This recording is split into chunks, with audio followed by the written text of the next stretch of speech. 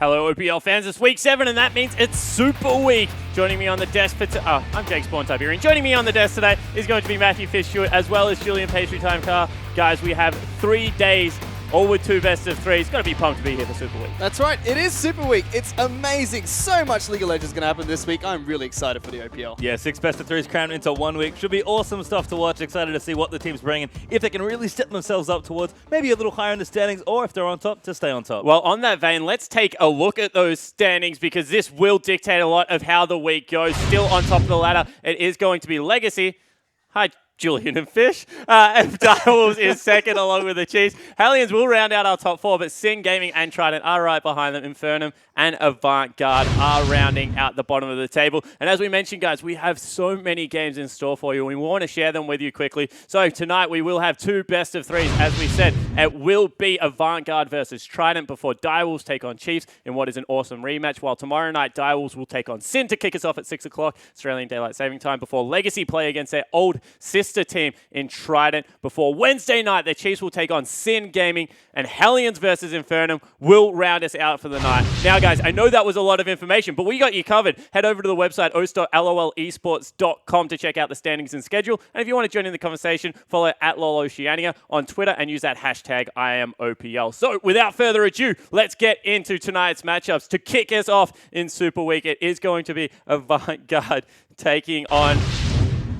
Well, here's the Avant Guard lineup. It's going to be Reindeer in the top laner, Shelby, the new jungler, Triple, their mid laner, Stark, AD carry, and Destiny. Guys, 2 subs on the Avant Guard lineup. It's going to be Reindeer in the top laner, Triple in the mid lane. Tell me something about these players. Yeah, new starting players. It's always interesting to see that Avant have had definitely some ups and downs, and certainly the roster has been changing quite a bit as well. Reindeer, a new untested player, not too sure about him. Triple, though, the organization has been very vocal that they're excited to get him to play. They've been wanting him, honestly, before he was eligible to play. He turned 17 very recently, finally becoming eligible to play in the OPL. The hype's been around him. He's a strong young solo queue player. I'm curious to see how he does in his first match. Avant Guard have been swapping left, right, and center. We had Destiny playing the mid lane, support, AD carry. He's been all over Summoner's Rift so far.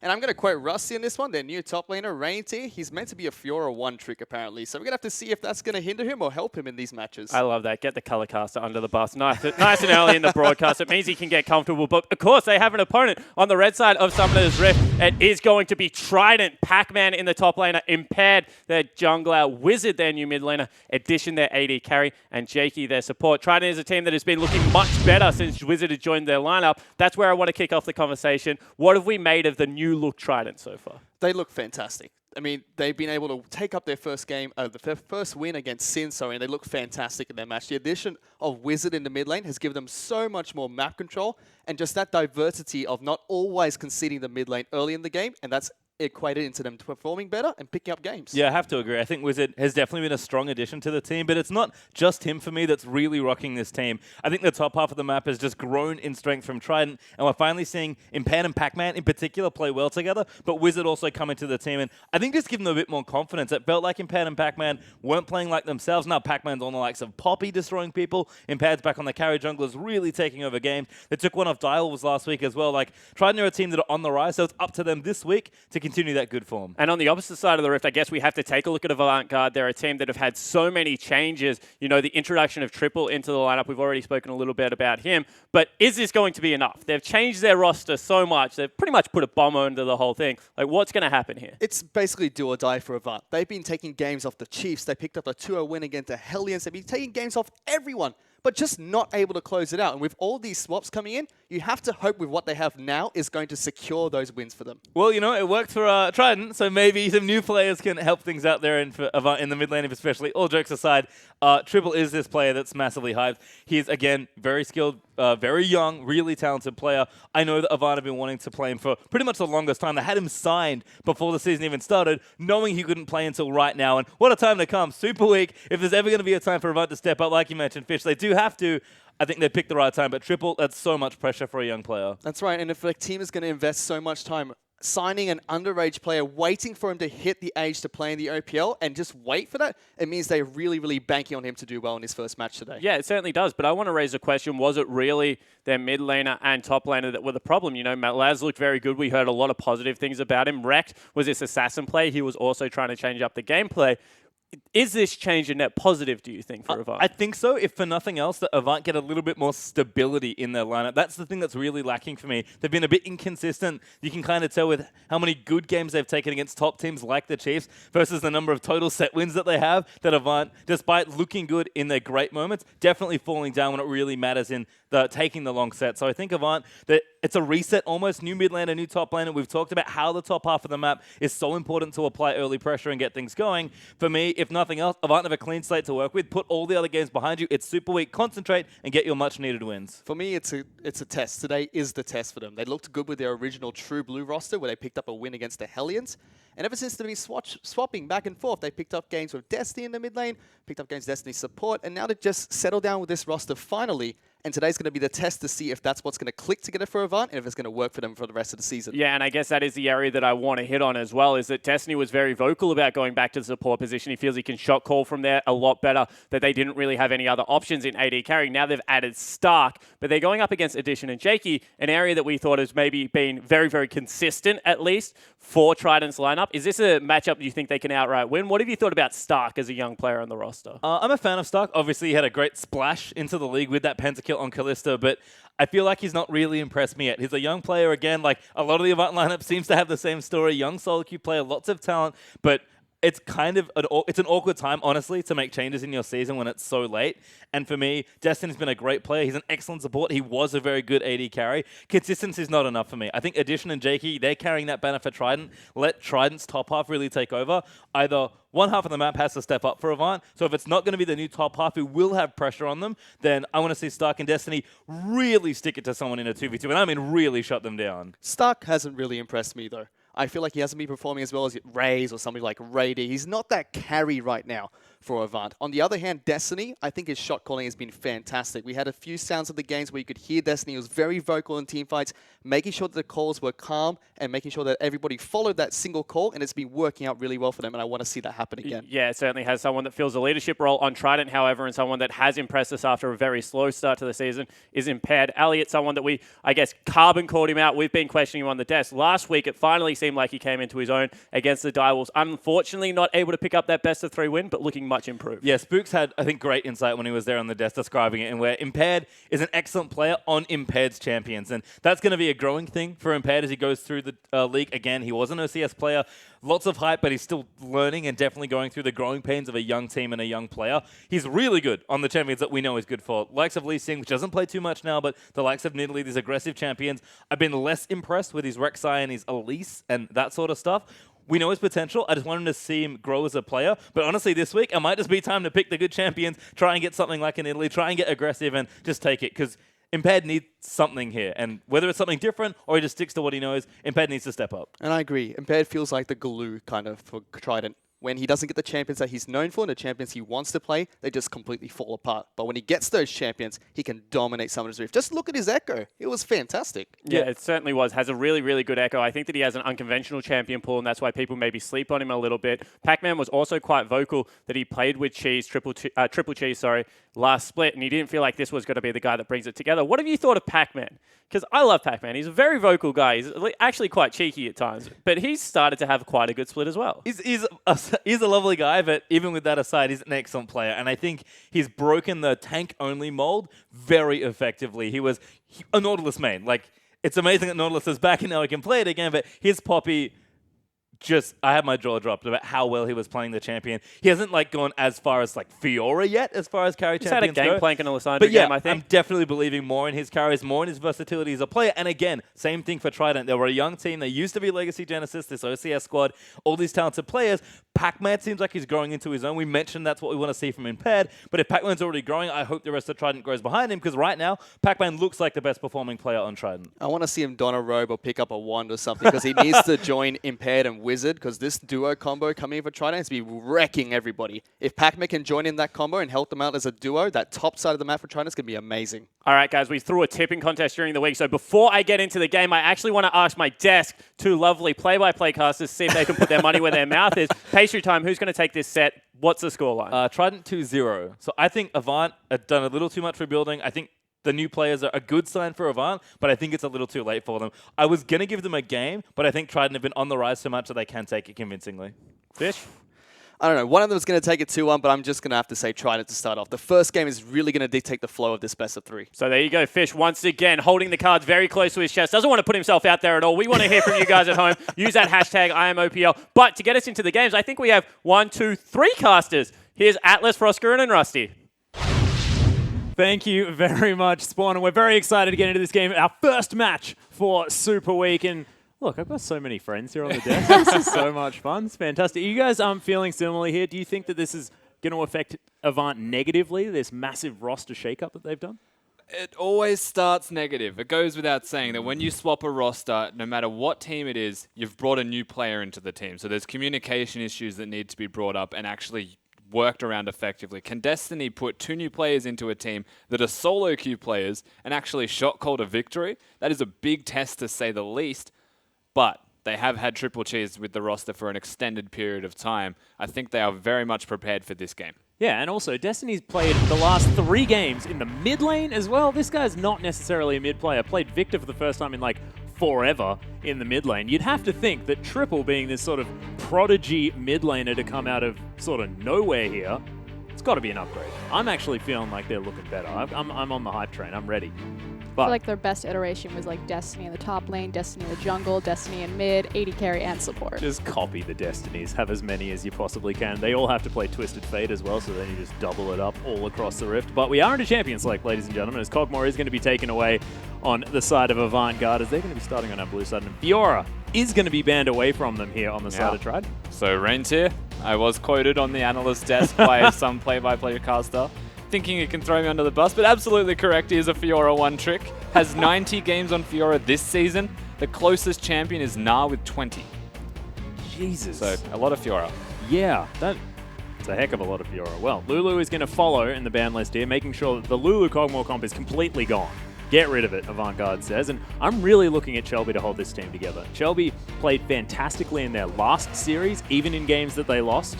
And we'll have to see whether he can carry when he hasn't Impaired to deal with over the other side of the Rift. It's going to be really, really interesting seeing how these junglers interact with one another as we head into this one. But Gangplank is going to be banned away from Wizard, of course. He's had a 9-1-20 run. Is it priority so on Poppy, you think? Maybe. I think it has to be top lane, or they could just grab the Alistar or the Yeah, Braum yeah. for first rotation and support, but typically when you see Gangplank, Kog'Maw, and Lulu banned from blue side, you're trying to narrow your champion pool for a very specific first round pick. I don't know much about Reindeer, like you said, a big Fiora player. I think Poppy would definitely fit up in that carry mentality. Yeah, if his champion pool is limited, then definitely Poppy would be something to look at. I think Gragas is the other big standout, though, is never mind. Yeah, it's going to be locked in here for Trident, so no one going to be playing the Fat Man, but Nidalee was left open, and Shelby know exactly what he's capable of on the Nidalee if we cast our minds back to a certain Avant versus... Well, I mean, it's less even that. It's more the fact that Impaired, when he gets deny Nidalee, that. Trident win in that particular instance. So he's really struggled, and it is Impaired's champion pool feels limited. Goes to Echo Nidalee primarily, and then starts to falter after that, but even has losses on the Echo. Yeah, it's true. And look, we'll see what he can do as the Nidalee has been locked away. Impaired now, the gauntlet has been thrown. Will he go back to the Echo? Will he play something else? But last time Impaired played Nidalee, he did 7,000 more damage than the next highest on his team. But this guy is also hard carried. a question of, by taking away Lulu, Kog'Maw, and Gangplank, that if denying Impaired is actually going to be the key to success, or like the blueprint to victory for them. Like they need to go the denial route versus prioritizing their own power. You know what's interesting, though, is that they banned Kog'Maw and the Lulu. Yeah, they from didn't the just same ban side. One of them, yeah. Which that definitely takes a hit to Lucian as well if he's going to come out as an 80 carry, because typically, I mean, SKT made that composition popular, the Lucian Lulu. Well, in answer to the Nidalee, they do have the Braum, so the Unbreakable going to be stopping a couple of those spears flying through. And Wizard looks to have got his Corki. Of course, has played Gangplank, Corki, and Lissandra so far and looked completely uncomfortable on the Lissandra, but his Corki was looking okay. So Trident now able to lock down at least a comfort pick for their mid laner, or that flex into the bottom lane as well. I think it's definitely just mid lane. There's no way that it's Yeah, going that's to be what I bottom feel lane. There's no flexibility with Wizard as well. It's one of the big question marks raised about him. Is we've seen him play Gangplank, we've seen him play Corki, and then he played Gangplank then Corki, and now Gangplank's banned, so he's playing Corki.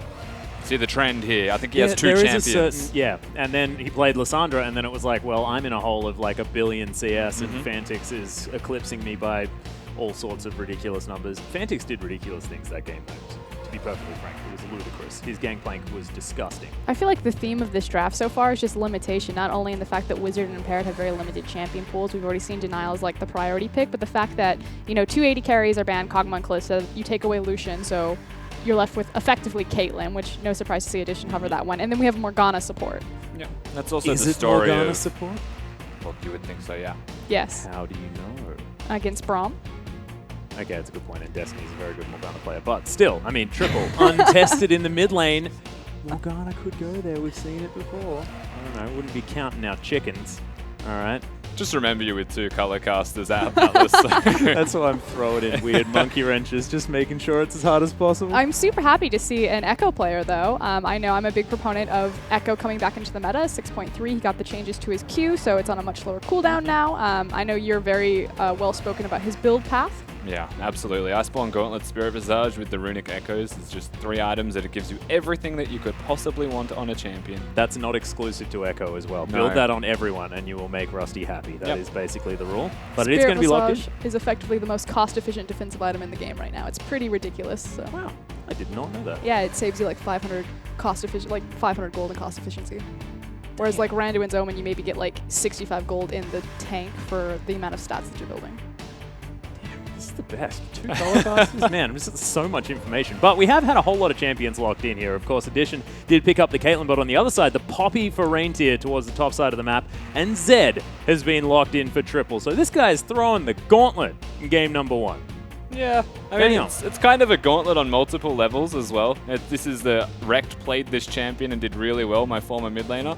I am now stepping in, Rekt knowing that I was going to step in afterwards. I'm just going to play a champion. Damn. Please lock that in. Where would it go? I would be so happy in my first OPL game if I had a Blitzcrank. Jake's kind of a Janna guy, but Braum's already there. What if you had an Aatrox, though? No. That's not as exciting? No, I would actually just eject. Wow. Okay, we'll be back to a duo cast. people Thankfully, need we'll be me. fine.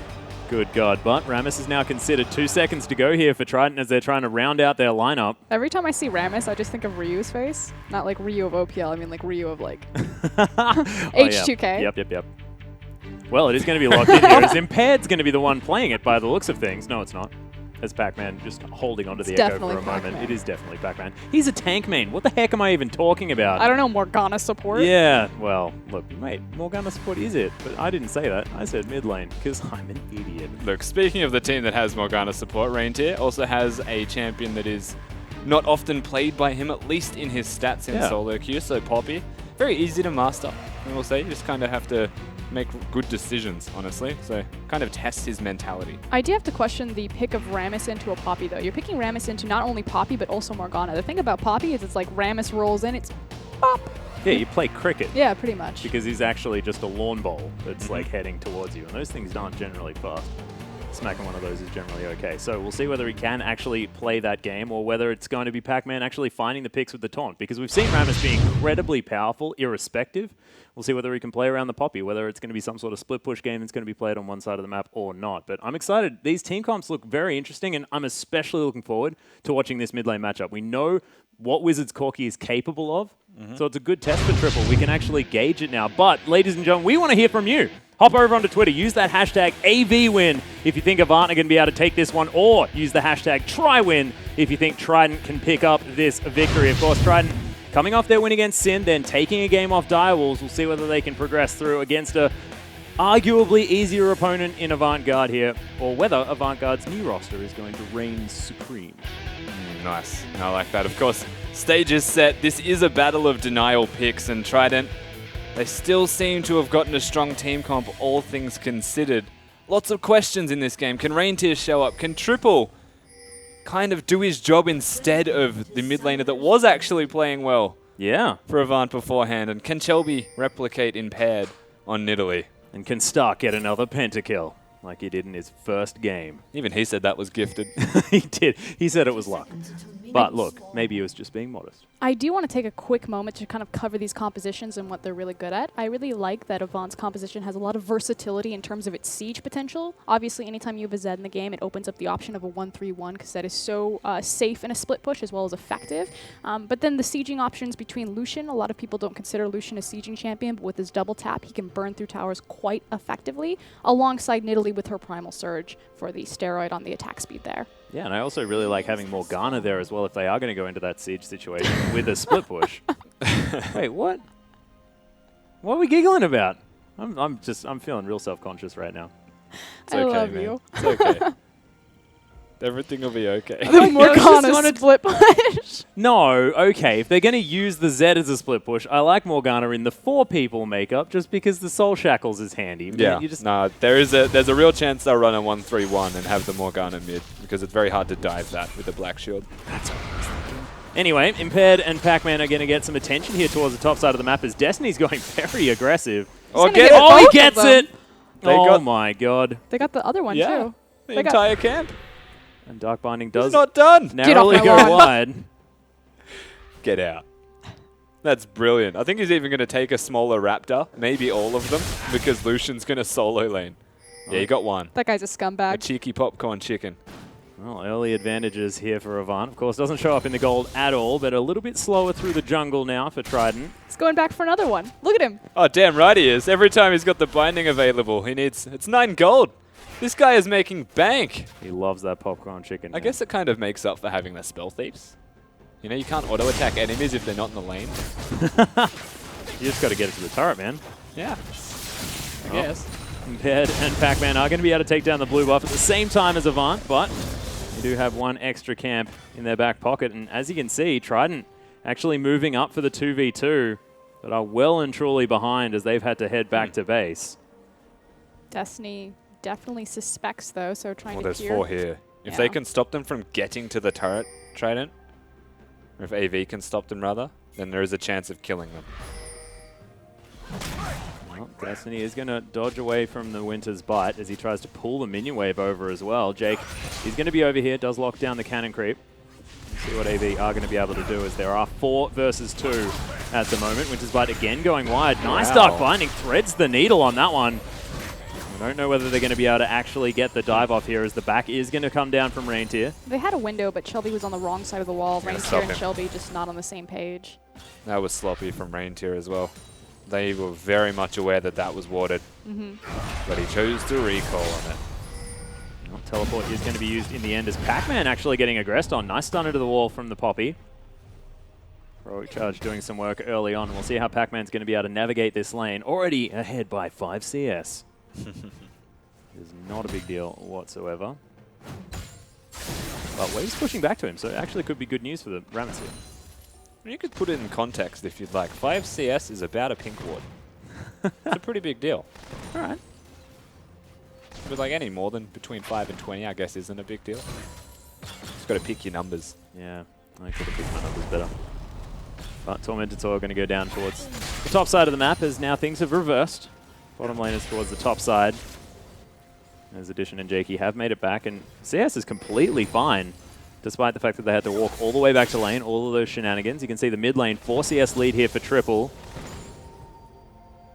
There's a decent lead for the junglers, though, with farm. At least taking into account that Shelby has recalled and came back with his item already and has the tracker's knife in place. Compared to that of Impaired, who's just gone and, you know, either with, as you do, but he's still missing that jungle item for extra experience and is behind on farm. Triple actually just walking at Wizard here, has to use the Valkyrie. Spear is going to go wide. It's a decent juke from the Corki. Yeah, not bad. Yeah, that's very aggressive from Impaired.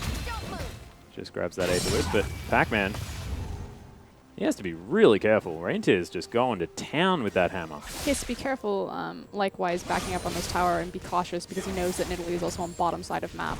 Obviously, Shelby's not looking for a potential dive or at least like a drive-by spear, but that's why he's backing so far up his lane. He's actually picked up a heck of a lot of farm here as well in this round, so despite the fact that he has been harassed out, been able to pick up the important part, Well, just teleports back to lane. In the lane swap scenario, Avant effectively sacrificed their top laner's farm, but their jungler got quite a bit ahead, so it's now kind of on Shelby to make use of this Nidalee, especially as a denial pick away from Impaired. Yeah, and honestly, that's a good thing for AV. Keeping in mind it's a brand new top laner, he's playing Poppy anyway, so he's always going to be relevant. Nidalee wants resources and wants to be ahead, so that her damage is noteworthy. And Shelby's also a hyper carry player by nature when he's ahead. Yeah. In fact, when he's behind, he just fights you, so it's better that he has the money. And can actually win said Yeah, fights. yeah, exactly. Here comes Impaired, though, up into the top lane. See whether he can get anything done. Of course, there's the W. He might be able to get the stun, but no, Black Shield is there. They get the stun from the Braum passive, though, as the heal comes through. Has to flash out of the way, does Destiny. His addition finally gets here for some auto attacks.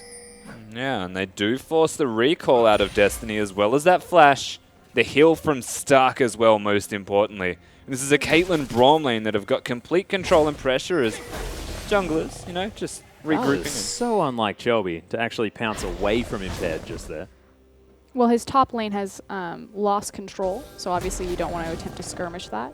Especially if Braum and Caitlyn just quickly swing down. There's no way that his team's going to beat them to the jungle, especially with Destiny in base. I have a feeling that Shelby just flat out wouldn't have considered that. Man normally just Well, I mean, fights. yeah, as much as I agree with you, I think it's sadly true that he would actually just see the person and want to fight them. My kind of jungle. Yeah. Yeah. That being said, you are definitely correct. That is probably what you should have. That's what the thought process should have been. But this is Shelby. That's just not what we deal with. Oh, my pounce went the wrong way. We screwed it up. Well, Triple doing absolutely fine here in the mid lane. 12 CS in the lead. That's a couple of waves, actually. He's going to be able to pick up this cannon creep as well. We'll see whether Triple can make things happen, of course. Has gone back to base once, grabbed that serrated Dirk and a couple of long swords. And that's against a ranged opponent with Exhaust in Wizard.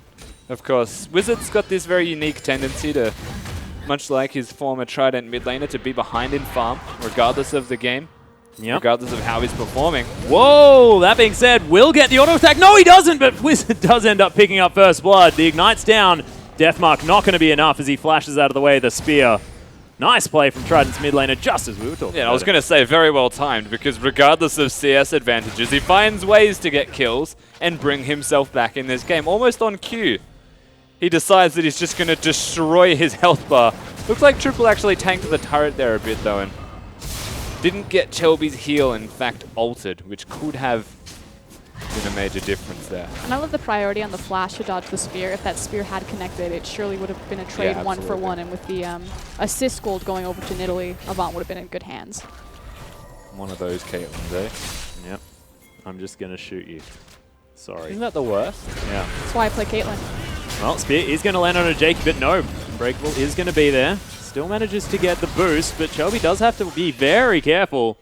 Lands on a trap. The flash forward actually is there's the exhaust. Jake. Takes a lot of damage, but Jake right up amongst it as Shelby is able to pick up the Oh, kill. the package. Yep, package delivered, but nice flash from Stark. Rocket is going to go wide as Wizard's looking for it, finds it eventually, and even gets himself some extra damage onto Destiny at the same time. That was outrageously effective from Wizard. I'm just going to say he happened upon the timing of that fight. Shelby gets super aggressive. Oh, that is. Oh my That's god, just yep. rude, Wizard. Wizard? Yeah, he was backing on top of a pink ward. Yeah, he probably didn't notice. Well, Either way, he was stopped by Destiny, who then showed him that there was a pink ward there yeah. and said, "Kill away, sir," There is some justice in this league. but wasn't letting him recall so that they could get a lot more farm onto Triple and potentially control of this map. At least, whilst he doesn't have summoners or his ult available to him, Corki is in complete control. Well, still decent CS for Triple, so we'll see whether he can actually affect the rest of the map. Exactly right, this Corki. It's now more of a Still looking question good. about where Wizard is going to impact the map. Now in the bot lane, he doesn't have much kill pressure unless they also bring the jungler. Wow. And speaking of bot lane, Yeah, actually doesn't get the stun. The spear is going to fly through. Pac-Man does lose his flash, though. Ah, That was triggering. it was So that interesting. was.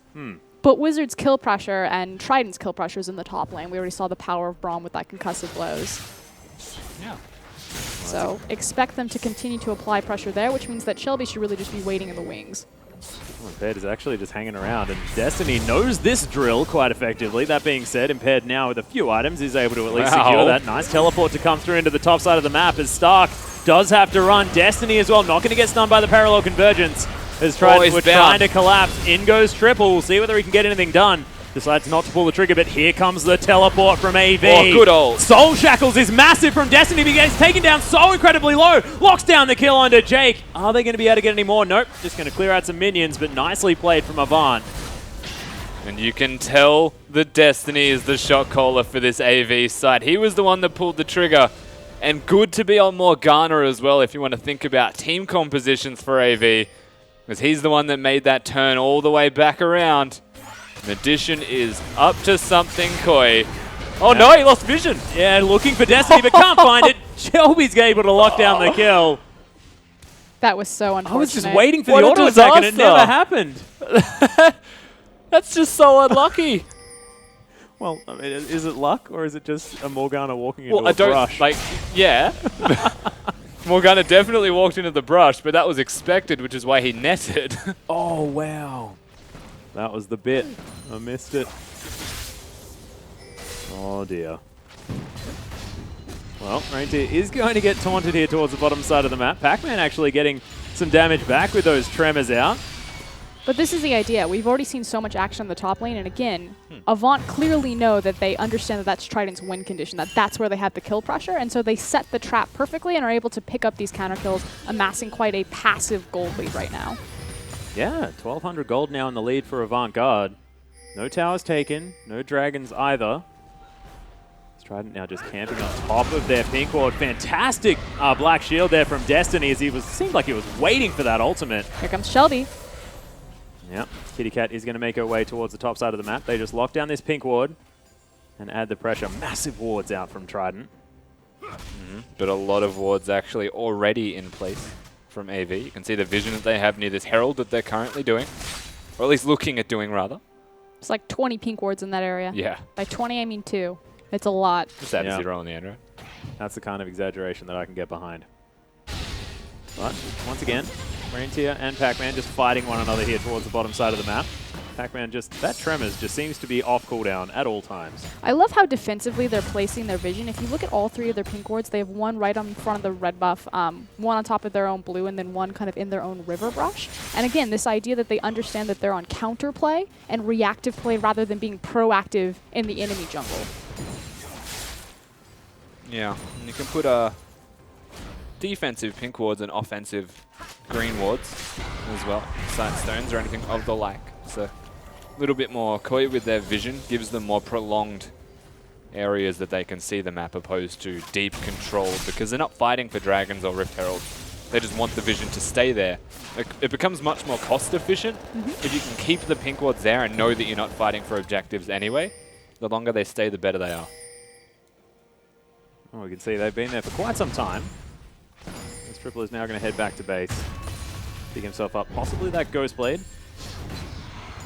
There it is in the inventory already, and we'll see whether we can get anything done now with that first item spike. Okay, Impaired, yeah, paying a visit towards the bottom side of the map. Reindeer will as fight Reindeer, it. yeah, he is looking for it one more time. Impaired just hanging out with the buckler. Oh, no. He skied the tri-bush. Reindeer doesn't have any vision available to him. There's a chance that when this wave comes, if he gets too close and tries to cue the wave to clear it, then he will run into some issues. Oh. There it is. Yeah, there's the parallel convergence as well as Reindeer does have to get out of the way. Impaired, not going to make his way in as there's the ultimate. Pac-Man just punted out of the way. It's a home run away. Of course, not going to be able to find anything, but the pressure has continued in this top lane. Avant, they've definitely recognized what to do. As you mentioned earlier, Frostgoon. And they're going to pick on top. Yeah, Destiny has been landing the bindings. Man, his Morgana is still just as good as it used to be. It's also really old, like, throwback team composition of Morgana and Nidalee, because one connects the other, should usually connect anyway. If Yeah, good Nidalee point. goes for like a Rylai's as an example, you can slow them down with the rest of the team's skill shots connect. Both long-range spells. Well, they are playing like buddies, just like they used to. He's going to pay a visit, but can't actually get over the top. Harold does fall down, and Shelby picks that one up. So see what AV are going to be able to accomplish is continuing to put pressure towards the top side of the map. Addition does have some traps down, but look at this. All the way under his turret. It's not going to protect him from a flank, Oh, but Shelby's- Wizard and Impaired might. Jakey is That's in aggressive. a whole lot of Oh. trouble. Massive ultimate comes out, but Stark picks up the kill with the culling. Shelby now in enemy territory. The flash forward from Wizard, and he keeps picking up these kills for Trident. See whether he can transition that gold, as Pac-Man's going to get caught by the binding. Trident just always get these kills in response. A nice 1-for-1 despite that on the side of Avant. We'll see whether they can grab a turret. But that's actually massive if they manage to crack that mid lane while the Corki with blue buff is up top side, simply because cracking that mid-tier tower is possibly the hardest thing to do in the meta currently. Corki's a Especially wave against clear the mid Corki, laner, yeah. It makes it a little bit harder to do. In saying that, it is a 3-0 Trinity Force Corki and still has control of the lane whenever he is there. The turret didn't just quite fall yet, but it is not long for this world. It pretty much means an untimely back for Trident. If they're not Yeah. diligent about it, they'll lose that tower with a stiff breeze. Well, Triple able to at least clear things out here, but AV, they have got the top outer turret, so some global gold here now in the hands of our blue side team. 3,000 in the lead after that one falls down. We'll see whether it does get answered, but you saw Reigns here before getting some damage down to the bottom outer turret and mid outer very, very low at the hands of Triple. So AV seems like they have structural control, at least for the moment. My question is about how AV will rotate their champions now. You do see that Triple is timing his backs with his bot lane, rotating between the lanes. I actually am surprised. I figured that Morgana and Lucian would actually rotate into the mid lane, but there's no real purpose if they want to try to accumulate this global gold lead. They want to push down towers as quickly as possible, as opposed to freezing in a farm lane against a Corki, especially when you're trying to compete against the timing windows of Caitlyn. She's going to hyperscale, whereas Lucian won't. Yeah, they've also broken the top lane turret in the organic 2v2, so if they can maintain that strength, Would you call it a 2v2? so it was There are a lot of people there, but we do have a 3v3 skirmish here towards the bottom side. Nice dark binding. They just lost Jake him. gets caught up. Nope, they're quickly trying to save mid-tier. Yeah, this is the problem. Wizard has to stay or he'll lose the turret from this point on. And as you mentioned earlier, if the mid lane turret falls, pressure grows on the map. You can be much more offensive because no one can sit in the short lane. And an open map against a Morgana and Zed, and Nidalee especially, is just devastating. Well, it's all going to be about execution once AV have cracked this open. And look, this is one of the questions that was raised as well. I mean, this AV squad with the new roster, now that Destiny has settled towards the support position and Triple is finally on the roster, plus with Reindeer now added, see whether they can make things work in a strategic sense. And Stark with the dark binding is going to lay down the culling, but Impaired, as you mentioned, Rusty, waiting in the wings, ready to get the work done. Kind of unrealistic from Impaired there, thinking that he was going to be able to get a kill at all. It was honestly just pressure he was trying to achieve, making Destiny and Stark at least respect their bottom lane in response. Because at the moment, it's unrelenting. And they are poking them out. The real issue here is that every single time Destiny has thrown a dark binding, Caitlyn's had to juke it. Like, outright has to actually dodge it or will take a lot of health. Yeah. Which means Destiny has complete control. Speaking of complete control, mid outer turret just falls down. Triple grabs the local gold there as well. So now the Zed, despite the fact that he did fall behind very early on by losing that kill, still keeping up in farm, and the global gold definitely at his advantage. As Spear is going to find Wizard there. Shelby bounces the wrong direction after the Valkyrie. That was very interesting. As Impaired now caught by the Soul Shackles, will get stunned eventually, uses the ultimate, but there's the death mark, and that's going to be the first one for Triple. Ace in the hole comes down, but Stark is going to survive it, and AV will see whether they can use the man advantage to pick up this dragon as a response. Hyper-aggressive from Shelby and Wizard alike. The Valkyrie was actually really smart, but AV, they're just here in numbers. Their bottom lane again. That control that they've got is now translating to the middle lane. And imagine that the turret falls down and they can find picks just like that. Yeah. It feels like we're seeing what this team comp is capable of, and you mentioned that it might be an old one. Definitely still a good one in the hands of AV. Well, the fact that it was a team comp says it all. Yeah, damn right. Jake, he's going to snag himself a dark binding, but doesn't take too much damage without unbreakable. They're being very respectful of the fact that they didn't have knowledge where Impaired or Addition were. I actually think that if they had vision on those two, they actually could have just 3-manned into that and possibly taken it down very quickly. Ooh, the Dusk Blade of Drakthar. Oh god, he's done it. Yep. Thanks, Triple. I was hoping no one would ever buy this item. It does force QSS second even earlier out of He Corki. already had it though. Well, he had it before. He had it at the BF sword because he was far enough ahead and he just does not want to deal with Zed. But here we are. The double Zed ultimate, The Nightfall. essentially, yeah. The Death Nightfall mark. He has to proc it with auto attacks. In goes Jiggly. You can see Unbreakable is going to tank up the full culling as they just brute force this turret. And that's what I was talking about when Stark and Nidalee were collected into that lane. They actually could have done the exact same thing. So it's a nice response from Trident to see them understand that if we know where everyone is, we could just pull the jungler in and force one of these down. They see me rolling. Pretty much, yeah. Yep. Hey, actually, Nailed that is one thing to talk about, though, is the fact that if anyone can stop a Zed split push, it's probably Rammus. Like, he likes armor, right? He won't die. Yeah, that's sort of what I meant. Yes.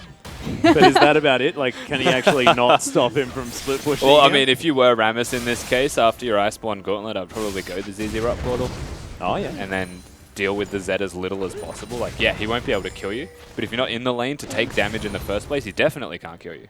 It's also so much more important for Trident's composition that Rammus and Pac-Man are available for their team fights rather than Triple, if that makes sense. Uh-huh. Yeah, they need the tanker. Whereas Triple's sort of free to do what the heck he wants. Well, I mean, the rest of this game sums that up perfectly. He actually hasn't left mid. Especially against how far ahead Shelby is right now, having the completed Roa, has the Runic Echoes. That's a massive CS advantage from the jungle. If you don't have your tanky member in front of you, and if Braum isn't catching those spears, that's pretty much going to half health 3 of those members on Trident's lineup. So if I'm Zed, I'm gladly trading for Pac-Man up in the top lane just so it's fish in a barrel for my Nidalee. Well, I just really like the fact that, you know, it's his first game here in the OPL, and they've said, it's okay, Triple. You just take turrets, split push when you can. Make it pretty easy for the guy. Well, he needs some You do, assistance. You do you, yeah. No worries. But Impaired, he's looking for something here in the mid lane as Trident have all grouped up. Good. Nice proactive play out of the squad as the spear is going to go wide, and they easily grab the turret. It's just slow from AV all around the board. Didn't get there in time to help their mid laner, who was quite obviously zoning himself under the turret, so knew that they were nearby. Which just means that AV honestly just could not be there. Oh, Shelby. And honestly, the Duskblade it's got a weird niche to it where, like, think about that he's split pushing against a Rammus now. Does 25% of your missing health. God forbid he manages to get it off when Rammus is missing health. That's true. It'll still do damage to him. Does it do magic damage? It has as well? armor pen, as does the Ghostblade, so without going for a last whisper, I mean, realistically, it's not designed for the Rammus. It is entirely designed for addition, but there's something else to it. And also, you know, if he just goes in and tries to kill Addition and doesn't use the death mark, he might be able to actually get out of QSS without, you know, even using his ult. We do have the new Static Shiv. Yeah, true. Lots of wave clear. The one thing Caitlyn's lacking. That was sarcasm. Yeah, I was going to say, I thought Piltover Peacemaker was pretty good at that. Issue with Caitlyn, of course, is that she's actually in a power trough right now. She doesn't have natural steroids like some of the other AD carries. Tristana really took over Caitlyn's place when Tristana was really big, and the reason why we didn't see Caitlyn rise up is because her mid game is very punished, so she's relying entirely on kind of like 4 items. It's funny, Caitlyn's mid game, if you were fighting exclusively from a brush, would be Is as good as the excellent. rest. Yeah, it's just that she's not fighting from a bush most of the time. It's for turrets in the middle lane. So not as strong as something like Lucian, who has the double auto attack and can spell weave. Well, at the moment, Addition towards the top side of the map as Triple is split pushing up there. Probably not the matchup that Trident really want. Can you tell because Addition's like way back? See ya.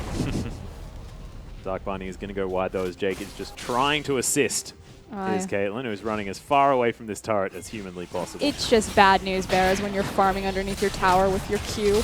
Yeah. Caitlyn mid game. Look at it. In action. Just ladies 10 and more minutes, gentlemen. guys, and I'm a god. This is one of those games though. He's against the Zed, so he needs a QSS. But Just 15 more minutes, guys, and I'm a god. exactly. And then you're like, hang on. I have to QSS exclusively the Z ult. Do I want like Asterix for all of this burst as well so I can QSS Morg? You know, hang on, 20 minutes and I'll be a god. And it just keeps going. Like, we just need 70 minutes. Hey, but then he'll be a god. Absolutely, but so will everyone else on the enemy team.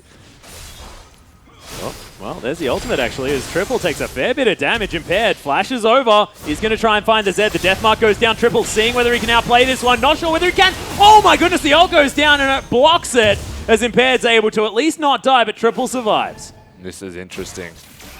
Impaired was still looking for it. He wanted to take the camp, get some health back, but Triple does super well to get out with his life. Of course, we did see some more action in the bottom lane, as I guess we can call it action. It's really just an armadillo being smashed by everybody. My favorite part was the culling. Yeah, the fact that the culling basically hit nothing. The spear missed as well, but unfortunately, 3 versus 1 wasn't very fair for the old Pac-Man. I feel like it's one of those moments where Stark's like just shooting it off on the corner of the screen like, Mom, I'm on TV! Well, Trident are going to be able to grab themselves a dragon. That is going to be their first, evening things up here with AV as Impaired utilizing that parallel convergence just to cut off the follow from AV. Yeah, doubles up as a massive slow as well. You know what I'm finding really interesting about Caitlyn? Kind of back into like the mid-control meta where you have mages who are just going to wave clear as Baron is actually being sorted up by AB. Fair enough. They just did not care. They just flat out started. Well, they know that Trident's recalling. Like, they're absolutely not going to be close enough, and they take this down so quick with the Z. It's ridiculous. Pac-Man might be able to make his way in, but nope, he just turns around. This ball is going home. Damn. Well, that was decisive, man. You were talking about Destiny's shot calling, whether he'd be better from the support position. Looking pretty good right now because that was like everyone right there. We're doing Baron right now. That's going to be our answer. Nice play from AV. Yeah, and it kind of comes back to the initial question we had. Less so even about his shot calling, but more so how will he be able to shot call with 2 new players on the team? Yeah. Triple and Reindeer. Well, it seems to be working so far. Whatever he's doing, keep doing it. He's like the high of OPL. Well, that's a big statement, though. Wait, he hasn't played jungle. This is the first game. He's role swapped. His team looks good. He played mid AD in support instead of mid jungle in support. So because he hasn't played a Mumu in the mid lane? That's basically it. Okay. Yeah. Otherwise, you'd be entirely correct. I think they're pretty much the same player. I got you, Destiny. You're the high of the Oceanic region. I'm not going to argue it. He's making it look good. He's making it look good. 7,000 gold is now the lead for AV, as we'll see whether they can actually balloon that one, considering the fact that they do have this Baron buff, helping them push things out. The 1-3-1 now in effect. Oh, here we go. Avant Guard. Pop quiz time, Atlas. Oh, yeah? What is the eye that Destiny has? The eye? That is the eye of the Watcher. And why is it important? Because that's its name. No. Why is the item important? Because it frees up inventory space? Okay, so the beauty about it is that you get 4 wards, and you're like, why would I need 4 wards? I can only place 3 at a time. It's because you can trade that ward for a sweeper, which is incredibly proficient while taking something away from the enemy, but also making sure that you can have the maximum amount of wards on the map at the same time. It's also incredibly cost efficient now that they've added CDR to it. CDR per stat, I believe, is like 15 gold, so it's one of the most cost efficient stats in the game. And it does free up a slot. Yeah, well, you know, I knew that one, but I did definitely learn a whole lot about warding. It's really cool. So anytime a team is setting up for sieging an objective or taking a Baron, you always have to check the blue trinkets and then the sweepers, and they can trade that item's ward for at least 1 sweeper if the team's uncoordinated, possibly 2, then burn the blue trinkets, then take the objective for free. So meaning that, in these situations things will be easier, but Shelby has to now run away from Wizard, who's trying to now turn it around. Flashes out of the way of the Foss Bomb, and I actually believe he needed to do that. Wizard now over to the side. Dark Binding isn't going to find the Corki, but Wizard has been playing fantastically this game. We'll see whether he can actually complete this as the spear does connect. The Earthrider needs to make sure that he stays out of the way of these ones. And so much non-committal CC from Avant Guard. Oh, wow. Yeah, committal, though. Going in right now. What? Really wants to try and get something done. Does have the ultimate, but he just dies. Okay. See you later, Impaired. That was very exciting, but probably not the best of moves. Massive crits coming out of this Caitlyn right now. There's the flash forward. Wizard in a bunch of trouble. Uses the QSS after the stun. They just need to kill that turret. His addition does take down Reindeer. AB, what is going on? That turret's kill the one turret. attack. Hit it! Star. Oh my god. Someone. That's just backfired. It has 18 health. That is so unfair. That's him. That was Impaired throwing himself at the enemy, and Reindeer just throwing himself back. I wonder what they were telling each other. Okay, so to be fair, Reindeer couldn't even get his ultimate off because of the Rammus taunt, and the rest of AV didn't really have themselves in a position to back him up. Namely, Triple decided that he was going to use his Zed Shadow on top of a Caitlyn trap and lose about 1,500 health near immediately from one of the headshots. Not good. Doesn't help your team in that situation. So they weren't able to hit the turret as much as they would have liked. Still a slight error. 18 health. Well, it's stalled out the Baron here as well, as AV don't have that one anymore. Nice defense being put up here by Trident, and they're playing so patient. I mean, I'd still don't like the Duskblade. And I'm going to bring this back because everyone's like, you're a Zed. I don't care about the stats. So I'm going to get a QSS anyway. Yeah. And Duskblade is QSSable. So you get a 2-for-1 special by buying a single item. It's buy one, get one free. Yeah, and you know, what I was saying as well was the fact that, you know, Duskblade, it can be QSSable, so maybe you could get, you know, that QSS'd and then use your ult afterwards. But generally, you use your ultimate in order to auto-attack someone. Auto E, Q, like... Yeah. Oh, sorry, yeah, in there. Somewhere. You just do all of it. There is an auto. You have to I'm do not gonna all go of your over it buttons. again. But Triple is able to lock down that turret. There it is. They nailed what they probably should have done in the last team fight. That being said, it is going to secure almost a 10,000 gold lead for Avant Guard.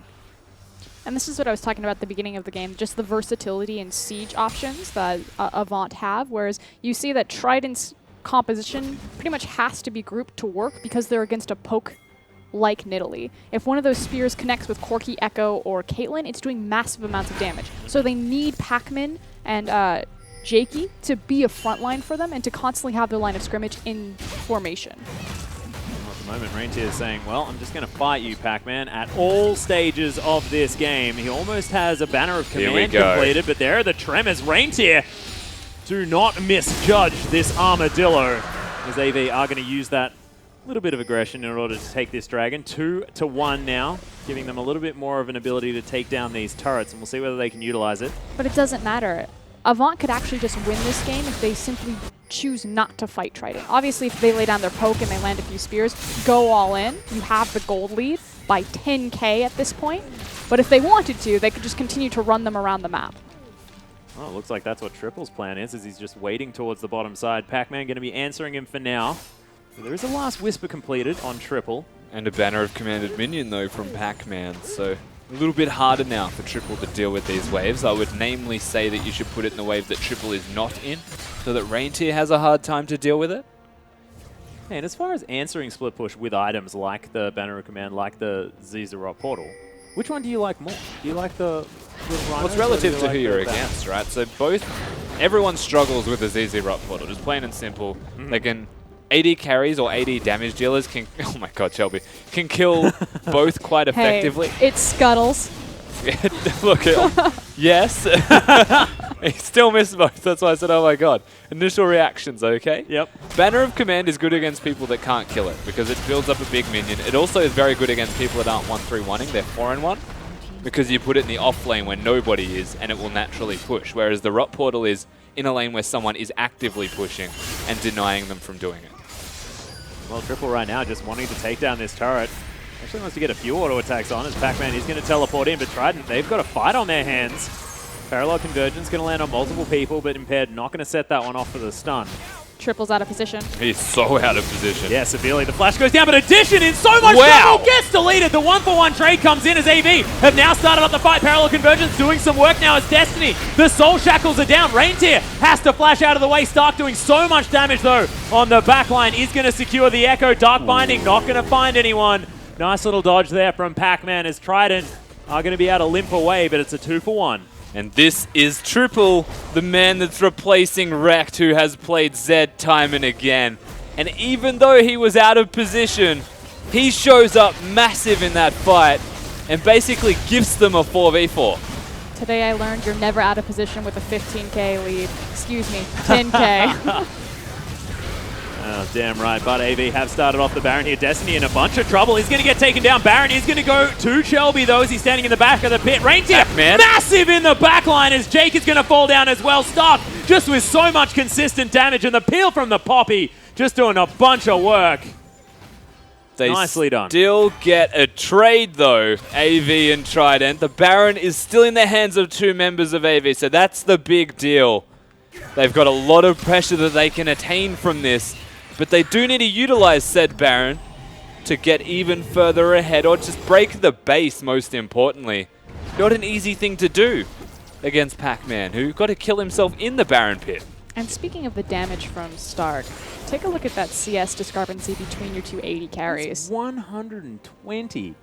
That is insane. 3 items to almost 6. Yeah, he lost laning phase and he hasn't gotten farm outside of it. This entire game 1 is Wizard trying his absolute hardest to carry his team across the line. It looks like a Sin game. I know that sounds mean, but this looks like Rymeister in the mid lane. You know, that sort of level of hard carry Why on does the it side of sound Trident. mean? Well, you know, because I just complimented the mid laner of Sin. yeah, but I wasn't very nice to the rest of the team. You know. That's okay. And you are right. It does feel a lot like a Sin game in just the fact that Sin is basically Rymeister and team. And not to take away from the rest of the team, that's just how they play. It's also how good Rymeister is, and Wizard is playing fantastically this game. But yeah, this particular game is less Sin and friends in the way that they happened upon it. Yeah. And right now it's Wizard desperately trying to defend and being the only real source of damage out of his team, because Caitlyn is a non-factor till probably 40+ minutes. He has to try and bridge that gap, because Corki starts to drop off, honestly, compared.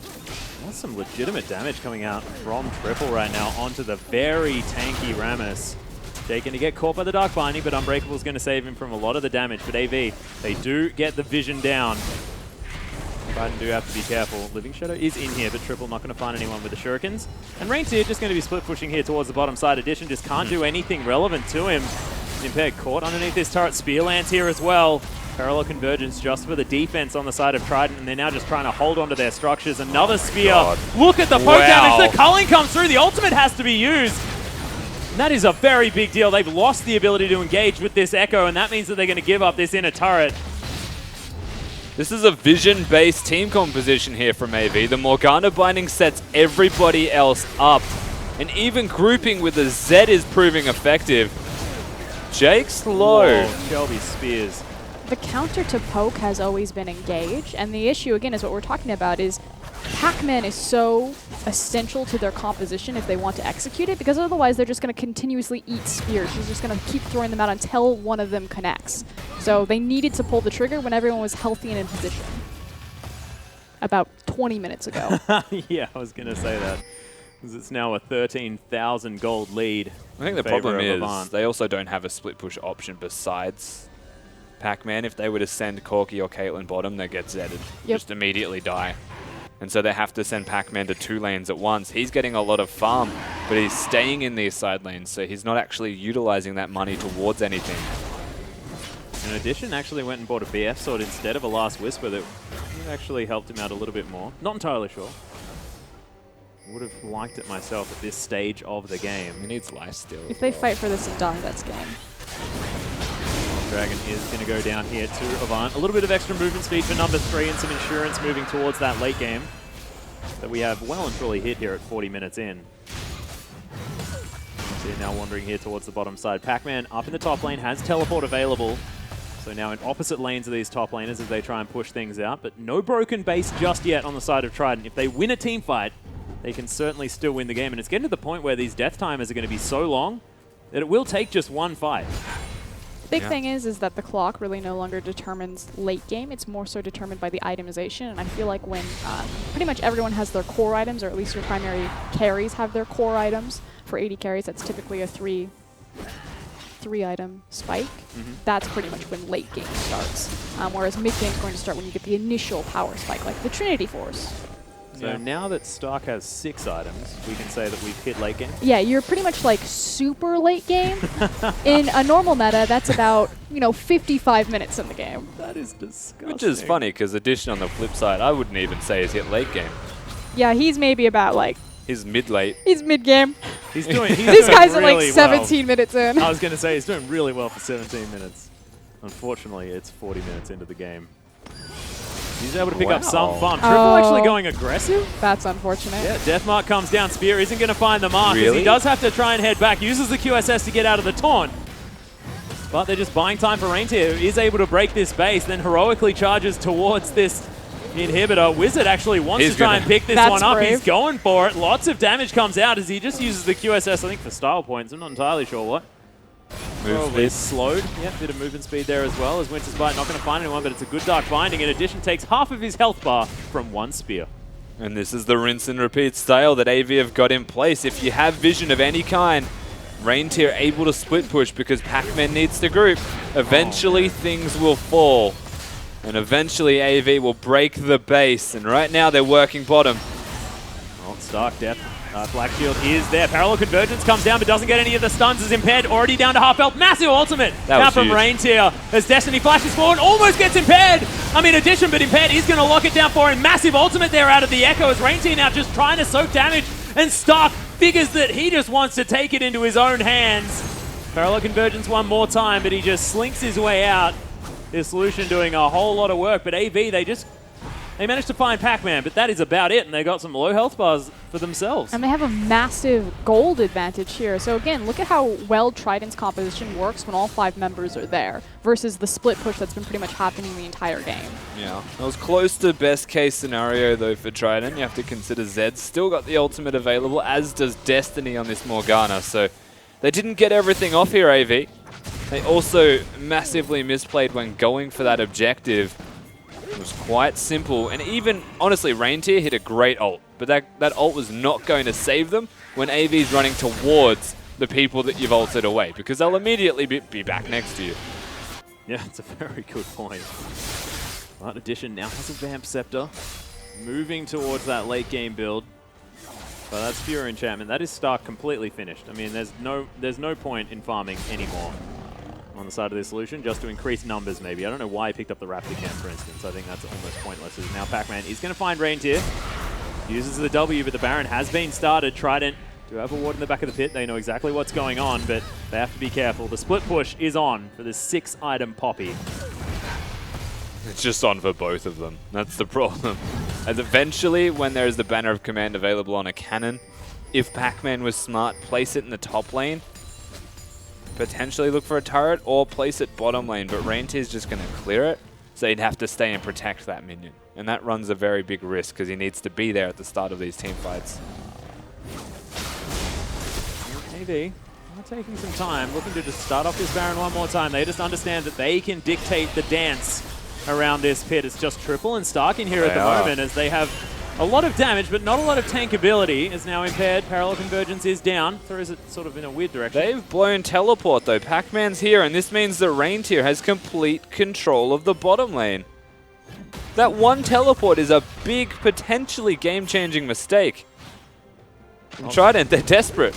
Yeah, well, they've just said, well, now without the teleport, let's just push down the mid lane as Pac-Man able to tank a turret for days and a culling there as Jake is here with the Unbreakable. Lots of damage on this turret as they break it immediately. Addition does have decent amount of damage to structures, most definitely.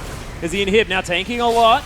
Stark now just dashing his way forward, just destroys the Braum. My God, what is that damage? As Pac-Man now with the focus of Dissolution, so much damage now in the backline as well, as he just picks up the double. It's a double also for the Zed, is Impaired. He's gonna fall. It's a full house. Lucian's full of Zeds. And just like that, Trident, with a desperate play, they recognize not having the teleport was going to cost them in the end, so they push mid. They make an aggressive decision, but Avant Guard capitalize on a team fight. And just like that, 5 members are down for quite a long time. I actually think that was the best decision that Trident could have made at that point, because if you're, X amount of gold behind to the deficit that they are, if you manage to trade an inhibitor for an inhibitor, that's excellent. Likewise, if you manage to win the fight on a 4v5, if Poppy doesn't pull the trigger to teleport, you could actually win the game if you win that team fight in that instance. Damn right, and man, Stark doing so much damage. The Nexus just melts to the hands of AV as they take game number 1. New roster, and what looks like a new mindset here, because that was a really high-level game of League of Legends. This is Trident, a team that was sitting at the very bottom of the standings for the beginning, now looking a whole lot better and reformed. And Avant, who just looked like had rosters all over the place. Their support was a mid laner, was an AD carry, didn't know what he was doing, but now that team looks brilliant. It's pretty hard to say after one game that they look brilliant, but that was a major improvement from what we've seen in the past of AV. Yeah, but I'm really, really excited. We are going to throw it to the desk, though, for some analysis. We're excited as well, Atlas. What a game. That was actually a really fun end to what was a pretty close battle throughout. But guys, let's bring it back to the start. I guess I'm going to throw it over to the desk. What do you guys want to talk about? What are you looking at this game? To me, I think a lot of interesting things happened in that game. The biggest one that's actually started at the beginning was Impaired getting his jungle invaded. That was a sick invade, by the way, as a two-man. Destiny doing in work, take the whole Krug camp away. And I know Impaired's, he's this solo queue player. He does get a bit emotional sometimes. I know he doesn't like it when people get in his jungle and take his stuff. No one would, but I think it would affect him. And Impaired's path in being off there definitely cost him a bit of momentum. Yeah, and just for a recap, guys, they went towards the Krugs at the top side of the map. That is where Impaired started. Stark got the big Krug, and Destiny got the little Krug. So they got nothing. It was a sick leash out of Impaired. Good job. In the end, not much else happened, and the game just kind of snowballed from there. Yeah, it just went from there. And I really want to talk about the two new players as well coming up for the team. They didn't impress, so to speak. They went okay in the lanes, went toe-to-toe, gave up a couple of kills here and there, but they did their jobs. Zed was able to assassinate people on the side of Trident, and we saw that Poppy was able to split push very nicely and just did their job of being the front line and the assassin in the team.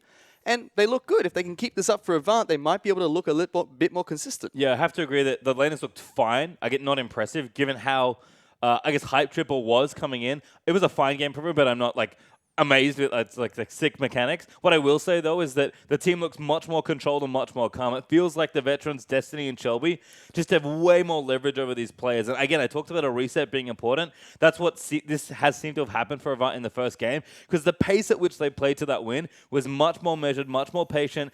The ending was maybe not as clean as they would have liked. I think Trident tried the last ditch and couldn't get it done there. And honestly, I think they could have tried it a little earlier, and they're already too far behind. But the way Avant played that game, it's not the chaotic, super hyper fast-paced games that they were winning. And it's a step in the right direction. It's only one game, but if they can keep that up, Avant might finally show up to be the team that we thought they were going to be at the start of the season. And it just looked like Avant had one goal and one strategy in mind. They just executed it nicely. It wasn't all over the park anymore. It just looked like they focused on one thing, executed it nicely, and everything came together for them. Yeah, they certainly did. The other thing I want to talk about maybe is we said that the bottom lane out of Trident, we expect them to be consistent. Well, one player was very consistent. Addition. Put him in the slips. He has the safest hands in the OPL. That guy caught so many binds. What was going on down there? Yeah, that was a comprehensive outclassing in the bottom lane there for Avant. We knew how good Destiny was as an AD carry. Now he's back in support. Feels like Stark's finding a bit more synergy with his support player as well. Addition and Jakey, they swapped themselves into the 2v2. I know Addition likes to believe with the Caitlyn, and they just couldn't do anything. They got wrecked. Yeah, they certainly couldn't. And in the end, that means that they are going to pick up the first victory. AV are 1-0 right now, but don't go anywhere, guys. In 3.5 minutes, we'll have Game 2 of Avant Guard versus Trident coming your way.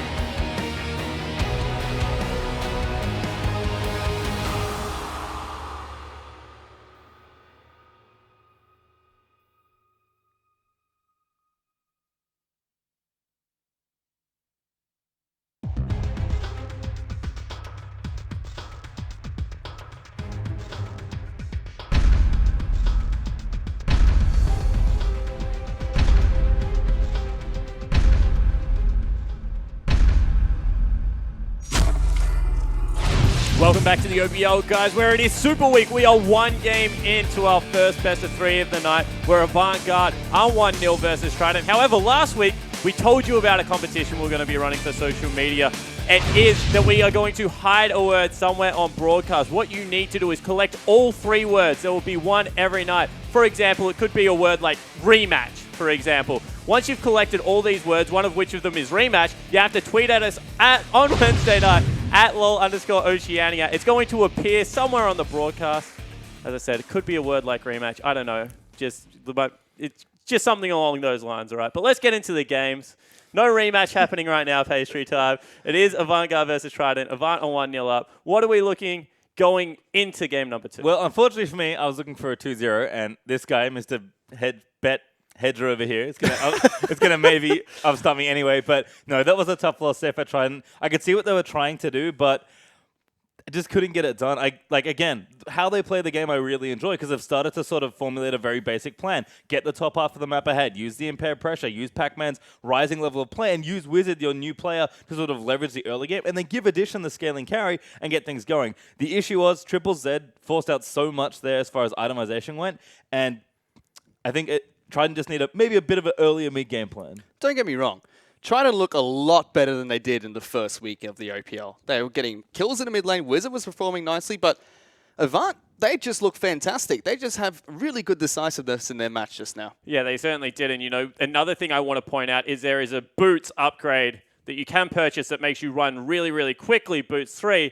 Unfortunately, Addition, who caught a lot of skill shots, didn't purchase Boots 2 even. Yeah, here's for one the brown majority of that bags all game. Even Berserker is honestly not that bad if you're trying to get a little bit of extra mid-game power from Caitlyn, who does need everything she can get in that power trough. I mean, you might as well be playing Pokemon right now because that's all he was doing with those spears and Catching them all? Yep, just catching them all. Yeah, I like my slips call a little bit better. But the other person I want to talk about is Shelby. We mentioned Impaired at the top of the show. He has a very big patch in of draft right now. Echo Nidalee is huge. But Shelby had one of the most impressive Nidalee games I've ever seen against the Chiefs last year in their playoffs. I bring it up all the time. He nearly solo carried that game. This game, very, very impressive on the Nidalee. Yeah, I think Shelby's playing awesome so far, and I feel like, again, it's more of a revitalized Avant Guard that's really helping them get to these spots.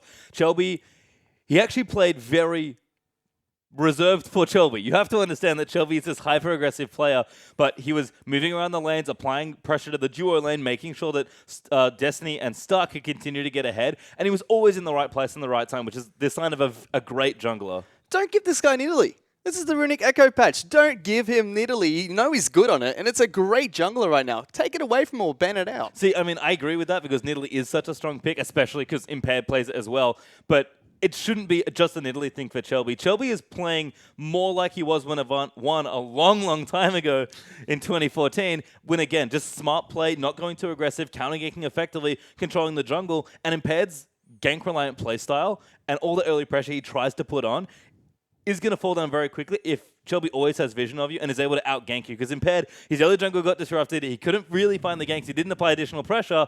And Impaired's plan for Trident's always going to fall apart when Shelby's playing this well. And that's what I want to hit on.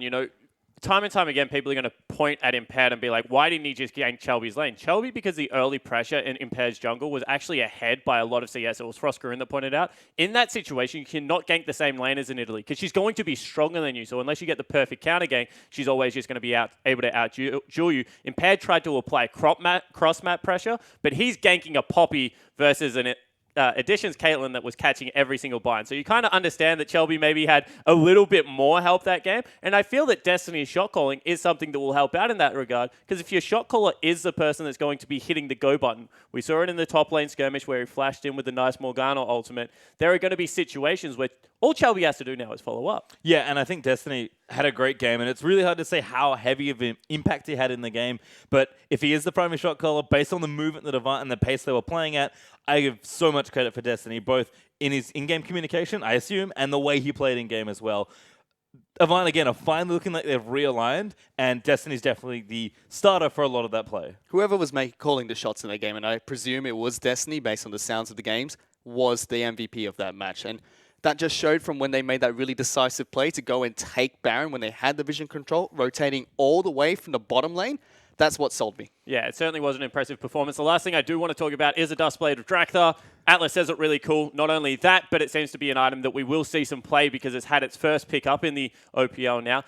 Rusty's not a fan of it on Zed. I didn't really get Frostgaroon's opinion. What do you guys make of this item? Should I go out and buy it in solo queue? Like, what's the big hype? I'm not a fan, to be perfectly honest. I think, especially on Zed, like, my issue is that you can't proc it that efficiently as Zed, and if you can't use it to apply external pressure and have to rely on effectively your ulti to use it well, then you're already doing too much. Like, forcing QSS on Caitlyn is great because Addition was already behind an item, but you're going to do that anyway in your Zed. I think it's just too much of the same thing. Duskblade, it's cool, but I think it's unnecessary. I just find it too expensive, basically. I feel like there'd be much better items that you pick up for cheaper costs that are more stat efficient, but I just find it way too expensive to pick up on a mid laner. There you go, guys. Maybe a luxury item. However, we do have Game 2 coming your way, so here is Atlas, Rusty, and Frostgaroon to get you into it. Thank you very much, Spawn, and I will always buy Duskblade of Drakthar because it has the best name in the league's history. My God, it's amazing. And look, we'll see whether it is picked up again. I really, really hope so. I love how you always go to like a Christopher Walken accent whenever Is you it say. Christopher Walken? You I don't know. I just want slipped. to roll an R. I want to use an accent that rolls an R, and then I'm all good. Everyone has their reasons for buying a Duskblade of And I think that's Drakthar. why Rusty doesn't like the item as well, because I say it to him. I will agree with Spawn, though. The term is luxury item, which means he was far enough ahead from just farming that he could afford to get it. Was it worth it? Sure, they won. That's all I'm going to say. Well, it's a good point. Fiora is once again going to be banned, though, as we hop into Champion Select for game number 2 between Trident and Avant. We'll see whether blue side's going to be utilized for this Trident roster. Again, that's the big thing. The fact that Avant had a very specific tailored strategy for their Champion Select because they were on blue side and they had the priority pick to take that Nidalee away. This time around, the Nidalee is one of the first to hit the bench, but curious to see what kind of draft plan they're going to go with this time. Yeah, see whether there is going to be that focus on leaving up a wide variety of powerful picks so that they can grab a couple of them out of that basket. Well, I think the other thing is Gragas now, so AV will probably just ban the Gragas, make Impaired go towards the Echo, and then have a predictable draft from Trident that they can then deal with. Because it's like most likely, from what I'm looking at from Trident so far, we're going to see without, Fiora and Poppy banned, so Trident top lane can play Rammus, let's say, have some predictable Echo jungle, they'll have a Corki in the middle lane, and you can just work around a Caitlyn bottom lane. Well, see what they're going for as far as that first pick is concerned, because see what Trident do want to actually prioritize here, whether it is going to be Wizard's pick there, whether we might be able to actually get that Gangplank, whether the Corki is going to be on the board once again. But still a couple of picks to go. Lulu standing out at the moment as a pick that does need to be taken away or at least thought about for both of these sides. Lulu Gragas would make a bit of sense as far as those bans, but Lulu is going to hit the bench here on the side of Trident. And Avant Guard take away the Gangplank. So Gragas is available, even though Impaired didn't exactly have the best game on it when he did play it in our last series against the Direwolves. That being said, difficult, because of course Direwolves, pretty impressive squad at the moment. But Kalista, left unattended, and Addition looking to pick that one up first round. And Avant now to answer. The Ashe, an obvious pick. Addition is the Kalista player, to say the least. He just wants to be that champion. It sets Jake up as well to be something aggressive. He could look towards a champion like Braum or even Alistar, which isn't banned, so they can address that as the strong lane. Avant in response, though, they've got anything they want. Yeah, a whole lot of different options here. I mean, as far as priority picks are concerned, I'm thinking things like, I don't know, Gragas is of course there. Chelby's played a heck of a lot of Gragas in his time. Gragas Nautilus is probably the best draft. Huge deal. So the strength about Nautilus is naturally he's going to act as a counter to Kalista. If you think about when Kalista was first released, the big counter was Maokai, of course, because he can target stun onto the back of her. Same thing with Nautilus Ultimate. Likewise, if he manages to get a auto attack, his auto attacks are effectively riddled with CC because he makes you jerk. Stop. Well, actually, the Alistar is going to get locked in alongside that Nautilus, so pretty much making sure... Yeah, I'm just going to move on from there, as the Nautilus was locked in for the top lane.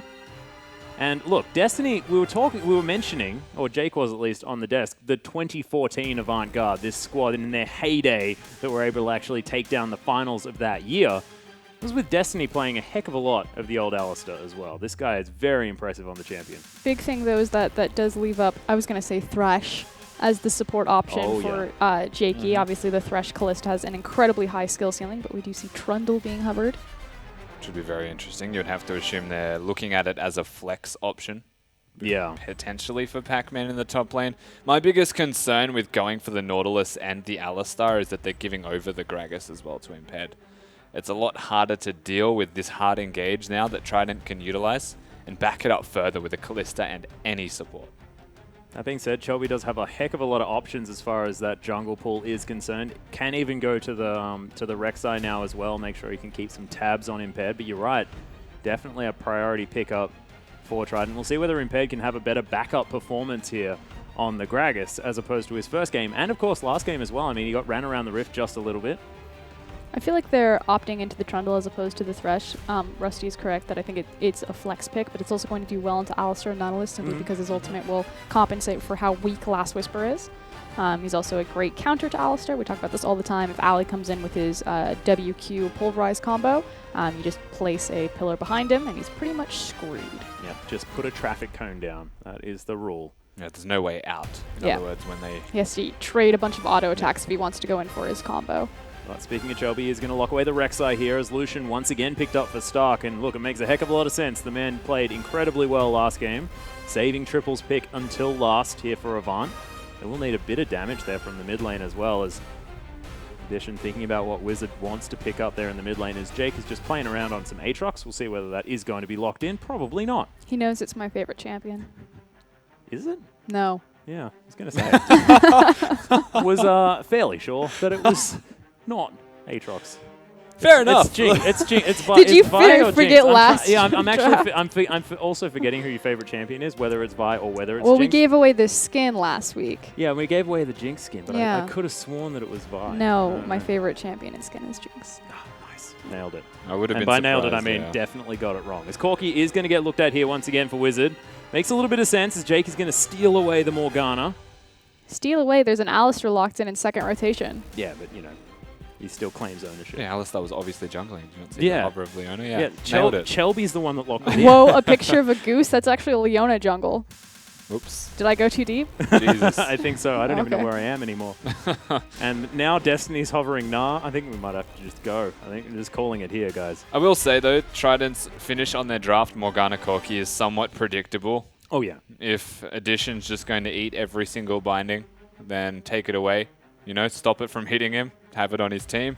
On the flip side, of course, Corki is expected for Wizard. We've questioned his champion pool already, whether it's just Gangplank and Corki. Doesn't need to show anything else just yet. So far, we've only seen Gangplank and Corki, but if And they Lysandra, keep giving it... but it wasn't great. Yeah, that's why I'm saying Gangplank and Corki. Yeah, it's a good point. Wow. Vladimir. Yeah, well, I was going to say. Victor is going to be locked in, so a heck of a lot of CC over on the side of AV. Man, that front line is so frightening to get through, and then they have to deal with the gravity field, and then Stark is just hitting them with the culling. Man. And I know you're big on the AV Corki Victor matchup, Rusty. Yeah, Victor's been known to do well in this matchup, and I do think that that is true. The trade is quite volatile, though, so it comes down to execution from both of these players. The big difference to me is Gragas is on the side of Trident, so Impaired with a flash body slam, 100% going to hit Victor because he's a medium to low ranged wave clear champion. So go to clear a wave, well and truly in range. Yeah, and there's also the fact that, you know, if that's not going to happen, he's definitely going to get a flash for it. So we'll see whether Impaired is going to pay a little bit more attention there to the mid lane. But looks like a very balanced team comp from Avant. They have mixed things up, most definitely. It looks a lot better in a team fight. We'll see whether they can utilize that style as well. I mean, this is sort of the newly formed AV, the team now with their final roster that they really wanted to lock away. We'll see whether they can make things work in game number 2, get a clean 2-0 victory to debut this new comp. Yeah, I think this is a really good opportunity for them to showcase their, I guess, what their finalized roster is, and what better time to do it than Game 1 of Super Week. Most definitely. But, ladies and gentlemen, we want to hear from you. If you think Trident can bring us to that 3-game series, use that hashtag TryWin. Or if you think AV's new roster are going to be able to get them towards a victory in 2-0 fashion, use that hashtag AVWin. And, look, I have a feeling that AV looking very, very strong here after that draft, but Trident can possibly pull something out, and I really want to see Impaired most especially step up, because this guy needs to have an impact like he did in their victory over Sin as we hop on Summoner's Rift. Yeah, the team wins and loses around Impaired. That's the simple way to put that. So coming into this second game, being one down, you're looking at this Gragas as a necessity to step up. On the other side of the rift, though, Chelby has been the most consistently good player on the side of Avant, and actually the most consistent in a position on Avant, because he's literally the only one that is still playing the same role. I want to quickly touch back on what Rusty was talking about, as we do see a 5-man invade coming from Trident. I hope that they place down lane swapping wards, and I would love to actually see them initiate a lane swap. And the reason being this, obviously Calista is an incredibly proficient laner, but Lucian Alistair is pretty oppressive to lane across.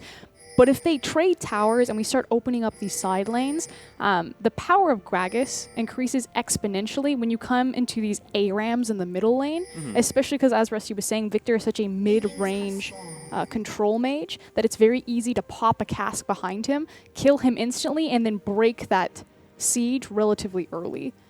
And I think that's Pop a cask. pop a cask. That's amazing. Yeah. Amazing, that It's one. like Pop a Papa cask. Smithy, but pop a cask. Oh, Pop a cask. I didn't even know that.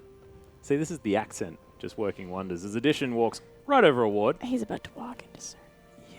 There's some danger. Oh. No, he's not going to get spotted for an extended period, but he's about Oh, to. There it is. Why would you walk over that side? As there's the light slinger coming out from Stark. The Ignite's down. A couple more auto attacks will have to Flash. be there. There it is as Stark locks down first blood and What? just a He bit could sloppy. have saved himself. Well, he could have used a summoner spell. Yeah, he could have healed or flashed.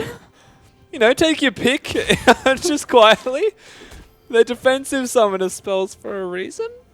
Maybe you just didn't expect that to kill him. My favorite part was Jakey walking around the corner like, and I'm going to go back the long way. This is awkward. No, I'm just genuinely confused. It's bewildering. Go punch him, Destiny. Get in there. Yeah, well, as you know, my caster friend here just orders the cow around. We are going to have a look at the rest of There the he map as goes. He is going to go punch him. There's level 2 hit as they might be able to pick up another one. Addition has found his way here. Nice binding Destiny. underneath the turret.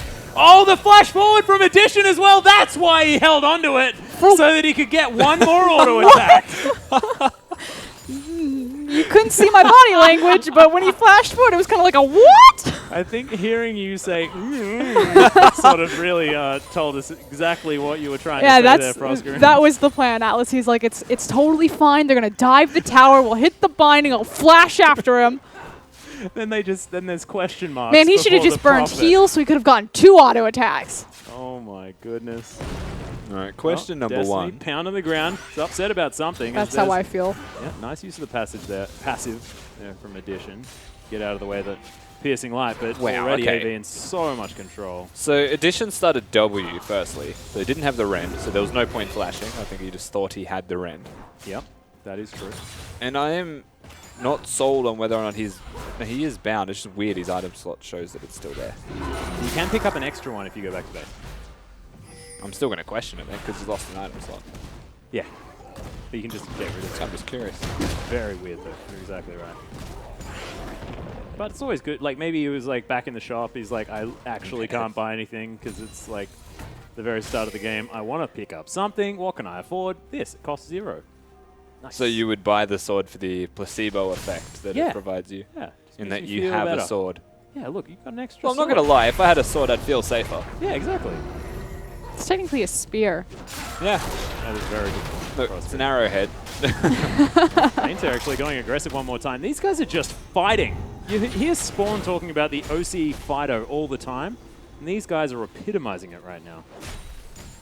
Smacking on each other. It's not really doing much, but it's exciting. Yeah, they're epitomizing wet noodle fights at the same Yeah, time. Damn so. right. It's beautiful. Trundle naturally has an advantage, though, in situations like that. If the trades are prolonged and he doesn't get pushed out of lane, Trundle always has a passive to keep him there. Yeah, well, Chelby wandering over a ward here. There's actually a couple down on the side of Trident.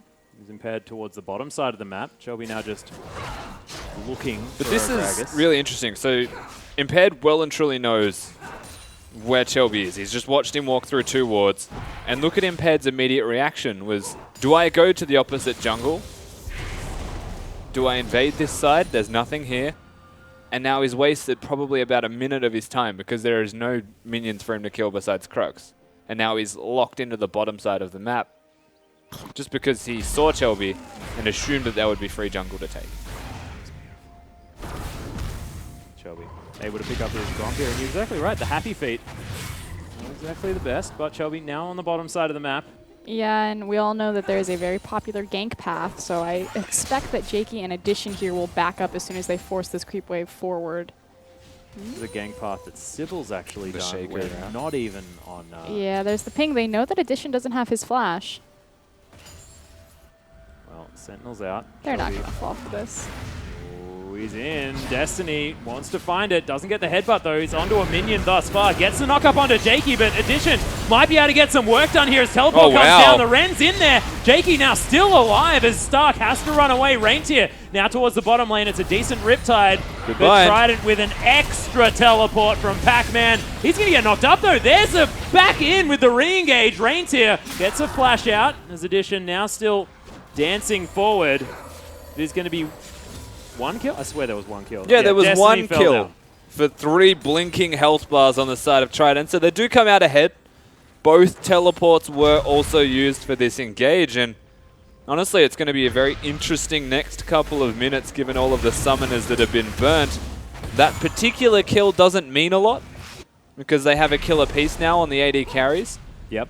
But what it does mean is the junglers have been unlocked for a little while now to put pressure down. Yeah. And also, we saw Triple drop the base on Wizard in the mid lane as he hit level 6. And now Impaired has been caught in his own jungle. Body slams over to Triple, actually. Gets a decent amount of damage down as he flashes away. That wasn't his own jungle, that was the enemy jungle. Nope. What am I talking about? And that's a lot of pressure now given to AV because that's the flash gone from Impaired.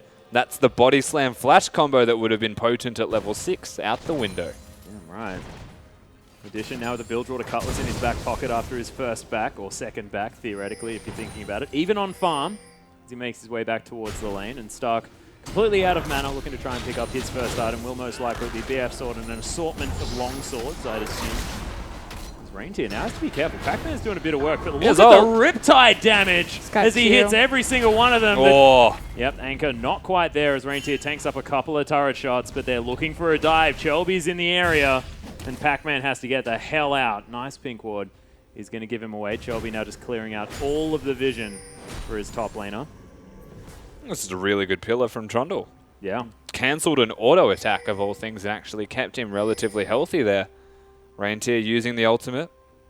Could come back to hurt him now, but has complete pressure and control of that lane with the Balmy Cinder. No wave clear from Pac-Man available. Triple. With the upgraded Hex score, an extra Doran's Ring as well. Sitting on 82 CS, doing quite well here against Wizard. We all know Wizard likes to get out farmed and then just kill his opponent. And see whether he can do so this game as well on a little bit more of a safe pick in that Victor. Destiny. Yeah, he's going to get knocked up. There's the Fate's Call, though, as Destiny is going to get knocked into the air. Impaired looking for the body slam. Doesn't have the flash, but it doesn't matter. Just locks down the ultimate. dead. In addition, picks up a kill. Stark still going aggressive as the Soul Shackle's not going to be able to pick that one up, but a lot of damage out of this Morgana. They trade 1 for 1. Stark plays reasonably well, but Shelby's not done. Yeah, wants to get something done here towards the bottom side of the map. Just clears out a ward as Trident still playing so far up. I don't understand why Destiny had to die for that. They saw Impaired down there clearing out a Rek'Sai tunnel, and he chose to step forward and engage when Shelby was at the very top of the river. He's a hero, whether they need him to be or not. The Batman of supports. Kind I of don't- work. I don't think Batman ever died. He had his spine broken by Bane. Hey, that's true. Triple, able to Huh? do 1 damage. Oh no, he died in the comics. There you go. Yeah, now he's a pirate. Now he's a pirate. I'm not even lying. Batman. Comics. He does it all. Can't wait for that movie to come out. That'll be good. As Reindeer looking for Pac-Man as the I'm looking for Batman. so done. Oh, gets the stun as another Riptide comes through. Pac-Man actually walking the right direction this time, only gets hit by it once. That's the trick against Nautilus. Don't run away. Sort of like a rhino, you know, if you eye him down. What he is won't with you charge. and rhinos? Like rhinos. Okay, the animal kingdom interests me. The ZZ Rot portal is always about rhinos. The Safari Rock Portal, you mean? There's Chelby looking for Pac-Man. Impaired right behind him as the ultimate comes through. That's all of the mana here for this Nautilus.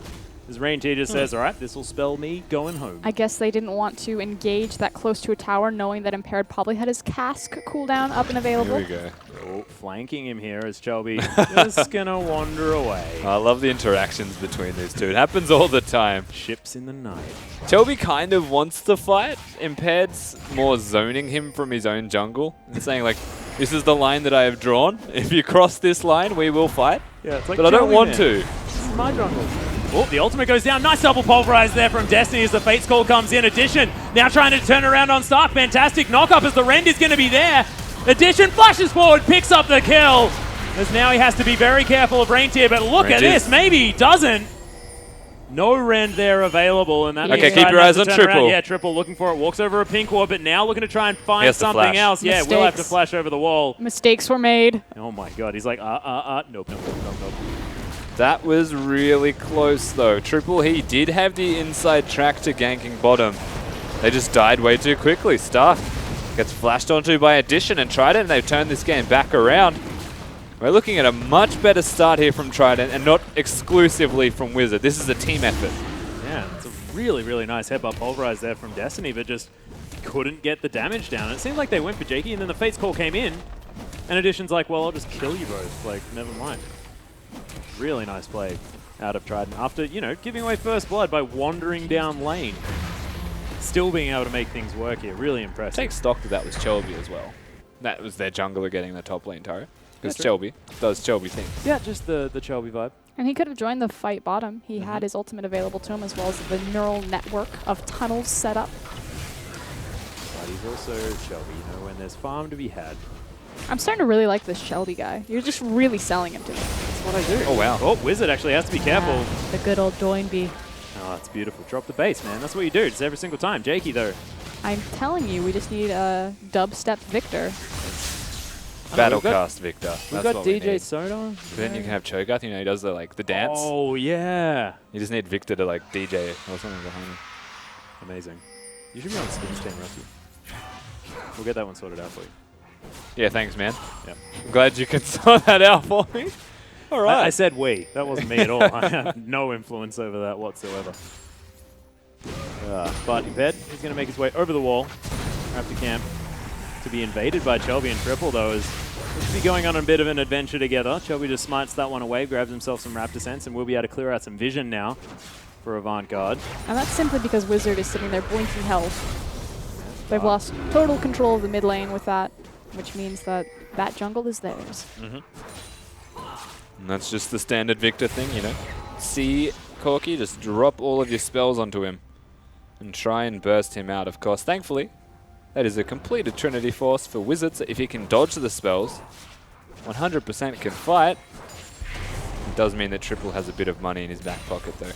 Yeah, finishes off the Lucidity Boots, gets another Hex Core upgrade, so it's a bit of movement speed on the Q, which will be very important. But, ooh, Flash Pulverize, not going to find anyone. Black Shield is there, as Fate's Call comes in, they get the knock-up on the cow. Will have the ultimate as the teleport comes in again from these top laners. That's mid. Actually, no, that was Triple, of course, coming down.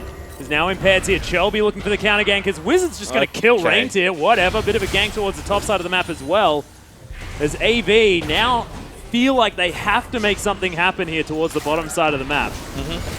Oh my Triple god! delivered to the enemy team as they aren't able to lock him down. Dark Binding did go wide, or must have gone That wide. was just He walks outright out. robbed. That Gragas cast was phenomenal. Package delivered.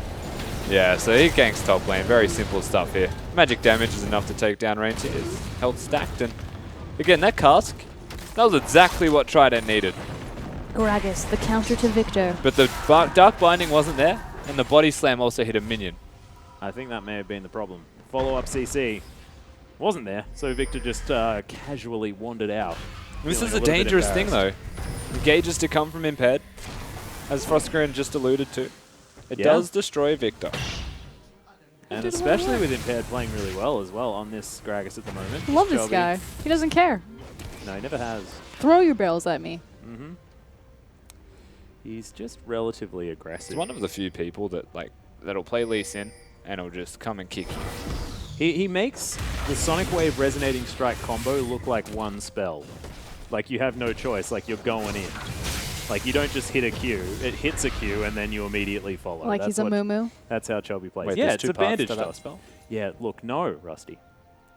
You think about being a jungler. Because, you know, that's the right idea to have.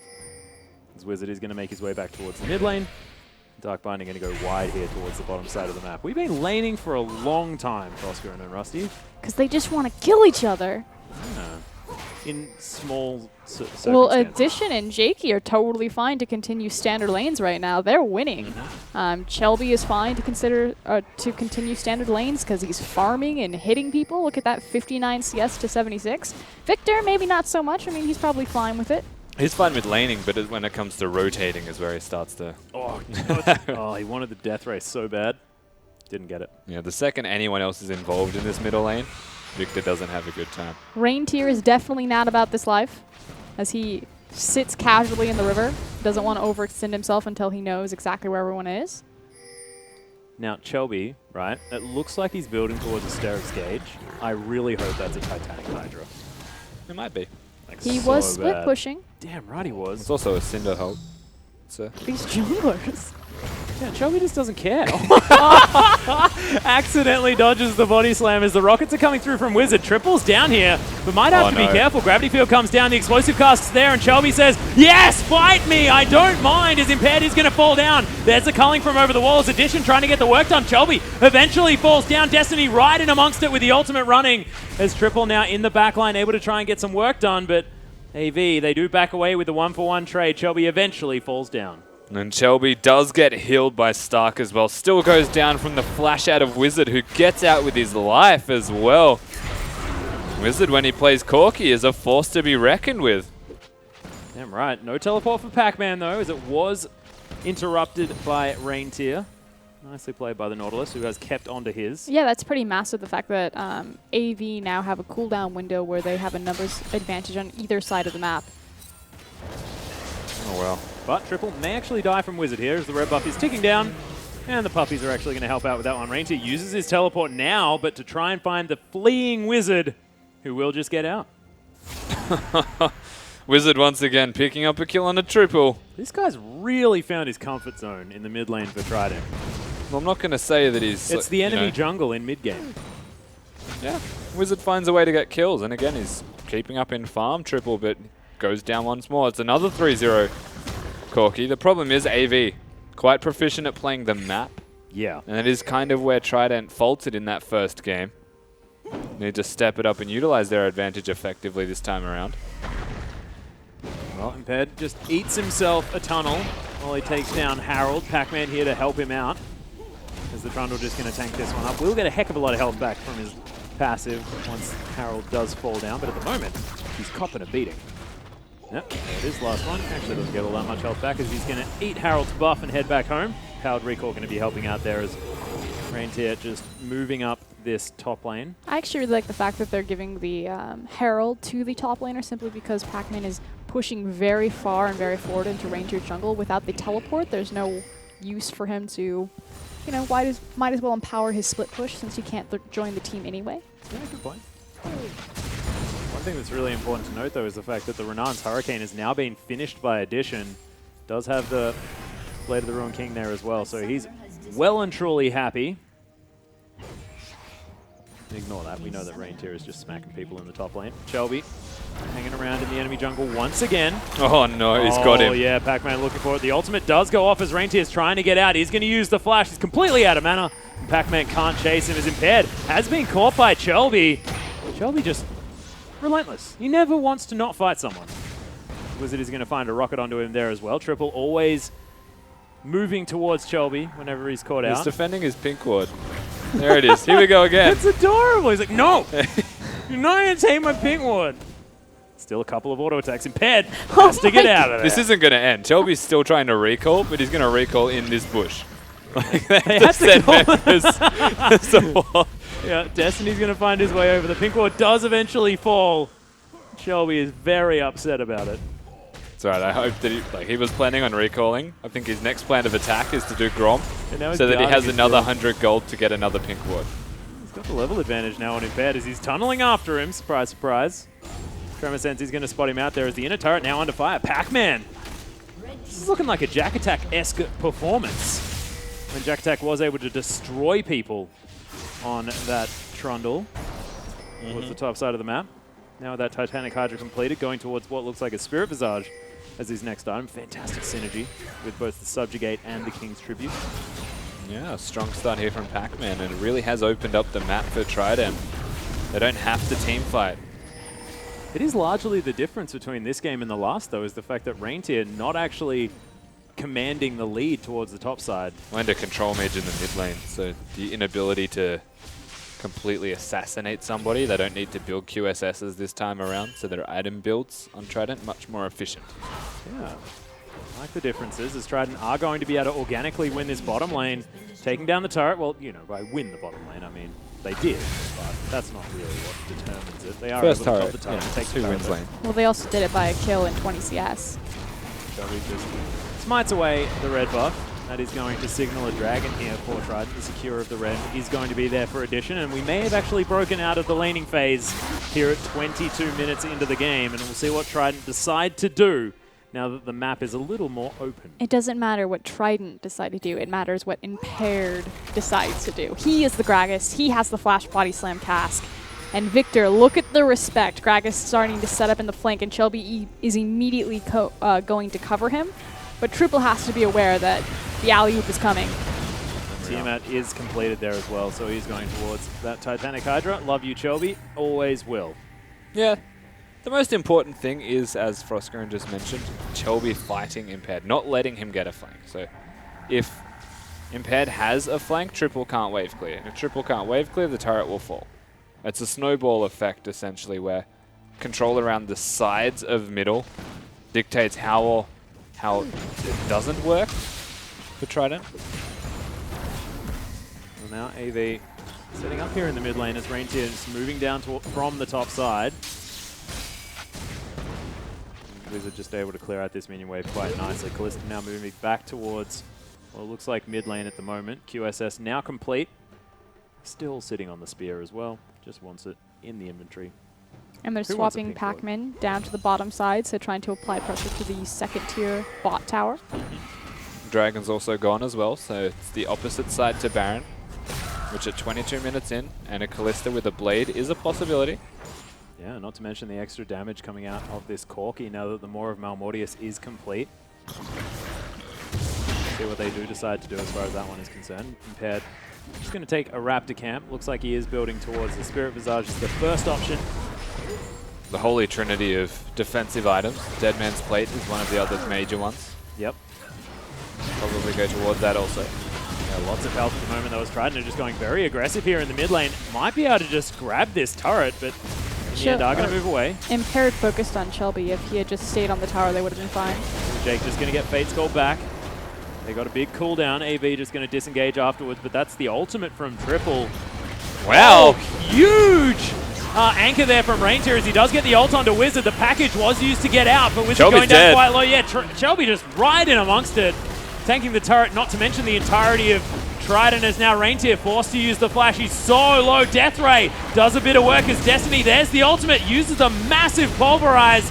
Able to deliver Impaired, but he's not exactly the member that they want as AV are just getting crushed. Trident, huge team fight win as the double kill comes through from Pac-Man. And slow and steady for Trident, and AV are the ones who pull the trigger. Reintier not knowing his limits, and Shelby following him to the ends of the earth, bites them in the backside. This is an aggressive decision from Trident if they commit to this, but should be doable nonetheless, as Pac-Man is a monster tank right now on this team. Issue is that they're funneled into a small area against Triple's Victor. He doesn't have a lot of mana available, nor does he have Chaos Storm. Well, Death Ray going to come over the top of Pac-Man, just going to ignore it with that Spirit Visage. You can see down to very, very low health. Ren secures it for Trident. Haven't lost anyone. Shelby wants to try and make his way in as he can tunnel, but decides not to. It's unlike him. Now Trident are going to back away. To be fair, that's 5 people with a Baron. Oh, no. It's definitely the smarter idea, but it's just unlike Shelby. That's all I meant. Everyone has limits, as we are going to see this engage again in Reintier. Pretty deep. Even with the Gragas ultimate genuinely not hitting a single person from Impaired, Shelby and Reintier have segregated themselves from the rest of the team. Trundle comes in, uses the pillar and the ultimate, and they can just chunk them out. And Reintier, watch this again, by the way. tries to hook someone, comes back in and actually just hooks the turret. Pretty much just going to die for that one. Destiny as well, having to sacrifice himself and use the ultimate, still goes down. Yeah, well, very scary times here for Avant after what was a pretty commanding game number 1. Trident, his bottom lane especially, doing very, very well. Wizard on this Corki still looking so comfortable. And it might need to be addressed. I mean, we did see, you take away the Gangplank, you take away the Corki. Looks like you do take away some of the win conditions from this mid lane for Trident. But AV still with some time. Base not broken just yet. We do have a pretty decent comp moving forward as, yep, Pac-Man is going to get pulled back, but look at that. That's just Grasp of the Undying. He hasn't even used the ultimate yet. This Trundle is looking almost unstoppable. This Shelby just backs after getting bound, and Pac-Man using that Baron buff takes it in a turret towards the bottom side of the map, and he's not finished yet. Just not worried about Reindeer at all. And Trident just running Avant around. In a turret in the mid lane also falls down. Yeah. Just playing the map, honestly. Trident, they can play slow, they can play effectively, and they know that wherever Pac-Man is going to be pushing in their favor. Wizards trying desperately to defend the green ward. Wow, he does so. Shelby takes the majority of his health bar. Quite squishy, of course. May not look it, but he's only got health. There ain't a lot of resistances to deal with this Corki. Unfortunately, I don't think they'll be able to break the base with their Baron. Dragon is spawning in 24 seconds, so resetting their backs, spending their global gold that they've just acquired off those 2 towers, and setting up for the Dragon. But from here, it's now about which inhibitor they're going to attempt to break. Obviously, the bot and mid ones are going to be the priority. Yeah, we'll see whether it's just going to continue to be the Pac-Man split push on this Trundle. Does have the Iceborne Gauntlet. He's built another Giant's Belt. A lot of health on this Trundle. He's going to be very difficult to peel away from now that he does have that extra slow on auto attacks after spells. And it's an 11,000 gold lead. About this time last game, it was very similar, but in Avant's favor. Trident, fantastic ability to bounce back in this game. It's just weird that like the score is 9-3 and the goal lead just explodes. Yeah. From macro players around the map, just taking down objectives, getting turrets. And AV have 1 turret on the entire map. The issue is that the second tier towers are the weakest that they've ever been in League of Legends. They start getting stronger at 27 minutes, which if you look at our clock right now, we're at 28 minutes and all of the second tier towers are dead. So they never got to that ramping point, and it's just because this mid game is so punishing with the death timers that effectively if you lose a fight at 20 to 25 minutes, you almost single-handedly lose the game. Yeah, which is also why defending the first mid lane turret is quite important, because it slows the pace of the game if you're losing. Well, AV were definitely unable to do that. Now looking to try and hold on to their base as they set up towards the middle lane. See Addition just clearing things out, has his Mercurial Scimitar as well as the Alacrity enchantment on his Swifty boots after those first 2 items. So very mobile on this Callista. Super mobile, in fact, if you do pop that Mercurials. This is what I was curious about, how much Trident we're going to try to push this to break the base, or if we're simply going to see a scenario where they just wait out the Baron. The Baron is most definitely done.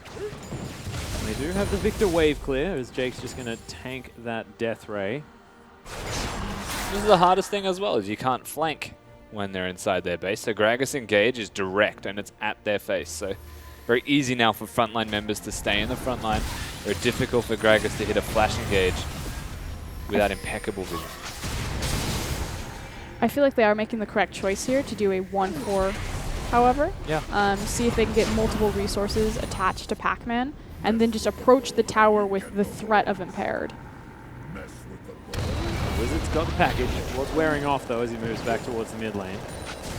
Trying to keep pressure in all 3 lanes, so they might find a small window where Triple moves over to clear the incoming wave for gold. Obviously, he doesn't want to continue to split with Stark there in the bottom lane. 3 levels as well to Pac-Man. The difference between these two is unbelievable, to say the least. And it really does just mean that, like, yeah, if there's even numbers anywhere, Pac-Man can brute force his way into the base to start hitting the turrets. This time around, though, With Baron coming up reasonably soon, they opt into recalling for Morgana in particular. Get some extra wards on that side stone. Start fresh. Well, Rentier has managed to at least withstand the onslaught for now. That turret is still very, very healthy towards the top side of the map. And AV turtling, working out for now. Decent amount of farm coming towards Stark as well on this Lucian, who's just sitting towards the bottom lane, soaking it in. Baron up in a minute, and we'll see whether Avant are going to answer Trident, or whether they are going to be able to pick that one up for free. But I have a feeling the only play really available to them. Yeah. Worst case scenario, they give away the Baron, and then they lose one inhibitor. I think losing two would certainly spell the end for them. Or if Shelby can get a steal, would be most ideal. They should also be sending Trundle bottom. Yep. As the teleport. Should be the furthest lane away from the Baron. And they should just rinse and repeat what happened to them last game, Trident. And just force the teleport and then look to split push. Sooner or later, AV will have to pull a trigger. There's no way Trident are going to lose much health to the Baron at all. And there's no way that Rentier can deal with Pac-Man split pushing on this Trundle. But sooner or later, something will crack. It's just about putting yourself in the right place to succeed. well, Randy and Zoman now completed here for Pac-Man. Decided not to go Dead Man's Plate. Wants a little bit of AoE slow. I do like it. Good job from Trident to build up waves in their side lanes. They have a small window where they can walk into this Baron pit and place down vision. As I say that, they actually just like walked over to the red buff and are now backing and hit new wards. So that's unfortunate. They have to back because of Trundle. They genuinely just have to send two people with this Trundle. The turrets will fall. That's the problem. Well, Rantier's going to try and... Like that bot lane defend turret it is solo. probably getting chunked out already. Yeah, that is gone. Yeah, 100%. That's the ignores inhibitor. Pac-Man should man up. There we go. Get in there. Well, he is Pac-Man Give it for to a him. reason. He's just going to smack down on this inhibitor at the same time. Trident going for this Baron buff as AV. Don't quite know what they want to do. They're already chunked out from the poke, though. Hold the Trying to trigger. peel off the Hold Baron. the trigger! Try and get in there. There's the Fates call down as Impaired looking for it. Triple now in the backline, but they get a lot of damage down. It is the Morgana immediately taken out as Destiny with a massive pulverize, but Wizard just so strong on this Corki. Destiny just destroyed now that his Baron has worn off, and Stark trying to run away. Look at that auto attack after the flash. Wizards Corki, pretty impressive as Trident break the base, and they may even just take the game. And Trident basically do what Avant did to them in the first game, and that is run them around the map aimlessly till they have to make an aggressive decision, and then capitalizes. Here comes the last push. Yeah, Impaired body slamming through his triple, trying to get something down. Nice anchor from Rentier. As Impaired is just going to wander away. Not too worried about that one. Nice movement speed. He's going to be able to pick up the kill on the Gragas, but it's still going to be game over here as Trident bring us to a game number 3. What impressive play. And after addition, getting caught for first blood, that bottom lane was so incredibly impressive. And Pac-Man, unkillable. And I have a feeling that a lot of this is going to rest on the top laners. Yeah. My boy Pac-Man, just making stuff happen. Absolutely. Pac-Man was quite impressive in that game. He did get them over the line in the way of map pressure, unlock them to start up the Baron, snowball through that Baron fight, and just pull away, win a team fight, win the game as such. But the biggest thing is not to take away props to Pac-Man, because obviously he played that beautifully, especially on the back half of the game. But I feel like that game was actually won in the bottom lane. The fact that so much pressure was drawn down there, multiple teleports, and that they naturally won even after losing first blood was massive. Yeah, really, really impressive. But we are going to hear some more about that game as we hop over to the analyst desk. Thank you so much, Atlas. And with that, Trident make this series 1-1 versus Avant Guard. You know, a little bit of a disagreement there. Atlas Frost versus Frostgurun. Atlas thinks it was one in the top lane. Frost thinks it was one in the bottom lane. I have two experts here. Fish and pastry time. Please settle the score. Well, I'm going to disagree with both of them. They needed a bit of magic and they found a wizard. That's all I have to say about that. Corki was phenomenal in that game. For me, actually, I think it was one in the jungle, so I'm also going to disagree with him, but pick it a different place. No, seriously. The jungle pressure was very different between the two in this particular game. Shelby couldn't do the same thing he did, went for the Hydra build, which is just a little too much trying to carry and split push and not enough team fighting, and they lost the team fight immediately after. He'd almost, finished the item because they tried to start something there in mid, and Shelby's like, oh, I'm not a tank. Impaired, awesome Gragas game. Didn't take the bait of the Echo, if you will, and go for that champion instead. stuck to a meta champion, played it really well, showed off why he's such a good player and why Gragas is so strong, and Impaired doing the right thing versus Chelby not able to do it. Like, it makes sense why the game went But that I way. actually like where we went because, there was positive from Pac-Man, there was positive from Wizard and the bottom lane. We said that Impaired improved a lot. I honestly think that was just Trident regaining control of a series that they lost very, very early in Game 1 from a jungle invade. They looked much improved in Game 2 across the board. Certainly, that everyone on their team was playing a lot better in that game. Their decision-making was a lot stronger as well. In the first match, they were just kind of following and shadowing everywhere Avant went. This time, they were in the driving seat. They made sure they ran them around the map, made sure they responded to all the objectives they were trying to taking, and picked the fights they wanted to take as well. So I want to actually ask what changed them, because we were talking about Avant shot calling. It looked really, really strong. And then this game, it didn't look so much. Destiny looked actually a little bit out of sorts with his team, especially in some bottom lane engages. Was it just Destiny being a little bit overzealous, or was it Chelby as well? What changed in this game? For me, I think Impaired ganked the right lane. So he applied a lot of pressure in top and a little bit in mid. He kind of went everywhere, really, was the issue with Impaired. And Echo's a great ganking jungler. He was trying very hard to get ganks off in Game 1.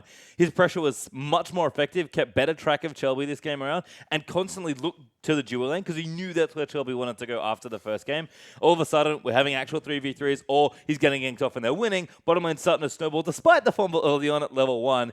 And Impaired was in the right place at the right time. Your solo laners are good. Let them farm and play their lanes. For me, it was the stability. Bottom lane and top lane in that game, they didn't get absolutely rolled over like they did in the first. First game, we just saw Poppy split pushing and having a way with the Rammus top. There was no question about that. But this time round, in the bottom lane, they did a fantastic job of holding their own, drawing so many teleports down there as well. Pac-Man did well in the top lane as well.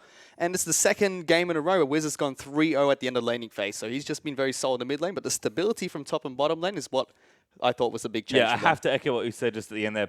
Wizard had a great game, even though Corky is looking good, but maybe not as great as some of his other picks, but still very strong. For me, Pac-Man played an awesome game as well. It's not just Impaired that managed to lift the team, even though he did have a big change for me from Game 1 to Game 2. But Pac-Man's looking awesome in both these games, and that one in particular, that was just a train run in the top lane with Trundle. Yeah, it certainly was, guys, but that does it. It revitalized Pac-Man and Trident, make it a 1-1. Don't go anywhere. In just 3.5, we're going to find out who will win this series, the first one of Super Week.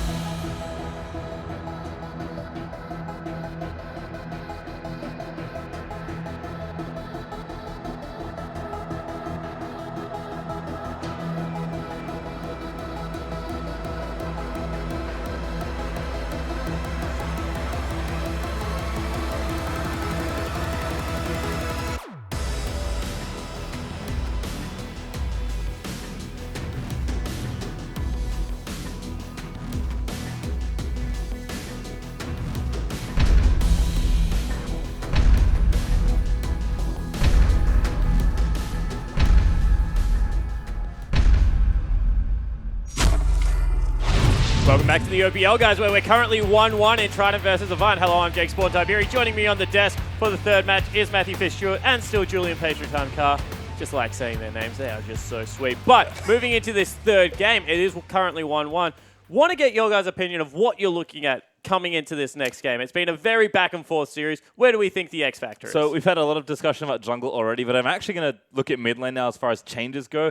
I think Wizard and Triple have had some good moments. Wizard maybe more than Triple right now. But for me, both these players, if they're going to look to, break the series and take the third game and win it for their team, both of them could do with, getting a bit more pep in their step. Triple been playing a little passive even on the Zed, and for me, Wizards Corki 2 games in a row. He keeps getting his good champions, but I'm watching his Corki. I'm loving the roams. I'm loving the package plays, but the man seems like he can't hit rockets as well as I would like to see from a Corki player, and it's just one of those things where it feels like he's not nailing the intricacies of the champion. Yeah, 2 missed rockets, 2 flashes so far. Patriot Time, not happy backstage. Wizard, lift your game. Fish, what about yourself? I completely agree with Patriot Time. I really want to look into the mid lane for the third match of this best of 3.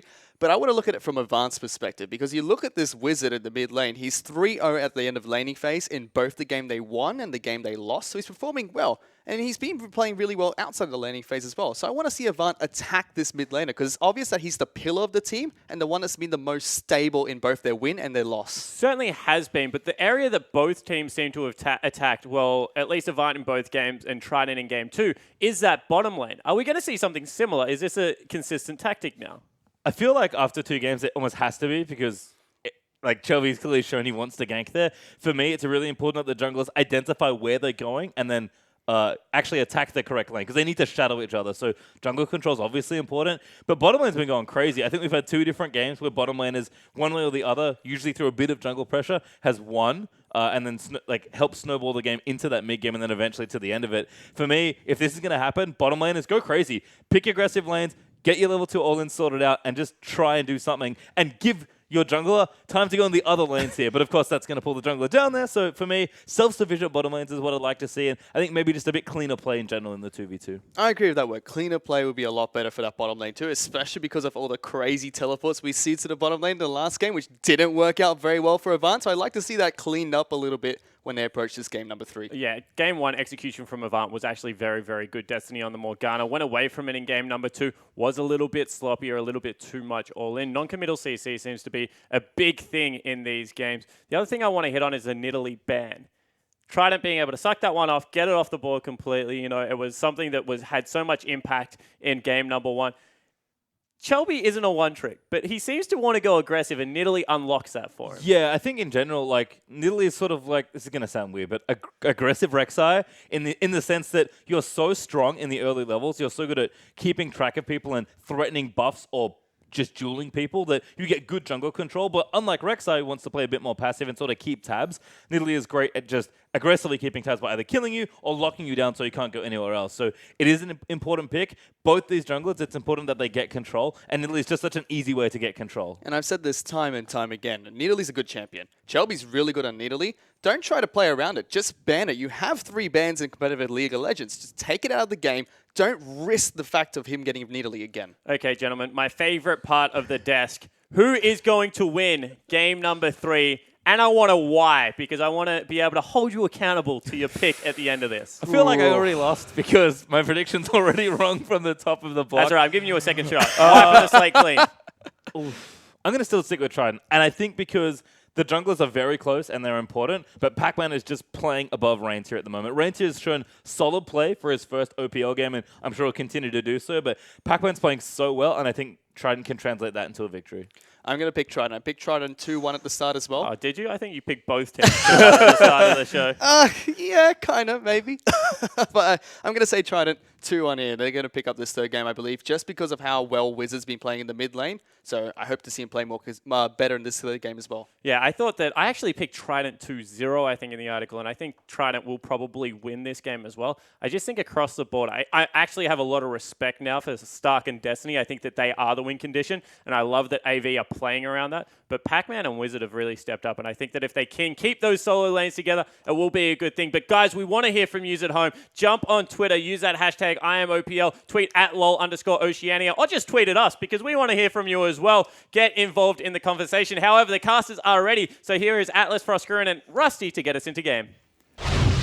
Thank you very much, Spawn, and I'm very excited to get into this game. Of course, a lot of Trident fans there on the desk, but I want to see whether Wizard can play anything other than Gangplank and Corky. Flat out. Because if they get rid of those, I'm just not sure whether we're going to see him. So you want them to address his champion pool Yes. through the ban phase primarily, opposed to the picking phase. Yeah. I agree. I think they should be taking those two champions away from Wizard. He has not shown diversity. The one time he did, he lost that game quite handily. And I would like to remind you all that we did our tipping on a website, so everyone on the desk probably has a different opinion right now than they did at the start anyway. Yeah, There's exactly. no backsies on the website tipping. Exactly.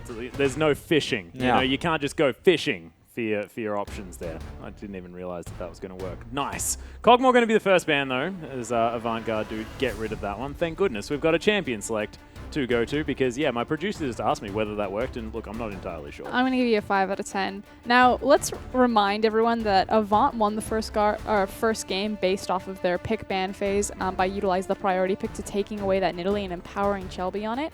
So, Corky. Ban Corky. You are tunneling right now. Let's just- keep in I mind want that it, the man. Nidalee that was just spoken about has been like removed graciously from us right now because Shelby can play the champion to a very high level, and neither jungler should be seeing that. Well, one final ban now from Trident. We'll see what they do decide to get rid of here. The Callista is standing out like a sore thumb. And here's something that Stark picked up a pentakill on in his first game. You know, didn't do very much damage that game. Actually got out-damaged by Malphite, but still managed to get a whole lot of kills in a row, so that was definitely good. But addition, just getting it off that guy is so important because he played that early game so impressively after falling behind so early as well. But Alistair is going to be the final ban here from Trident, so they will be able to grab a Corky, most likely, unless it is going to be first picked away here from Avant Guard. But the Callista will go into the hands of Stark I this feel time like around. this should be Corky Braum. Gragas, Gragas. still Gragas. exists, yeah. feel I'm like okay with Corky doesn't Gragas need to be Braum. I don't think there's a reason that Triple would play the Corky. I think that it's just a Wizard champion, and Triple can pick accordingly, knowing that it's going to be that. And again, I just want to complain just quietly that he's named Wizard, and he's playing non-Wizards. Well, he's repeatedly. 60% Wizard. What would you name him? You know, if you think about it. Helicopter? Yeah. Yeah, honestly, I'd probably name him Helicopter above At least Wizard. he's got a white beard, you know, when he plays Corky. Or Swordsman, something, you know, like he plays Gangplank and Corky. He's not a Wizard. Yeah, he's not. The Gangplank really did frustrate me. I do understand that one. The entirely. priority pick of Morgana between these teams. It's pretty crazy, but Jake played it fantastically, and Destiny was ridiculously good. Well, we also need to understand why Morgana is working for them, and it's the way that these two teams have played the map in both of their victories. So again, if you're controlling an area of vision, and if you're moving between two different lanes and two different pressure points, a champion that is pick-oriented, like Elise, like Morgana, is going to work wonders for you. So I think that there's no coincidence that the two winning teams have had such a powerful pick champion like Morgana. But the question is, why not Thresh? Morgana. And Okay. look at Shelby. No, I agree. I'm sold. She's purple. I don't know. So it's an anti-pick thing as well. I feel like having the black shield and knowing that everyone will go top, they'll go bottom, and then they'll go mid denies a lot of the mid push, as well as having that pick, it counters theirs. There's also a nice little coupling when you have Gragas and Morgana just because you deny the cask you deny the black shield against the cask. Well, you mentioned sort of non-committal CC. The Cocoon is definitely one of those, as Shelby has locked in the Elise, as you mentioned before. Nice forethought there, as we're now going to have sort of both different options in the Dark Binding and the Cocoon. We'll see, as these similar strategies butt heads, what will happen. But what will the rest of Trident do? I mean, I have a feeling that we're going to see a Corky at some point. Probably Lucian Corky. Yeah. They could default to a top lane pick right now, like a Nautilus, because it's a Callista. I mean, there's definitely merit in that fact. But they've already shown that they can beat Nautilus as well, so they may not pick it themselves. They might just beat it with split push. Yeah, or maybe they'll just save Pac-Man's pick until later. Of course, everyone knows that Wizard's going to be playing Corky. It's just something that's going to happen. It's just the way it is. Yeah, it's just how that one works. So Pac-Man now can just wait, and we saw that, you know, Pac-Man got ahead in the last game, didn't get ahead in the game before. Which game did they win? I don't know.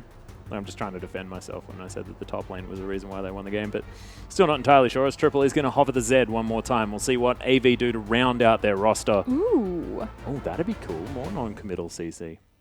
Surprisingly good pick as well in the Corky. You can very comfortably trade. There's not a lot of situations where you can get exhausted as well as Syndra. And you have quite low cooldowns that aren't like a Z ult. Yeah, they don't commit, as you mentioned. Yeah, well, see whether he does lock that one in. Of course, you are susceptible to ganks, and if there's anyone that can gank you, it's a Gragas. And Impaired showed us that he was very, very strong on the champion before. Lux, another option there as far as throwing out non-committal CC is concerned. I want to see a Bard as well. I mean, just throw it all in there. All of the bindings on the map at the one time. But Poppy is available. It was banned away last game. As the Z is going to be locked in. Triple grabs that one, and the Poppy now for Reindeer. And we'll see whether he can have a similar performance to game number 1 as he did in this game, because he was so impressive on that Poppy last time around. Lux made a lot of sense. Yeah, and then they went to Z. Yeah. And now they've got themselves this weird 1-3-1 split push type thing. Again, AV obviously showing that they want to play the map to win the game. But looking at their team composition right now, there should be no situation where they're grouped mid. Yeah, well, not with those three, that. most definitely, because, I mean, you have to get right in the face of the minions to clear them out if you're a Callista. But this is, again, this comes back to, it has to be Triple taking the turret in a 1v1 mid against Corki. It has to be Corki roaming and giving pressure to the Z to do this. Because if they try and deal with Trident's push mid, if they just try and ARAM the map, they have no wave clear. They do have a lot of pressure against them. There's a Morgana Gragas to engage. And if this is how they choose to round out their composition, which is the counter or defined counter to Callista, I mean, it's just a great comp from Trident. Yeah, it's a really nice comp from Trident. And there is 0 wave clear on the side of AV apart from a Z. If AV ever fall behind, especially in that mid lane or the duo mid jungle, their mid-tier tower is done. It's just looking really, really frightening. Of course, Triple did put on a lot of tower pressure, if anything, there in the mid lane in game number 1 on the Z. But that was mostly because Wizard was ganking the other lanes, but it was also very telegraphed that Wizard would be ganking those lanes because it was the only one that he had kill pressure in. Again, you're fairly telegraphed, and you also don't really have kill pressure on any of those lanes. Nautilus versus Poppy, I mean, no one really should die there, and Ezreal has a notoriously weak lane phase. Level 1's going to be very strong, though. Well, we'll see exactly what is going to happen here. Of course, if Trident do manage to draw this game out longer, and we know that these games have been going quite long, and it has been sort of points there in the mid-game where either team, if they made sort of the right strategic play, could come out on top. I just feel like Trident have so many more tools heading into this game number 3 than AV do. If Trident just sit in the lane phase, they should just automatically passively win this. Obviously, they want to scale it for their Ezreal and their Corki, but again, as long as Wizard doesn't lose control of the mid lane and just like holds AZ down so he can't roam and impact the map, they have nothing to break that. I think that's the important thing, though, is that they have to hold. They can't just lane, because there is a real chance against what is a Braum Callista to outright lose lane. Yep, well, it's a very good point. But ladies and gentlemen, if you agree with us, use that hashtag TRIWin if you think Trident are going to be able to take this one passively if they can continue laning. Or if you think that Shelby and crew, the man on the Elise, the early game power, can win it for Avant. We'll see whether we can, and use that hashtag AVWin as we hop onto the Rift. Man, I'm worried for Avant, but I think a lot of this is going to come down to Shelby and whether he can impact the map early on with his cocoons. Yeah. I think there is a lot of pressure on junglers on both of these teams. We look at Impaired, we look at Shelby, and we define them both as carries for their respective teams. So a lot of pressure on these two players. Well, we'll see what they can do as now Addition and Stark going to meet each other here in the mid lane. Stark one more time on the Callista. Oh, yep, there it is. So Trident going to win. Mystic shot lands. Oh, God, okay, Avant are going to win as well. How can both teams win? I don't know. I think Impaired took a little bit more damage, so it's a little bit in favor of Avant now as Reindeer's gone super ham onto Pac-Man. Loses half of his health, actually. But he's going to go back to base. I think things are going to be okay for the old Nautilus. I actually like that skin. A little bit underrated. Is it? Yeah. No one uses it. Everyone uses like Mechanical Guy or the Astronaut. Oh my God, it doesn't end. Yeah, well, Shelby, his Spiderlings, look at them going aggressive onto Impaired here as the Volatile Spiderling comes down one more time. Additions here as well. There's the stun as Reindeer is in a whole lot of trouble. Has to use the flash, but the anchor's down. Oh my God, it's dead. Yep, he's able to pick it up. Addition grabs it with a Mystic Shot, and once again, AD carry with an advantage. I have a feeling AV are going to win. This is why you don't scale your abilities until you need to use them. They're going to invade again. It's ridiculous. So they've lane swapped effectively, Trident, and so they're going to double jungle together. I have zero idea on what they were trying to achieve between Reindeer and Shelby besides just hitting their respective laner. Big mistake. Well, we'll see whether it is going to be utilized now on the side of Trident. We saw early first blood last game, but AV weren't able to follow through with a victory. Shelby on this red buff. Reindeer helping him out as the lane swap has been achieved. Yep, just get Ezreal through that early lane phase. So this is exactly where Trident want to be, especially with that first blood. Well, Reindeer actually throwing out a tweet as Triple is forced to flash there in the mid lane. Jake taking a turret shot, but Reindeer says, looking forward to the rematch against Direwolves after this final game between AV and Trident. Reindeer ready to take on the Direwolves. Of course, Direwolves taking that match first time around. We'll see whether they can do it again or whether Chiefs 80 carry is going to have a hand in taking them down this time, but we still do have a best of 3 series on our hands. Some invades going on both sides of the jungle. Destiny is going to help out, and Shelby's going to lock down the blue buff. Yeah, just respective swaps, everyone evening out and matching. And the real question is, do they 4-man? Do they 3-man push? How do they want to prioritize farm onto their junglers? And can Triple survive now that he doesn't have flash? Yeah, well, good point. Wizard actually taking a bit of damage from the shurikens here in the mid lane, but as you can see, 4 people have shown towards the top side of the map. Triple is going to understand that he is relatively safe now for the next little while, as his team now towards the bottom side. And Shelby just farming things up. Does have a few extra camps under his belt as he took the Wolves and now the Gromp as well. Well, no one's died to a tower yet. That's so good. We're better than North America. the lane swap is going well. Yeah. Yeah, overall, I'm gonna call it a net gain. Yeah, well, we haven't taken on the Rift Herald just yet, so you guys better watch out. I hear that thing's dangerous. But there's the question that Rusty asked. Oh, wait. Uh-oh. We Uh-oh. spoke too No, soon! we Nailed get it. it, Don't we're worry, good. don't worry. Reindeer was never in trouble. We understand how to lane swap. And We we all- weren't even worried here on the caster desk, I promise. Ain't sweating bullets at all. Nuh-uh. There was a moment. I was like, Frostgurn was ready to call it. She was ready to call did it. we jinx it? No, That I was the like, question. he's got heal, it's fine. That's what heal's used for, so that you can push down turrets early and tank them up. But the question was, how are they going to divide the experience and the gold, as Rusty was asking? Trident gave all of it to Pac-Man, whereas Avant actually split it up simply because they used Poppy as a minion. Mm-hmm. I can understand how you would confuse it. She's short. She is pretty short. That is Which true. does effectively mean, though, even given a small CS advantage to Pac-Man, once they recall, there'll be a decent item lead for the Nautilus. I believe Impaired was just spotted out there, as you can see, Triple pinging him. Shelby is towards the top side of the map, but there is a ward. He's going to be spotted. Pac-Man hasn't recalled, though. Da-da. Yeah, level 3, the Cocoon is being held onto here by Shelby as he just gets a fantastic Q for damage. As Pac-Man's going to fall down, Impaired might actually fall as well as the Cocoon is available. Just a little bit confused. Yeah, he just decided not to use his flash. But there was a ward next to Shelby. He must have thought that Shelby was on his team. I have no other conclusion to draw. Or that they'd be able to collapse onto Shelby and Impaired was going to be here. But in he was a time. level 2 Nautilus. I think he just figured that dying would be faster to back and buy than actually pressing the B button. Like, you'd have to walk all the way back to the tower. You'd have to wait the full back timer. We've come Yeah. up with a lot of solutions. And The we thing can is, there was basically still a pick them. problem. we can pick them, though. Like, pick the solution. One, that's probably the correct one, is now AV. Tanking up these minions just a little bit, as Destiny was trying to find some semblance of a freeze, but it ain't happening. As it is definitely going to crash into the turret. You saw, of course, bottom lanes now meeting towards the bottom side of the map. That's frozen enough. He'll be happy with it. Frozen-esque. But now it's about getting Shelby down there so he can make use of that. The fact that they're on a very extended lane. Hey, very true. Pac-Man still just farming up towards the top side of the map. Reindeer more than happy as well, only down by a few CS after that lane swap. There he goes. He's scuttling bottom. Yep, Scotland. Buckling not going to be used, but he grabs the cannon creep. Love looking at top lane when they actually grab those. If they miss a cannon creep, it's very upsetting. There's something happening in top lane? I was going to Yeah. say that in the end at first. They're I was farming. looking at it. Well, this is how you make it fun, guys. Taught you. It's all about the farm. This Triple is able to clean up every single CS underneath that turret. Beautiful to watch. His addition is going to make his way down to the He's bot lane one more overstaying his time. welcome.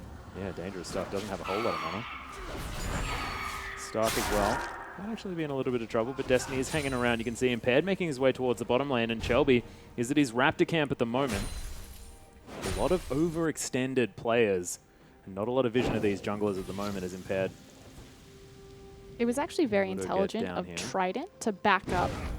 You saw that as soon as they had the wave push forward, they just waited for it to push back to them, and then they also managed to get a cheeky ward in the front brush in the bottom to make sure that they would spot Shelby if he was coming up in the lane. So Trident are playing this very well and very safely, especially as Shelby and Impaired are now looking at each other. Yeah, the Q's going to go down. Shelby does get a decent amount of health out of Impaired right now, but Impaired able to get a lot of damage back. Nicely done. Both junglers now sitting at very similar health, but the experience did go over to Shelby, like you mentioned, Rusty. Net win for the Elise. Absolutely. The question is, have they done enough? Does he know Pac-Man's here? He doesn't have Smite. It's whether he knows or whether he cares. You He's know? literally just bothering them. Welcome to Shelby. Is he the bother jungle? He's a botherer. He is a botherer. It's great though. It gives so much knowledge. The fact that you've drawn Pac-Man means that Reintier is happy to freeze. Also means that Pac-Man knows that he may have to help Gragas, and so can't freeze or reset rather the wave that is pushing in top. Well, Wizard doesn't have the package just yet. Generally likes to make a play as soon as he has that one. Rockets coming out, triple farming up very nicely now. 10 CS in the lead as AV are going to steal away a blue buff just with their bottom lane based on how much pressure they have. Nicely done. Bit of extra mana now available for this Ballista, and no blue for the Corki. That is a big deal. He just wants to be throwing out those rockets. This will be interesting. Impaired, no cask to be had.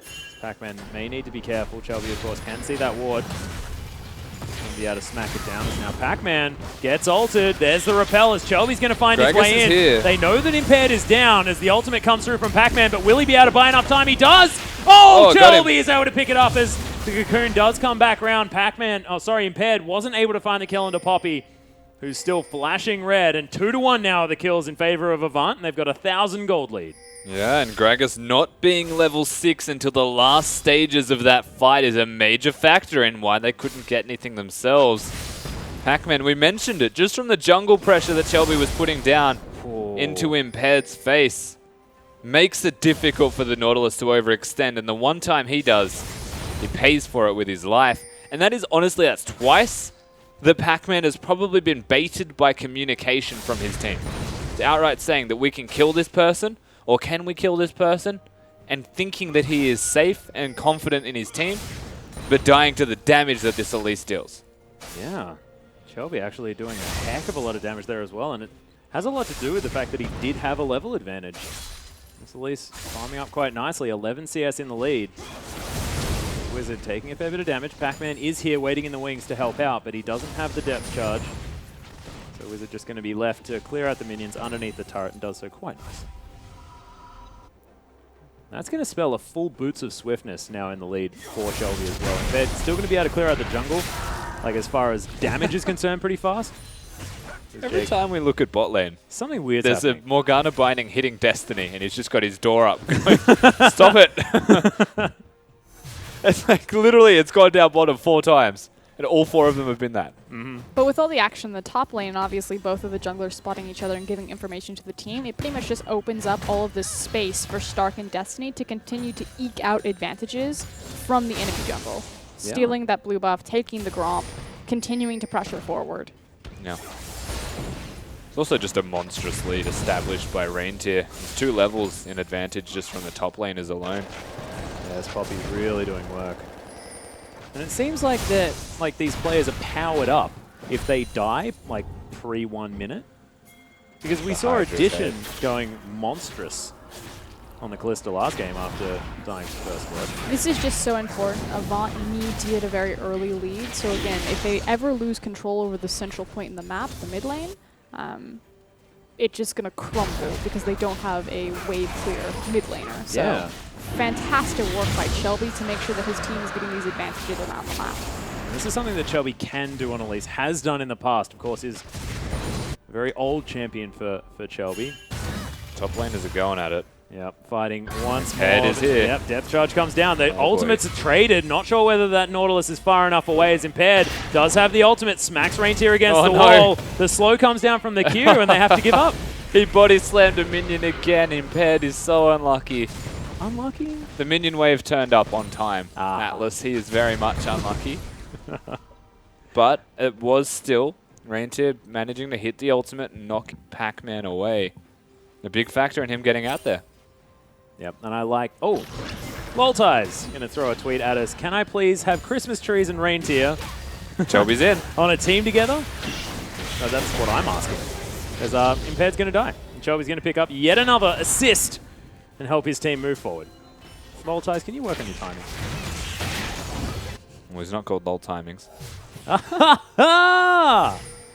Man, you're on form today. I actually found that genuinely funny. Reindeer. Yes, oh, man. Too bad we can't wear ties. Brilliant. What? Well, look, we can. We're just Rebelling. chilling. We're chilling, you know? It's a fun time here on the OPL desk. Damn right it is. It's Trident. And Avant going at each other in game number 3. Avant now with a slight lead. About 3,000 here at 13 minutes into the game, which isn't quite that slight, to be honest. But they've got a lot of work to do if they want to secure the late game that Trident probably will have in the bag, and see whether they can make the decisive plays. They've done it in the past. See whether they can do it again, as a 20 CS lead has actually been built up here for Triple as they're trying to break down this mid-outer turret. Might be able to get a bit of damage, but not too much. Yeah, but it's a bit of damage in the right direction. We talked about this Avant comp in drafting phase and said they need to be ahead to stay relevant. Well, they're super ahead if we look at their jungle, and that impacts the mid lane for pushing down the objectives. Yeah. Their bottom lane duo has been controlling the enemy jungle as well as their lane opposition. So everyone, if they're ahead or not, they at least have control, and that will very much translate towards this middle lane when the package is no longer there for Wizard. What I didn't realize is the fact that Shelby likes to build damage items, so that volatile Spiderling may actually help out a lot with the wave clear. What do you guys reckon? I think it's more so about Shelby's presence in keeping Impaired locked down and continuing to apply pressure to the advantage in top lane because he has so much burst damage. The fact that he has opened up kill threat on a Nautilus, It's a pretty big deal. speaks to his build path and just kind of what he's been doing for this team. He's getting Ah, value the out of that 2-for-1 sweeper. special. Whoa. Nailed it. That's game-winning. Game-winning sweeper right there for Shelby as he's now just poking his head in the enemy red side jungle. Impaired once again is camping top lane because he knows that bottom is essentially a lost cause and Shelby is always here. Well, Shelby is going to be discovered. Does have to deal with both the Nautilus and the Repel. Gragas. Just uses the repel, gets out of the way of the depth charge. Nicely done. That felt too telegraphed. I feel like this is such a polarizing performance from Pac-Man. Put him on the Trundle and he well and truly shows up, but this time around he's just making mechanical errors. Yeah. It's uncharacteristic of the recent Pac-Man, to say the least. Yeah, very true. Of course, has been showing that he can play these sort of carries, maybe to a little bit of a higher effect than the super tanks. Just feels out of sorts right now. Which is interesting. But Harold is now going to be taken down by Avant. I believe they have the jump on him this time. Nicely done. Didn't die to Herald, didn't die to Tower. Look at this. We're up. Confirmed better than NALCS. Can confirm. Oops. That's the judge, right? That's like the... Yeah, it's That's how you it's know. the gauge of Yeah. Definitely. If you can survive PvE, then yes. Then you're ready for the pro leagues. We're sorry, Dignitas and Renegade. I thought it I'm was honestly very not sorry. I thought it was very entertaining. Well, Trident, it's now their turn to get a bit of a siege on here in the mid lane. Triple, able to utilize the shadow, clear out some minions, and then loses half of his health. Yeah, exactly right. So this is the one thing that Trident have in their back pocket as a strength that Avant really struggle to answer without Roar engaging. And they don't want to. They're actually going to concede this if this continues. And Trident did a wonderful job understanding when they could do this, having the Iceborne Gauntlet. Yeah, he might actually die. Uses the flash. The explosive cask is there, but doesn't do enough damage as Impaired. He's going to save the life of the Braum, and the tower isn't going to fall down as Trident now move away, waiting for the next minion wave. That was outrageous. Like, what? Destiny walked up to the minions with his shield up and just said, like, nah, we'll save this turret. Didn't even ult for it, and then almost died. He's so lucky he dodged the body slam with his jump and then lived with, like, no health left. Honestly, I'm confused. It worked. Yeah. Don't even worry about it. Triple. Did get a lot of damage down onto Wizard. Decided not to go towards his shadow, just because there was a Morgana around, which probably could have locked him down with the help of that exhaust on both of them. That worked better than it should have as well, because it pushed them away from pushing mid. Like, He's done. no, but like, it worked so well that they could no longer push mid. They had to stop sieging, and that was a point where Trident were like, that should have been a free objective. That's how you use a flash to save a turret. Right there. But Wizard still with a heck of a lot of wave clears, just going to smack about the minions in the mid lane. Now moving towards the top side of the map is Reindeer. May actually be in trouble. He is in Pac-Man real trouble. Going super ham. He does have a CZ Rock portal, but it's not going to help him right now as there's the depth charge. Heroic charge gets him towards Impaired, but he's still going to get knocked up. The flash is available. Wizard's down with a heck of a lot of burst damage as the Poppy's trying to survive, but isn't going to be able to as Wizard picks up his first kill. That being said, Avant are going to be able to lock down Jakey and grab themselves an outer turret in the mid lane. Brilliant rotational play from this AV squad. So worth for Reindeer right there. He got so many resources from Trident that they're able to push down that mid-tier tower, and they may look for 2, at least get the teleport. Yeah, grab that teleport, grab themselves about a third of the damage on that turret there as well. Nicely played. AV, I mean, they understand what their weakness is, but they're playing towards their strengths here, which is all of that gank pressure from Chelby. Oh, this is mean, but they have a ward behind them in Pixel Brush. Yep. Oh, yeah, well, Triple's actually... Oh, God, he's in. Deathmark comes Wow. down. He gets exhausted. Will have to get out, but he's no. going to die. Pac-Man picks up the killer stock, has to flash out of the way. Impaired. Explosive cast is going to whip. The teleport's coming in as Destiny's so incredibly low, but Reindeer right into He's the alone. back lane. Yeah, the ultimate's down though as Addition just flashes over the wall. Wizard's Oh. gonna die. Stark somehow survives. What is happening in these team fights? As Addition now continuing the pressure as Chelby just leaves. He's like, I'm out of here, boys. Ridiculous team fights. Just absolute chaos is what these team fights are. Just it's mistakes and good plays just coupled together so seamlessly that it just feels confusing. I was confused, Rusty. I mean, like, Zed's engaged. It felt forced feel like because it was. Both mid laners just went ham in either direction. Yeah. Like, Triple died, and just watch this as well, because he goes back on top of this keg to get popped. It's like, oh, see you later. Didn't even die from Then the keg. Stark just goes super deep and has to flash out. The explosive keg doesn't connect. And Destiny's just sitting in the very front going, I am Braum, so like, good luck. And Reindeer actually knocks them all away, which is good. Dodges the binding because of it. Like, this is insane. And then Stark barely lives. Oh my god. Gets the dangerous game to keep him alive with no health. Like, all of that was just confusing. But, like, good. That's this whole game in a nutshell to me. Yeah. Well, I love it. That sort of chaotic team fight. Beautiful to watch. And look, Triple once again. We have different definitions of beautiful. do you mean? It was he beautiful. put the Zerat portal in the top lane. Oh, little rhinos. Yeah, it gives you vision every 4 seconds when one of those little guys spawns. Cute little rhino man. Protect it. Oh, Get off my yeah. lawn. In you go, Reindeer. That's the best part. Is now there's nothing Pac-Man can do about the rot portal. It's going to keep the lane pushed. Well, he also got hit by a door here as he gets smacked into the wall. Heroic charge down. Nice stun as Pac-Man's going to die. He saw the burst damage out of that spider lady. They might be able to get a bit of damage on this turret as well. Trident looking to try and trade in the mid lane. What I also love about the Rot Portal is that it gives you both MR and armor, one of the few items that does that, and against the likes of a Corki and an Ezreal, who Hey, both yeah, do mixed up. massive amounts of mixed damage, it's an excellent item. Get in there. From Stark Stark is going ham. Yeah, looking to try and go aggressive, but it's going to bite him. Mistakes His were addition, made. yeah, just going to auto-attack him to death. Impaired tanks up this turret. They grab the outer, and Triple wasn't able to split successfully towards the bottom side of the map. Now moving over towards the mid lane, might see what he can do. That is one of the strengths, though, of what Avant have currently got. They put the rot portal in one lane, Triple's in the other, and then Poppy can group if it comes down to it. Well, Impaired making his way around. He's going to get spotted by the ward. It's Reindeer. Oh, cheeky back. And they're distracted by the little beetles. Beetles. Rusty says beetles as well. They're definitely little rhinos. Unfortunately, if it was only up in the last brush, as opposed to the first brush, it would actually apply pressure to that second tier tower. So it's just a little bit too far back. It's all right, he'll have another one soon. Yep. Set him up. Oh, Triple looking for addition. Doesn't have a QSS just yet, as he's only finished his first core items, but that is a big deal for this Ezreal. Gonna have a lot of utility. Yeah. Fair bit This of damage is now as well. Also a game now from here on out that's played around the map. So AV, when they won their first game, they were running a composition very much similar to this. They have shown adaptation in the Poppy's item build. Yeah, I like it. And they'll be able to effectively 1-3-1 to some extent, whether it's the Rot Portal sitting in a side lane Z in the other, or whether it's Poppy with a Rot Portal Z in the other. Yep. They can do as they would like, but that is all initiated through vision.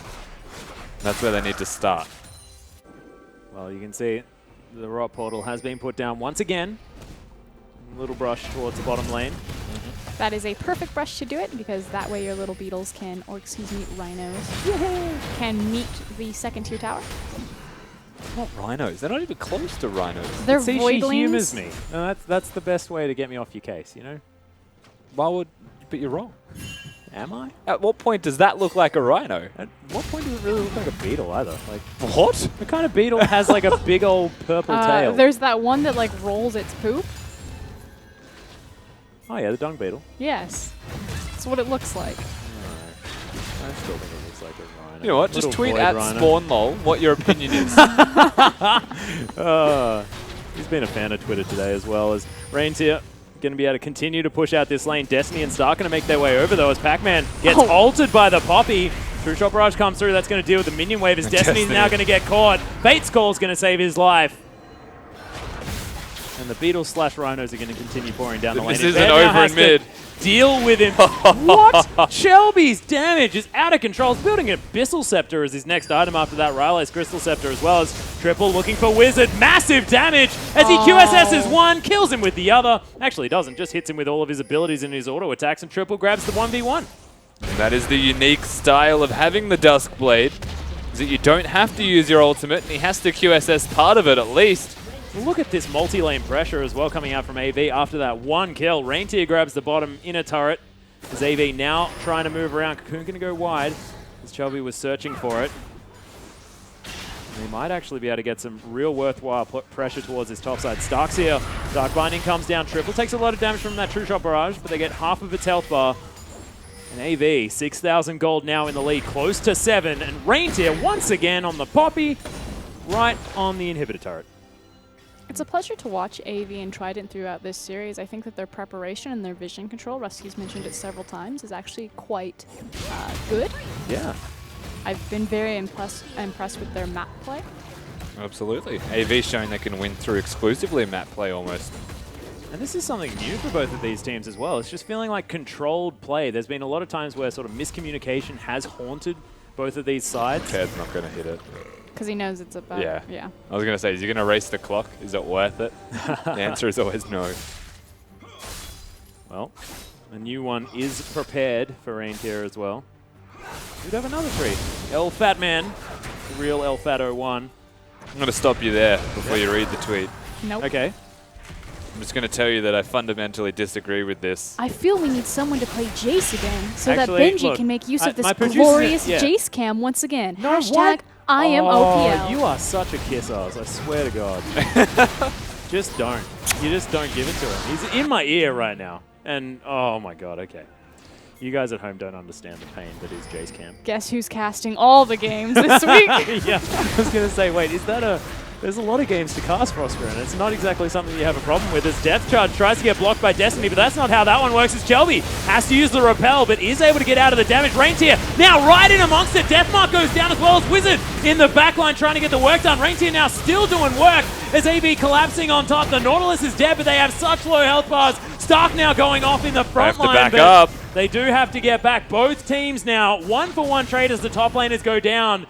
But it's what happens at this stage. Look at that damage from the Volatile Spiderling as AV. So Impaired has Flash. Yeah, they don't quite know what to do as well as Impaired is another tank for the team. That is This going to is be a so big awkward. deal. Yeah.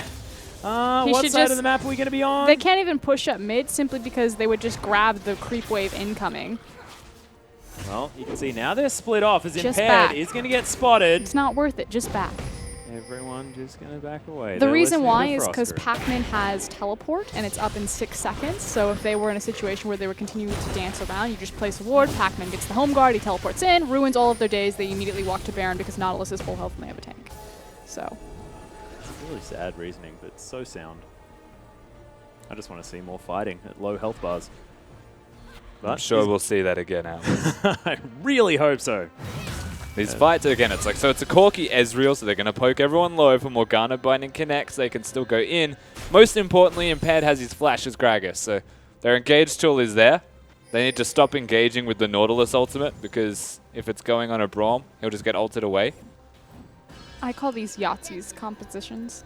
Oh, yeah. So the reason why I call it a Yahtzee, it's like you kind of roll the dice until you get what you want. You throw out the Dark Binding or the Cocoon until you get what you want, and you just continually throw it out until you get Yahtzee because you catch someone. You have to yell it right when you get it. Yep. I like it. Well, It's like a really crappy anime where you have to yell at all your power attacks. that's not a crappy anime. Isn't that like all of them? Yeah, it's just anime. I don't Well, there's an opinion that's just been discovered here on the Don't desk. like Jace Cam. Don't like crappy anime. I don't know. I can't work with this. Wait, you do like Jace Cam, don't you? Or were you lying? Oh, she's just trying to get in Benji's good AV books. have started a Baron. Yeah, here's the three-man Baron as Triple doesn't takes like the health. majority of his health bar. Exactly right. It is going to get discovered. As That- Destiny just says, I got a door. Please don't be mean to me, Mr. Baron. That Head over to awkward the side, moment. stops it. But the Xerath portal has been placed again. I mean, that's great. I'm hoping that they find some use from this particular Xerath portal. In saying that, what they should have done was let Reintier set up before they decided to lose 90% of their health on the Baron and not have lifesteal to get it back. Let's so be fair. It was like 70%. like, I'm going to go with 80. Oh, Pac-Man. Get in there. Oh, Heroic smacks charge. it. That was a weird Catch the buckler. interaction. You know, Poppy's ult can be brought back down by a Nautilus Q. So if Naut Q's a wall and Poppy ults him away, he just comes back. That's cute. Yeah. That's really cute. It's like when Tom Kenji eats someone and Poppy, yeah. They go on a journey together. Oh, Rhino Cam. Or Beetle Cam. Whichever one Dom, you want. when you say it like that, It's all about delivery. I have the ability Beetle to do that Cam. right now. Beetle Cam. Or Rhino Cam. All right. They're towards the top side of the map, though, looking to try and split push, but that's a lot of members of Trident that are there. Reintier once again in his natural habitat, which is underneath an inhibitor turret of the enemy team. Getting smacked by it as well, as Dredgeline is going to miss. Pac-Man chasing after the Poppy, but not exactly going to find anything. Stark once again in this Baron pit, and AV trying to get this dance to work. My favorite aspect is the Zed in his natural habitat, standing in bushes, waiting for someone unsuspecting to walk by. the secret to being a ninja is being a bush. Yep, I like in the it. bush. That's how it works. On that note, though, we're looking at a Poppy just pushing bottom lane, unrelenting in doing so. Oh, in the bush. You have to remember that the answer to any Xerath portal is a Xerath portal. I'm not kidding, that is the only counter. Well, So he they're does going to a have raptor two clip. soon. Once again, AV, start up the Baron and pull off. Okay, guys, this is what you need to do. Set up your triangle vision, go in, sweep out, deny the vision, get Shelby to stand in a bush because he has Cocoon. They will have to check the Baron. You will get the pick. You will kill them. You will get the Baron. Right now, the issue is that they haven't invested their back timers. This is what they haven't invested their back timers or their gold to significantly take control over the red jungle as well as the Baron pit. And now look at their inventory. Bam, they finally invested in the back.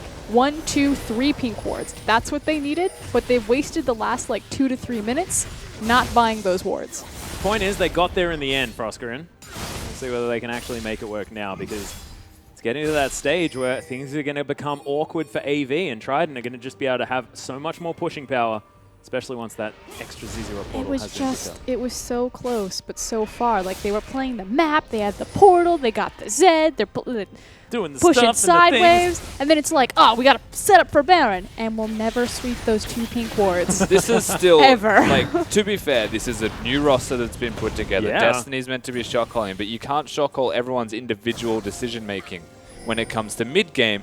And being a new team, you're prone to having this situation where you could have a lead, but if it's not over 10k, you just kind of sit there and twiddle your thumbs and go, well, let's try and make a pick. And it's very hard to actually communicate the next step. I'm just imagining all, like, the seagulls from Finding Nemo, like, pick, pick, pick, pick, pick, pick. Pick? Pick? Pick? Oh god, it's so true. Beautiful. No, but there they go. They've now cleared out all of the vision. They've swept it, so that's great. And there's their pick. Yeah, might be able to grab it here as the stun does land onto Impaired. Decent use of the cast to try and get the disengage, but Shelby's back on top of him. Triple's in trouble. Yeah, they've immediately got out as the Black Shield was there. Oh my goodness, that Dark Binding was so incredibly close to securing Triple's death. But he is going to be able to make it out alive, and that's a huge deal here for AV. But this is totally fine because it frees up Reindeer to finally get the advantageous pressure on the top, or excuse me, on the bottom side of the map. Yeah, and they'll bring 2 here. Unfortunately, Zed does have to recall, so they can't look for the Baron. But what they can do is look for a pick now that they still have that vision control around the Baron area. So fast, man. Even around dead turrets. Zero Portal is silly. Well, we've got 2 of them now, so we're about to watch the most epic battle of a lifetime. The Beetle Cam showdown. Beetles versus Rhinos. I'd watch that movie. I want Reindeer to defend this. Totally a rhinoceros beetle. That's what I've said this whole perfect time. Chomsky. I have said this. Yeah, I know, but it's both. It's sort of like a, And it's I've a still rhino said and this. a beetle. And I have still said this. Yeah, but you haven't let me have the rhino part. You just haven't No, given it. because you're calling it a rhino. I know. It's a rhino beetle. Like, we have had this conversation Why at least is the 3 rhino times. beetle called a rhino beetle? Because it's a beetle that looks like a rhino. It's not a rhino. It's like a rhino. You know how big a rhino is? And these are mini voidlings. Nothing on this map is to scale. Let's be real. Have you seen Vayne? My She's favorite like part- taller than a turret. Is that they're on opposite sides. Never mind. I feel like this is a conversation. I will for another just day. quickly say that, like, a rhino beetle does not look like a rhino either. Like, It's a bit. It's got like the horn at the front. Oh, this just gets you every time. Oh dear. I will keep going back to it though. 'Cause I think it's something that we really do need to discuss. And I feel like on air is the best time to do so, as well as Reindeer and Pac-Man are going to be fighting. And AV just trying to hold off. And this is where things could become difficult. Okay, this For is the the AV Yahtzee. lineup. Yeah, throw You him got... out. Nope, he tried to Package. juke him. Wants to get that Rylai slow off his little W. they are against the Morgana, though. So they have a lot more of a challenge. It's like landing 2 at the same time. We'll lock it down. More of Malmortius almost completed for the Zed. More of Malmortius actually completed for Stark, who's doing full damage this game. I'm also very surprised that they haven't kicked Triple out into the top lane. I was going to say, he just joined the team. Hey, he's done well. Yeah, I wouldn't be kicking him at all. Don't necessarily need him to do that, though. I feel like Trident, they've got really strong engage tools.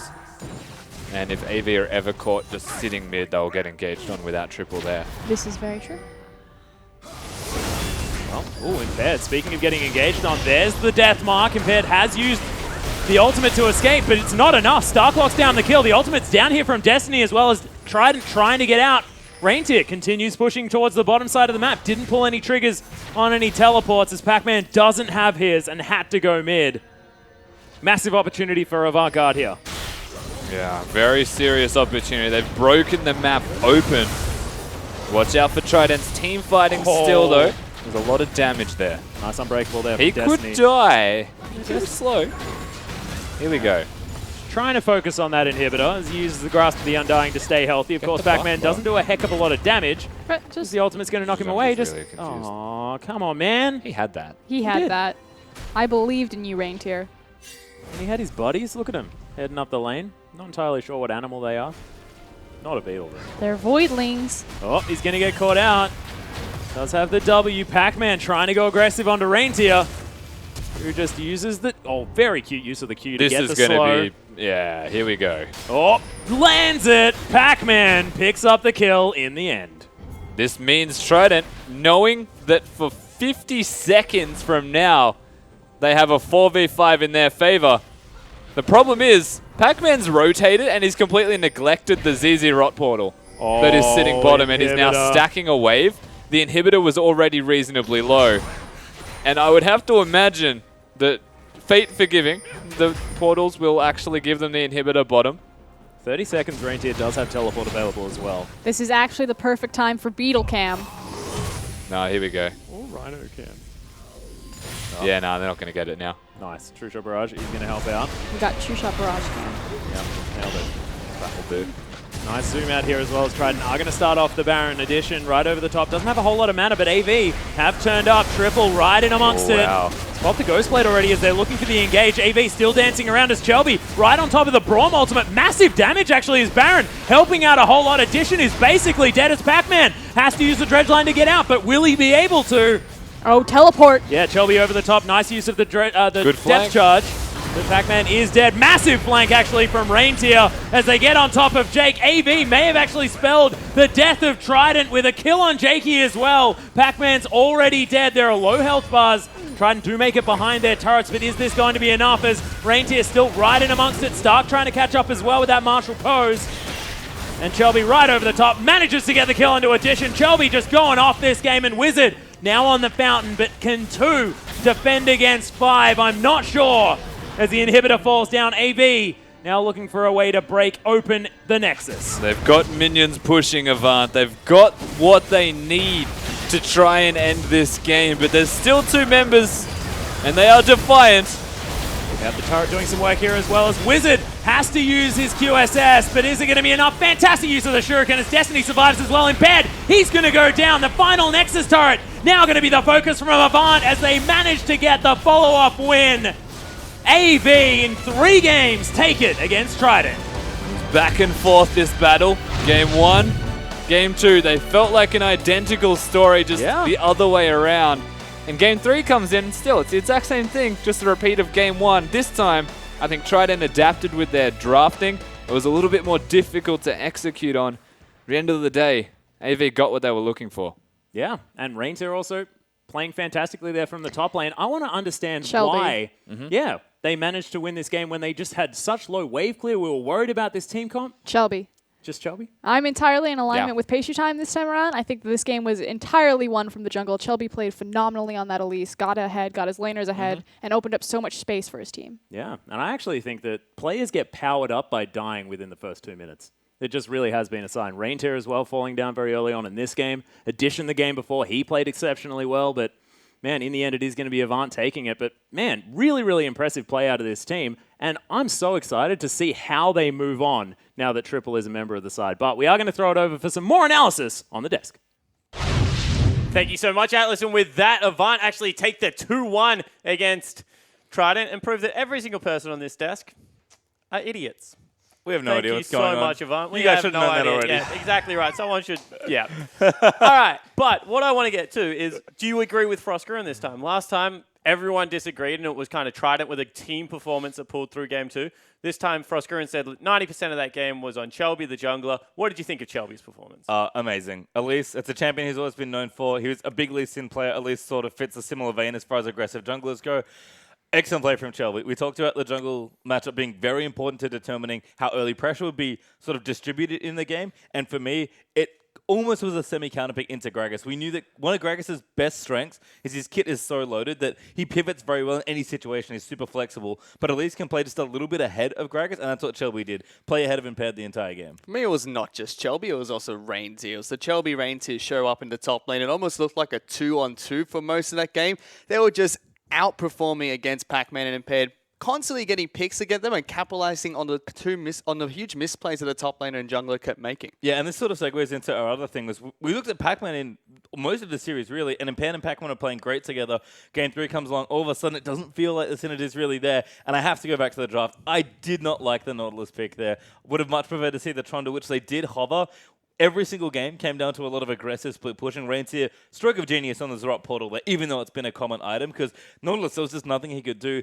Trundle they can still teamfight with, and I felt like split push much better. That felt like a better window for Trident to get in the game. And we said we felt like it was going to be the team that pivoted first, you know, especially in the bottom lane aggression. This time it was Trident that picked a very neutralizing bottom lane. They went with the Ezreal, and it was on Chelby that it was like, okay, cool. I understand I can no longer gank this lane. I'm going to the top lane and dictated the pace of the game. The other area that we wanted to watch was the mid lane, as we spoke at length about Wizard and the Corki pickup. Little bit more of a I guess, aggressive performance out of Triple, but still a very back and forward laning phase. Definitely a very back and forward laning phase, but this time round, Triple was not able to get the huge advantage he had in Game 1 and Game 2. No solo kills against Zed, wasn't up by a significant amount of CS. In fact, he was down against Triple, so we did see Wizard not having the spectacular performance anymore, but bottom lane really caught my eye because in Game number 2, it was bottom lane that shined for Trident. They were playing fantastically. This time round, they were not able to put the weight of Pac-Man and Impaired from the top lane and jungle on their shoulders, playing that very passive Ezreal game. They were not able to get ahead in the bottom lane,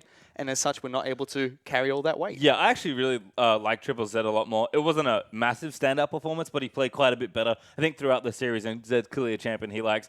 I did not like the Ezreal pick, unfortunately, from Edition. He's a good Ezreal. Ezreal's a fine champion, but I feel like they could have done it with almost any other thing. We talked about bottom lane being important as far as getting the game going and where teams could look for an advantage. Yes, it was more neutral, but I would rather he would have picked Lucian and tried to get a bit more aggressive. Yeah, and with that, it was actually Avant that took to 2-1. But Trident fans, don't despair because they have another game tomorrow. It is actually our OPL Legend match as Legacy take on their former sister team, Legacy Genesis, and now Trident. Want to get your early thoughts on this game, gentlemen. What do you think? We've seen a lot from Trident, a lot of growth. They went 2-1 versus Direwolves. Can they do anything to upset Legacy? Well, yep, they've had a lot of growth. They look a lot better with Wizard in the mid lane as well, but I don't think anything's going to really stop the branches from dropping. I mean, thankfully, we're going to get another awesome jungle matchup this time, Carbon versus Impaired. But as far as tests go and growth goes for Trident, this is going to be easily the biggest one they've had all Yeah, year. and I think Carbon's last comments on Impaired were, as a disappointed father, I look on in disgust. But we'll see whether Impaired's able to take it to him. However, guys, we have one more best of 3 coming your way tonight.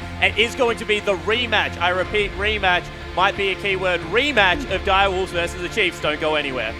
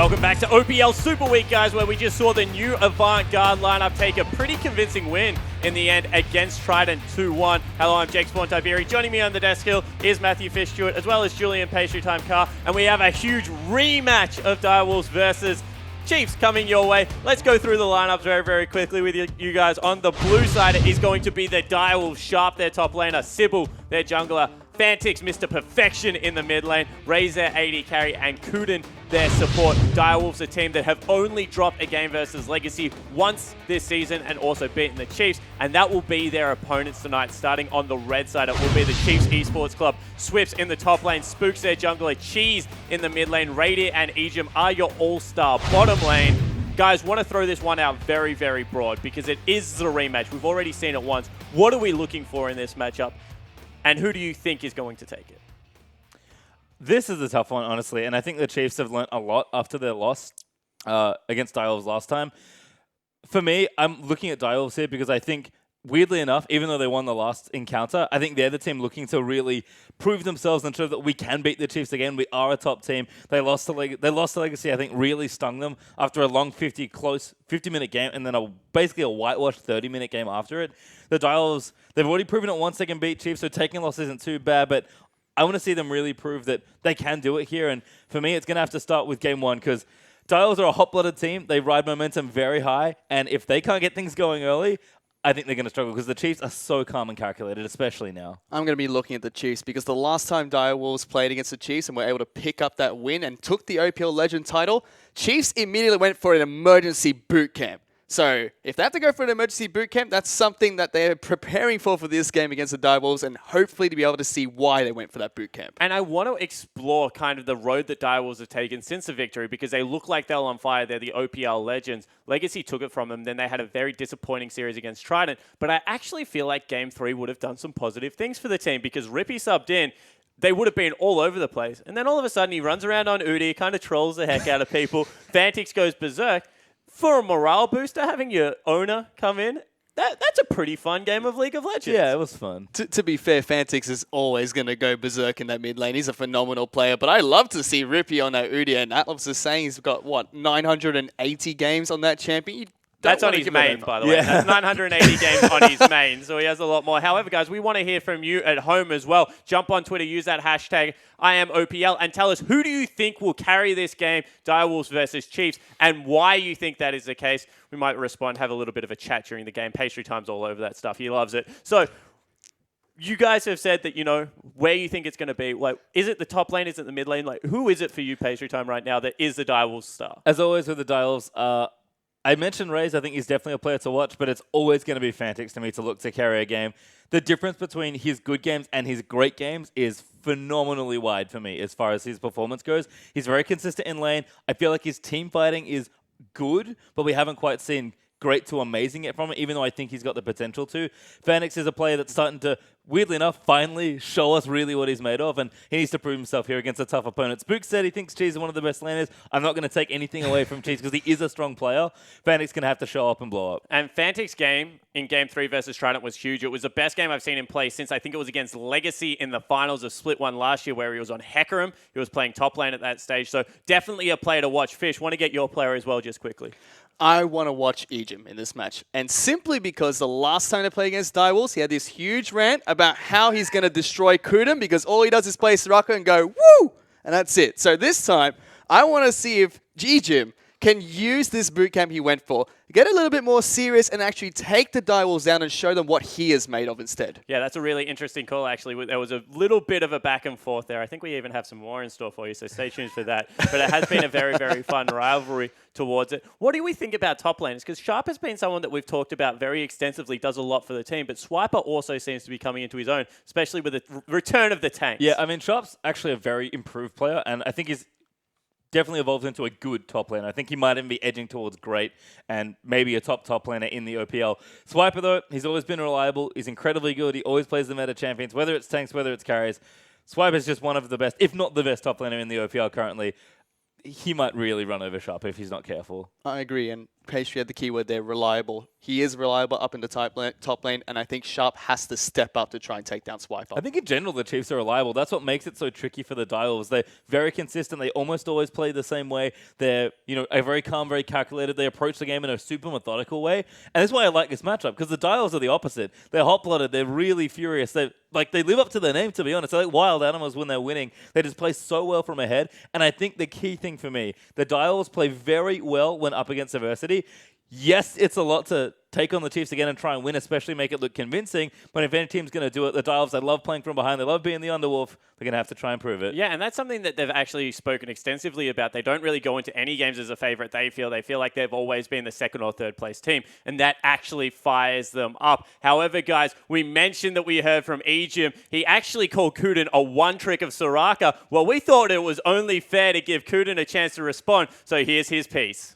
I feel very honored that Ejim respects my Soraka, and I can play every champion at the highest level, not just Soraka, but I am the best Soraka in Oceania, no doubt about that. I wish to replace Ejim as the support everyone looks up to. My opinion has changed on Kuden. Yeah. I think I was, like my first interview, I was like, oh yeah, Kuden bloody one-trick Soraka. I don't know whether it was just like a matter of, it was like pre-season, and like I guess I hadn't seen him play too much, and I was like, who is this guy? Like, I don't think he's very good. I think he's like definitely improved quite a bit. So I don't know whether it was just a case of I didn't recognize his actual skill in the beginning, or whether there has been a marked improvement between then and now. I think he's quite good. Well, welcome to the Caster Desk, and thank you very much, Ejim, for taking back your statements, because Kuden has been playing well, even when he's not on the Rift. They're getting victories.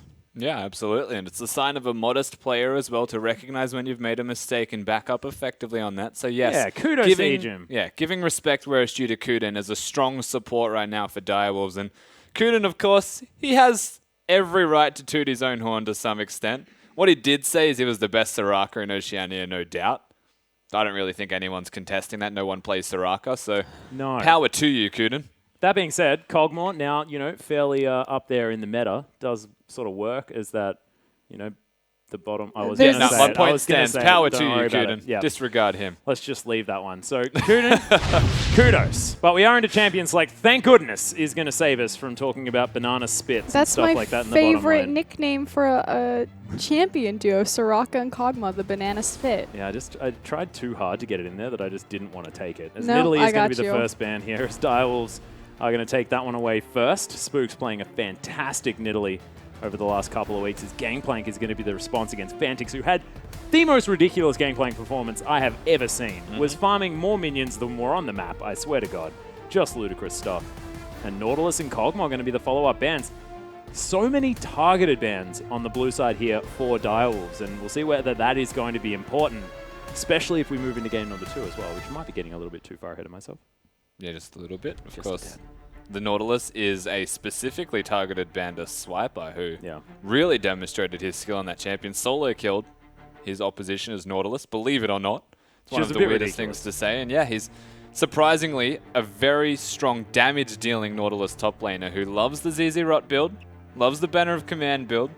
So don't be surprised if he goes to something like the Galio that he's got up his sleeve. I just know that Coach Jish isn't letting him. The up your sleeve Galio. When has that ever happened? I don't know. I'm ready for the Galio. So am I. Super ready. As Elise is going to be the final ban here for the Chiefs, away from Sybil, which is an interesting one. Sharp now with the first pick, and we'll see exactly what he's going to take away. Callista not going to be left up. Ray's going to snap that one. As Radiant not going to have what is arguably his most powerful champion there on the bottom side of the map. Yeah, but Gragas is still available also. Yep, a few power picks. Poppy does come to mind as well. Gragas Alistar is your first rotation. Ejim's a great Alistar. They have to choose, I guess, between Braum also. There's lots of options available to the Chiefs. And with Alistar and Braum both up at the same time, do you sort of not worry about prioritizing that, or is there sort of one clear one? You pick the one that is better against Callista and not with the Callista. So Direwolves, they've already shown their AD carry. Perhaps you want to pick the Braum in particular so that they don't get the combo with the stun, put more Ren stacks in, or you take the Alistar to a deny hard engage. Depends on what you want your composition to be. Well, they have been listening to you, Rusty, as it is going to be the Gragas and the Alistar locked in here for the Chiefs. So versatile, definitely powerful at the moment. And I love seeing Spooks back on the Gragas as well because it has been a while. Yeah. The Direwolves to make their decisions, and we'll see what they do pair with this Kalista. Often it is going to be the support and the jungle locked in now just so that they can hide their solo laners for a little while.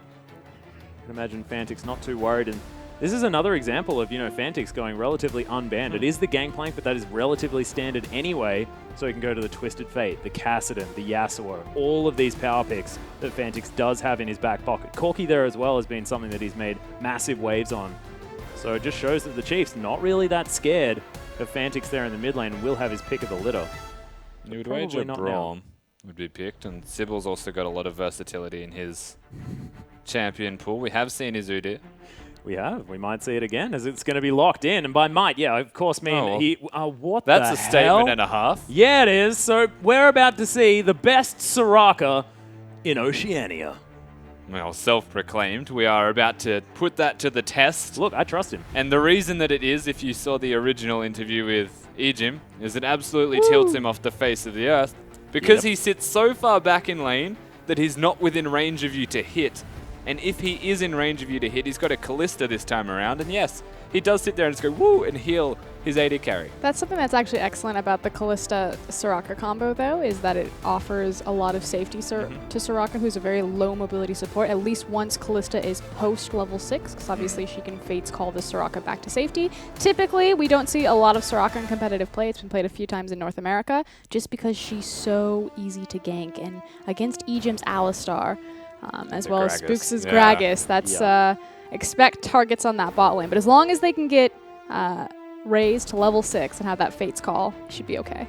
Well, Cheese is going to lock in Anivia as they save the top lane pick till last, and Rady are going to go back to his comfortable Jinx. That is going to be their answer here at the moment for the Direwolves. Well, Static Shiv got a buff and a few changes on 6.3, and I think that item works wonderfully with Jinx just because she can proc it twice as fast as pretty much any other AD carry with her Get Excited. He's very much a Hurricane player as well, Raider. Oh, okay. I think the only reason he plays Jinx is, like, he's an amazing Jinx player, right? But he just loves Hurricane because you just clear the back waves and push down turrets. And this plays to the Chiefs style as well. Yeah, well, they got wave clear for days and just 2 champions as well. They picked up Anivia Jinx, and then all of a sudden any wave clear problems that they ever had is gone entirely. As now Fantix does have the opportunity to pick up his Twisted Fate, and paired with a Malphite as well. I mean, massive amounts of engage. Their pick potential's right there as well.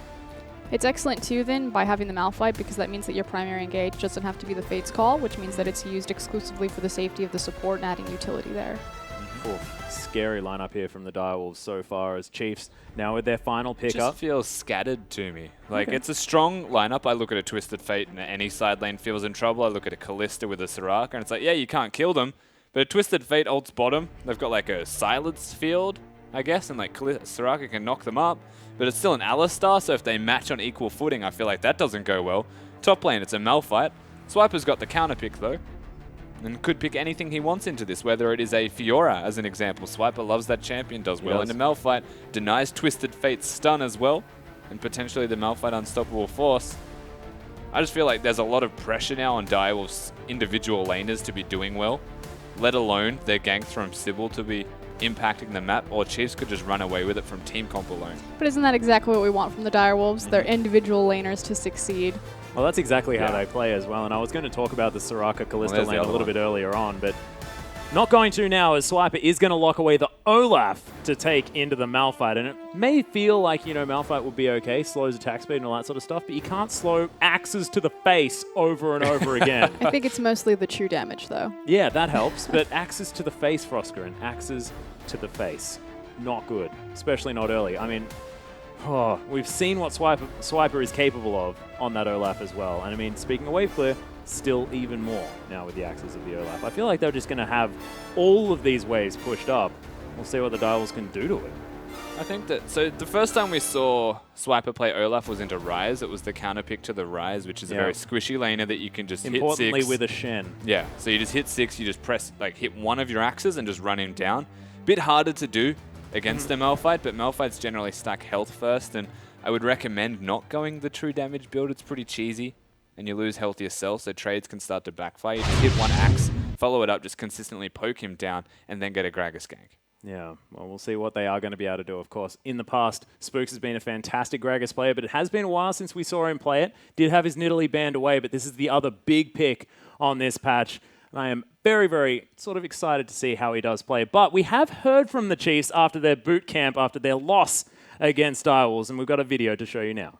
In the Direwolves OPL series, like, a lot of our problems kind of like reared their head. So I guess it was the realization that like our current state at the time was pretty bad. Like we had pretty much an emergency boot camp because we were worried that we had no direction, and we really didn't. We literally, in that series, we had like our carries A-ramming mid, and we had absolutely no direction at all. As a team, we're like, I guess historically pretty slow to like pick up on the meta, but once we get a good grasp of it, we kind of like, well, I guess historically you could say like we get a grasp of the meta and then we like dominate with it, sort of thing. Just B game. Sybil gonna catch in onto Egypt. Yeah, this is They game. will end this game. We call the Direwolves passive, but not with their new AD carry. This is a revitalized Direwolves, and they beat the Chiefs. And that kind of comes back to the whole losing Swiffer thing, like no Swiffer, no clue kind of. I think a lot of us in the team think that when Swiffer comes back, he's just gonna be garbage. You can't just not play League for like such a long time and then just come back and expect to be really good. I guess we're expecting Swiffer to come back and practice really hard and then eventually slot back in the team because he fits really well in with the team. He makes the critical calls. But if he's unable to make the transition into the meta, then obviously we're just gonna have to stick with Cheese.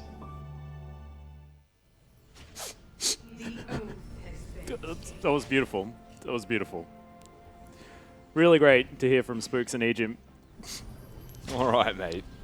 Calm down. Can I have a minute? It's okay. You don't have a minute. We're on the Rift, Atlas. Oh, we are indeed. So, of course, welcome to Summoner's Rift, ladies and gentlemen, for Direwolves versus Chiefs, the rematch. Rematch. So, yeah, so spawned, so subtly put. As Spooks and Sybil are going to be dancing at one another. We shall see how this match goes so far. Here we go. Listen to 5-point Sybil. defense. Ready?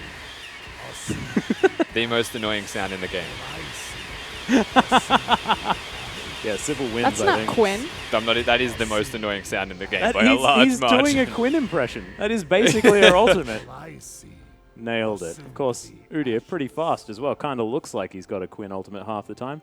Whereas Cheese is just Quinn without the Quinn.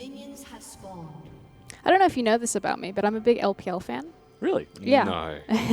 What's an LPL? And it's funny, I've known a few of the chief analysts over the years, and every single time I managed to watch the OPL, the Chiefs' compositions always remind me of EDG. They happen to be a Chinese team. I don't know if you've heard of them. Oh, okay, cool. But they used to What play... does EDG stand for?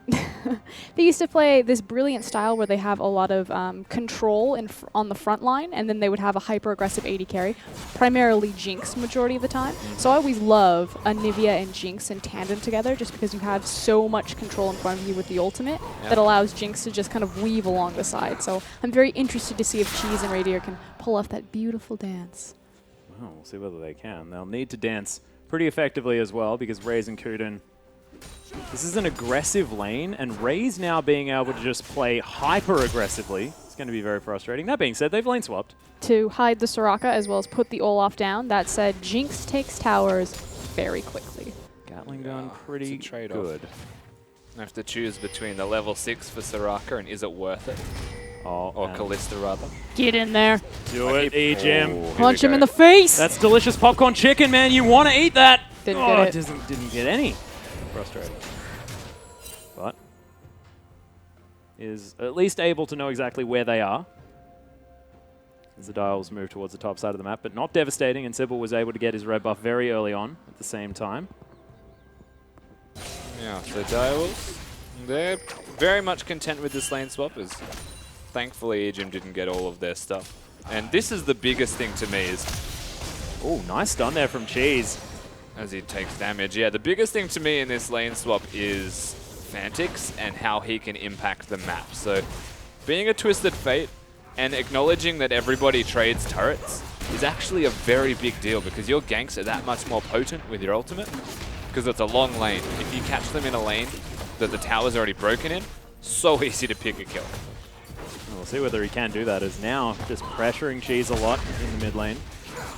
They're not getting this. It's also a big issue that the Twisted Fate is in an isolated mid matchup, especially with someone like Fantix, who's such a high caliber level of player. Cheese has a lot of kill pressure as Anivia. She has very high base for her abilities. Likewise, obviously, that massive AoE stun.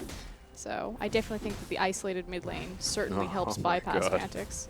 Oh, Swiper, he was watching NALCS and now he's like, oh, no, I don't want to go that far. No, so he just recognized that he doesn't want to lose health, which is a very important value to maintain. And the Direwolves were also a wave behind with their pushing. So capable of sitting back, you know, denying another wave, and should be able to get it with these three. Otherwise, yeah, easy.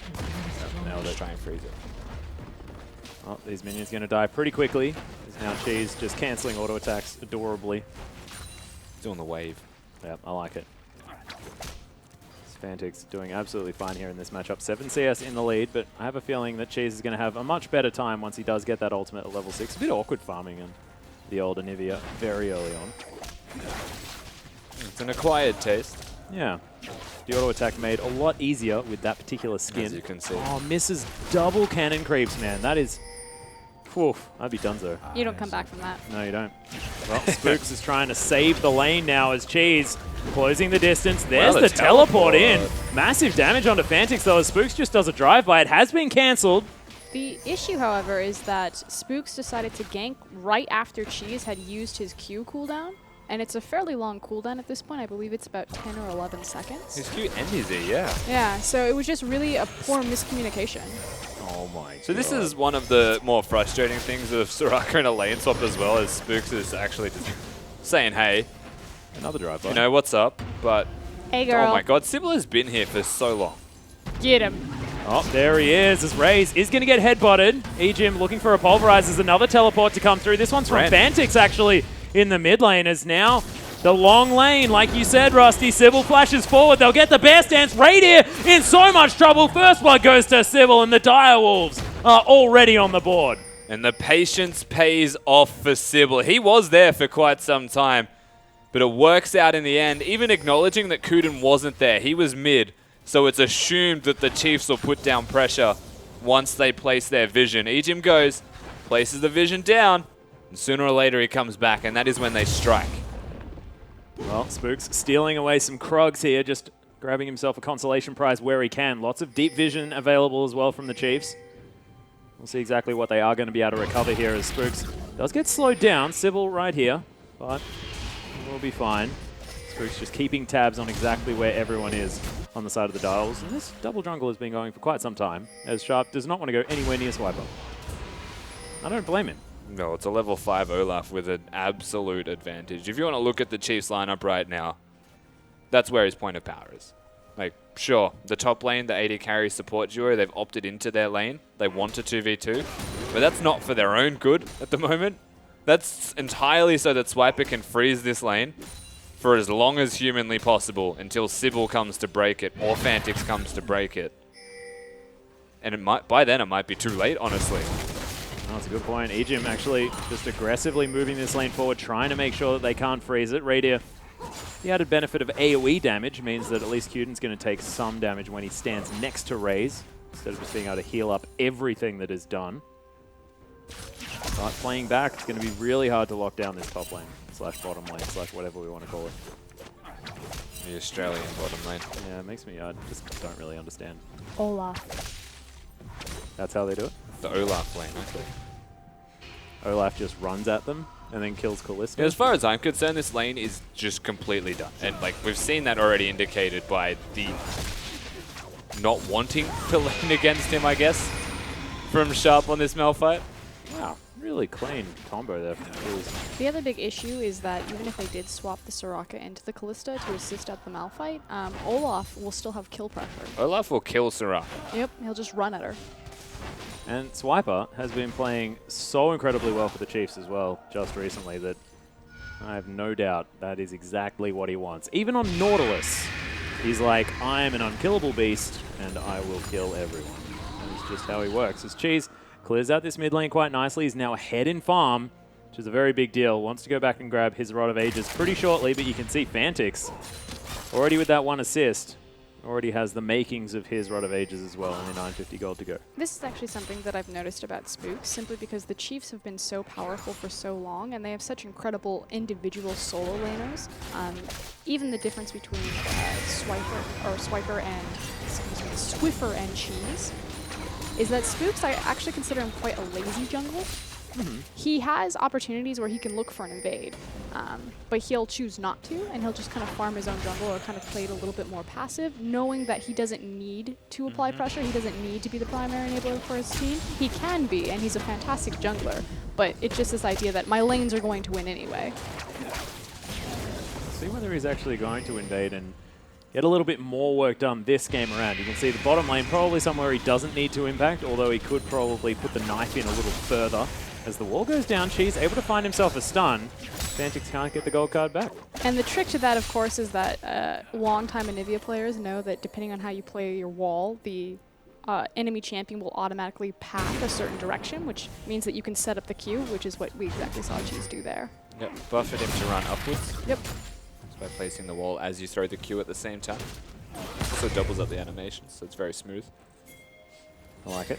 Spook's now looking to go aggressive here in the mid lane, but Fantix having none of it, and Sybil paying some attention towards the other side of the rift. 40 CS to 35 as Sybil on this Udyr has pulled ahead, going towards that Runic Echoes build as well, we have been seeing.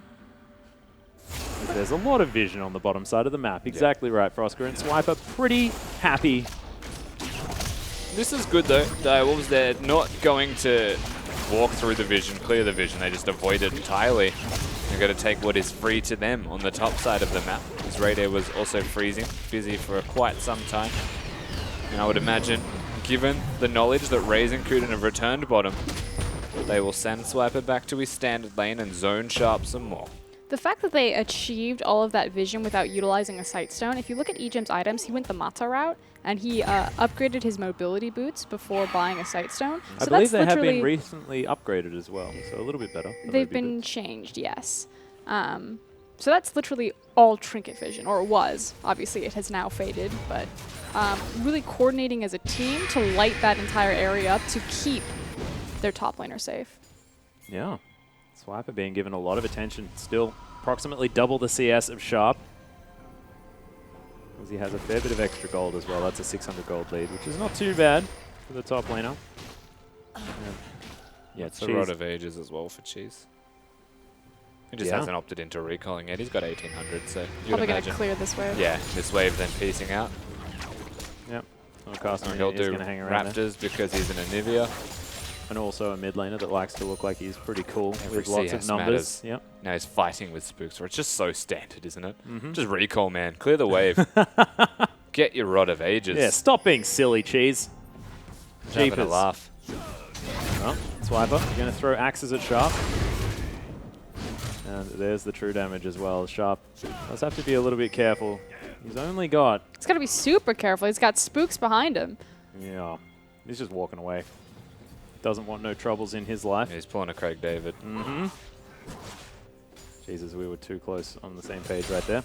Spooks on a ward, and Swiper just putting the pressure down towards the top side of the map, and Sharp not going to be able to go anywhere near this turret. No attention is actually being delivered here on the side of the Direwolves. As Sybil is on the bottom side jungle. He's going to look for something onto Radio and Ejim as he jumps all the way forward. Fantix getting headbutted underneath the turret straight away from Ejim. Really nice play as the teleport gets cancelled from Swiper. We'll see whether he's... Oh, actually, no, it was Cheese who blew his, as Swiper still has his one in the top side of the map. They are going to be able to grab the top outer turret. Nicely played by the Chiefs, especially Ejim. Man, yeah, what a headbutt. Ejim's headbutt was phenomenal, but he also had to pulverize Sybil so that Jinx would live, and it made you question why he was pulverizing the Udyr when he's just knocked TF under the turret. Well, he's still got the summoner spells out of Fantix. No flash now available for the Twisted Fate, even though he had to use his own. And yeah, look at the amount of damage that Radar copped. Sybil, if he actually got on top of the Jinx, would have probably killed him. Yeah, really nicely done. That was through a heal. Goodbye, Twisted Fate. One thing we do have to say, though, is the fact that Direwolves bottom lane, 20 CS ahead now. As far as this lane swap is concerned, very successful, and they grab themselves the first dragon of the game. Direwolves ahead by about 1,000 gold. Boop. Yep, but in goes Spooks, delivers a kill to Cheese. Cheese says, thank you very much, I'm a bird, let's take this turret. Yeah, it's about what Cheese said. Of course, gets the kill completely delivered to him. And that's the power of Gragas. That's the power of a perfectly executed gank as well. I mean, that's how you do a flash body slam. Spooks, thank you very much. Gragas is the answer to the OPL ARAM. He breaks it instantly. Well, so is Malphite for all Yes. intents and purposes, but both teams have their respective counter. So neither team should be ARAMing. Raise. Stick and sticks in minions now in the mid lane, just making up for the lack of Twisted Fate. But now with a death under his belt. Does have the Rod of Ages, does also have an Aether Wisp as he's building towards that Lichbane for his next item. Also likes to have a bunch of extra movement speed if he can. Finally, though, Sharp has gotten the freeze on his side. The sad part As is he's it'll never pushing it, freeze 'cause he's he got the has- bomb yeah, sender. Exactly. Rip. Well, he's got creeps. He's only like 50 down. That's true. You can now push that wave. Of course, it has freed up the Olaf, who's now just hanging out in his own jungle. We'll see where he's going to go. I mean, he's so safe on an extended lane simply because his ultimate will allow him to walk out of any sort of Destiny gank. Yep. So I feel at this point, Swiper should just shove it in. Absolutely. I think I'm most saddened by the fact that he's not building a zero bottle champion. What? Why? You only get Black frustrated. Cleaver. It's just disappointing because, you know, Swiper's the guy who hyped it up. He was the first player in the OPL to do it. Yeah, that's a good point. He's also, again, the Galliard. Oh, Get in there. Coonan. There's a headbutt pole for EGM. Not going to find the flash. Good flash. Yeah, very nice from Coonan. Make sure that he survives. Fantix locks down his own blue buff. Civil delivering that one over. His Runic Echoes is completed. Now building just tanky items. See what this Udyr is going to be capable of as we move on in this game. So far, managed to lock down first blood for Direwolves. And now running at Radius. Oh, the never-ending Flashes journey. over Here the we go. top. Oh my goodness, just runs right over the Chompers once again. Destiny's here, Radiant moving out of the way as he gets the zap. Nice explosive cast because Fantix just getting delivered, but massive ultimate comes out. Raze now in amongst it as Fantix is going to fall down. Super Mega Death Rocket being so important. Sybil just gets collapsed on, and the Chiefs so coordinated. Fate's Call fair is enough. going to get him Kuden out, and Raze is going to deliver him to safety, but it's a 2-0 in favor of the Chiefs. That worked out surprisingly well for the Direwolves, given how badly that started out. The Chiefs just kind of run over the top of them, though. The Olaf gets in with the teleport, and the fact that Sybil flashed to get onto the Jinx actually backfired and bit him in the bum.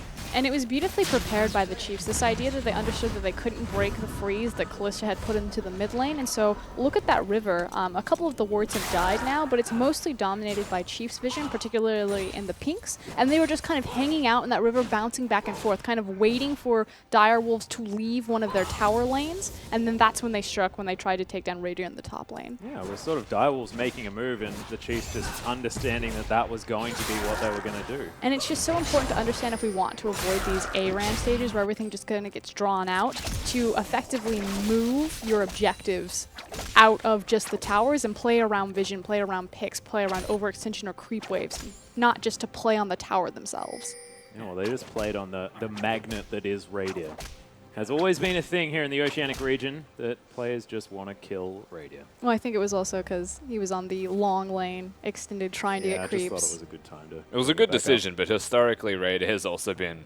Yeah. So he was super aggressive. He was the cocky, you know, I'm the best AD carry. Oh, he's the Name of Yeah, and OPL. then He everyone also camped him. was the best AD carry, which is a bit frustrating. But they beat it out of him. Yeah. Like, everyone camped him to the point where he just didn't know what offensive meant until he laned with Egypt again. Where the power of aggression was brought back into him. Thank goodness, too. Absolutely. Really good to see him flashing forward as Sybil tried to take the Gromp, but I believe Spooks was able to lock that one down. And he's managed to catch back up as far as that farm is concerned. Ahead by a few items here, as he does have those extra assists. Nicely played so far by Spooks. And the Chiefs claiming the gold lead for themselves. 1,600 gold. It's going to be them as Egypt actually has to use the ultimate. Sybil's going to find the cow as he headbutts him back. Yep, those little shields rotating around him are going to keep him safe. And this is Now, that's a big actually cooldown. a historically similar thing that the Chiefs always do, get caught out with deep vision. Ejim, whenever they lose games, even internationally, is getting caught placing deep vision.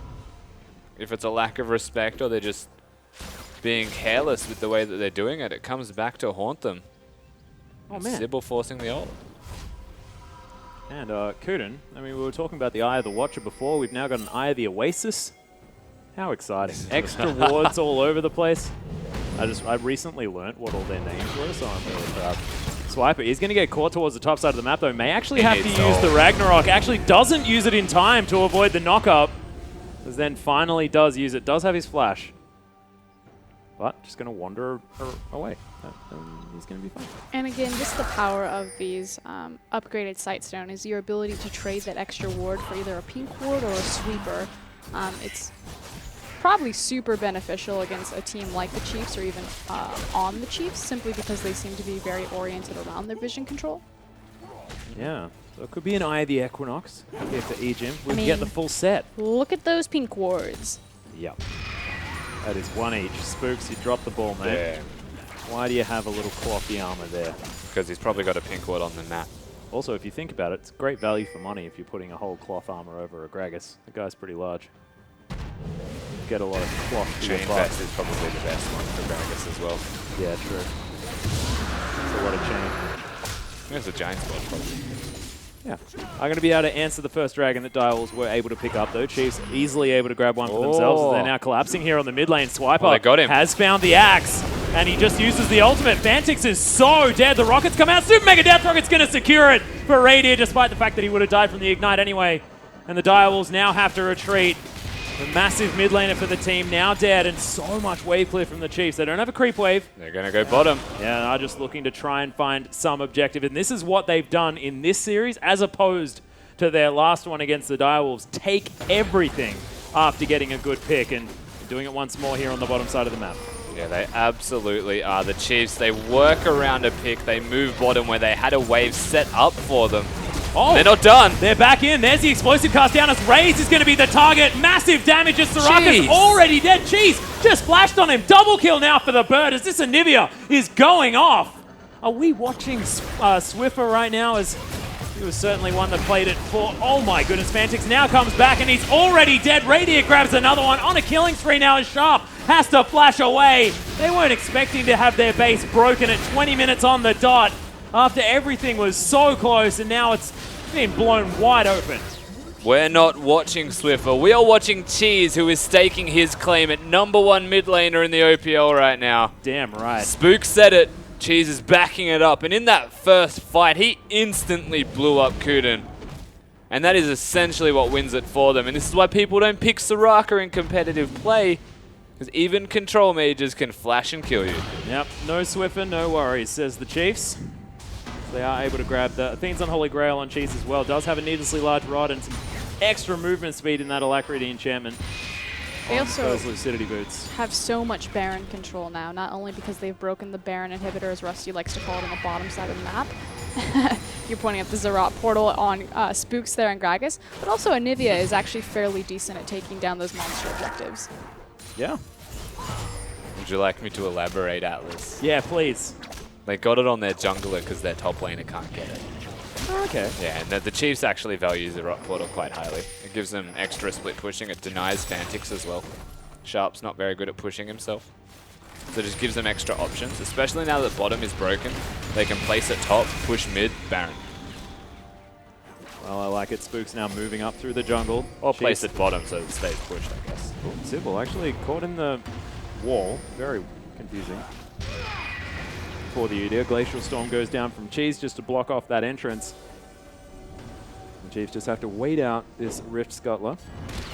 As Destiny's going to be used, and it is on top of Radier now as well as Sybil is going to flash on top. Ejim wants to find something as he just smacks away Fantix. Radier just uses the flash. He's going to be safe as he turns back around. Some rockets now as he picks up the kill. Massive ultimate from Sharp, but I'm not sure whether that's going to be enough as Cheese gets taken down to his egg for the first time this game. Now Ejim with a lot of sticks in him does have to be careful. Nice double axe there from Swiper though. Yeah, right on top of Kuden, and Swiper doesn't want to go too far forward, but they just couldn't lock down the kill into Radier. Meanwhile, check out what's happening in their base right now. Oh, Raze. Oh, nice use of that martial post to get himself over.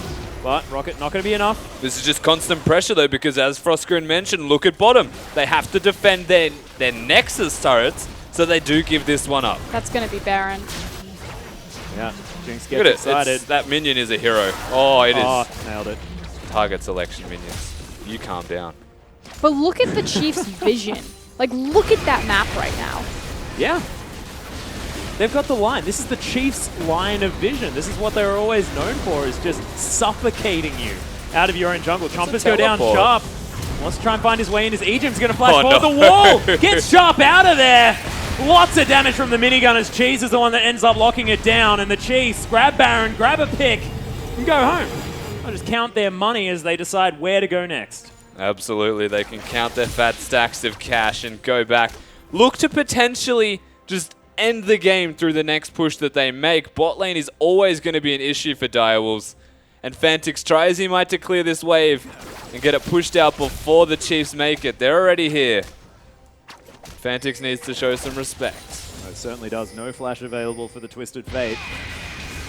And 9-1 in kills for the Chiefs versus Direwolves. Of course, it was a very similar game. Game number 1 against the Direwolves first time around here from the Chiefs. They do need to back it up again in game number 2. As Sybil now just getting pressured away from his red buff. We've spoken about this many, many times. The fact that the Direwolves are a team that love the comeback. Even if the bottom inhibitor spawns soon, the Rot Portal has been continuously placed bottom. So the pressure will always remain. And the Chiefs, with this Baron buff, it's just going to be so simple for them to execute now. Systematic destruction. We're looking at Sharp with the Malphite. I remember being impressed by the Chiefs' macro play during IWC. Yeah. It's nice to see it remain so strong even without their previous mid laner. Spooks able to share the love around as Sharp gets caught out of my position. God, Cheese! what? He has to go in as Cheese is able to lock that one down. This Anivia is going completely insane. 10,000 gold, approximately the lead now for the Chiefs as they take the first inhibitor turret. Make that the second, actually, as Swipe is able to take down the inhibitor on the top side. And the rest of the team takes down the mid lane. This is just so controlled.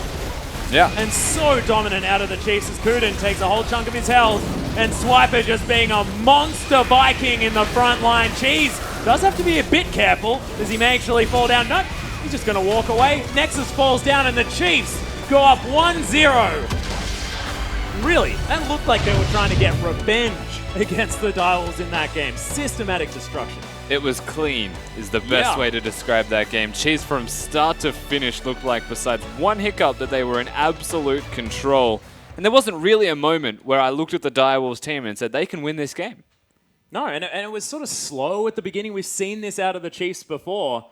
And they just turned it all around, grabbed so many turrets, and it was about all she wrote. But we are going to hear more about that game as we throw it over to the analyst desk. Thank you so much, Atlas. And it was only 26 minutes ago that we'll hear, because that was a very quick victory out of the Chiefs against Direwolves. And, you know, let's go back to the start of the game, because there was one game plan, Pastry Time. It was simple. It was very simple. Kill the radio. Phase 1 went okay. They managed to get the first blood. They locked down the kill. Phase 2, unfortunately, maybe left wanting there, because the rest of the plan just didn't seem like the Chiefs wanted it to happen, and they pretty quickly dismantled that one. Couldn't kill the radio enough. It just wasn't enough for them to secure that victory. Well, it was 100% of their kills, actually. The radio kill was everything they got that game, but let's actually have a look at what it cost them. So much farm in the mid lane because Gragas was hanging around there. All of the early game, Kunin was actually helping it out. So much farm in the bottom lane because Gragas also went down into the bottom lane to help the Olaf out. And that just meant that even though they killed Radier, they didn't really deny him any farm because it was a long lane of the map regardless, didn't die to turrets. And the mid laner and top laner of the Chiefs just became monsters. They sure did, and they spent so much effort trying to kill the Radier, and when it doesn't pay off, everyone else on the map for the Chiefs just becomes absolutely monstrous. Yeah, I guess the thing there is that there weren't really winning lanes on top of that. Like, if your plan is to camp on lane, you usually want one of your other lanes to win, and unfortunately, Twisted Fate, a fine laner, but neutralizes almost every lane he plays in by style, and Malphite, especially with Swiper having the counter pick, that was very, I'm going to say gutsy to give Fantix a counter pick, but really smart there from the Chiefs. And I want to actually talk about Swiper. We have a tweet from the man, and he actually said that, like, pretty much really proud of how they've developed in the last few weeks, and he credits a lot of that to their loss against the Direwolves, but he ain't going to be losing tonight, #IamOPL.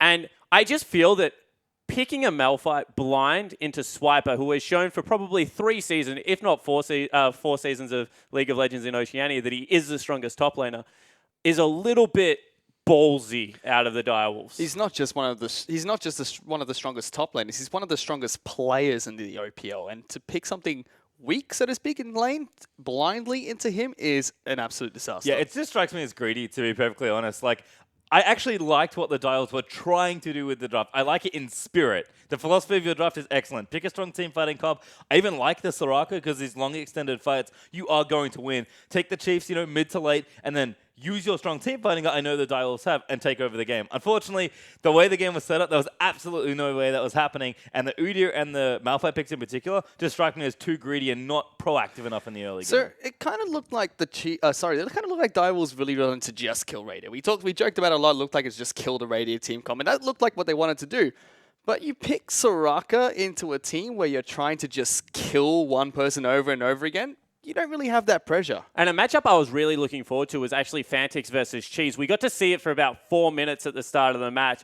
And what impressed me was Fantix on TF didn't actually miss a creep. I think he was on a perfect 40 creep score. But Cheese towards the end of the game started to take over. This was someone that Spooks gave a lot of respect to. This is going to be exciting to watch in game 2. Oh, it's just awesome stuff from Cheese. Like, his Anivia, which I never knew he played until now, was just looking really strong here. And the fact that Cheese is clearly evolving as a player is just awesome to watch. Fantix TF, especially versus Spooks, is amazing, Gragas. Good luck, mate. Yeah, no Swiffer, no Clue is a myth. Cheese is really good in this mid lane. Yeah, certainly has showed up in game 1, and that means Chiefs will take it, but don't go anywhere, guys. The rematch, I have to wink, apparently, someone told me, is coming back around the corner. It is 1-0 currently for the Chiefs, but we'll see if Direwolves can hit back.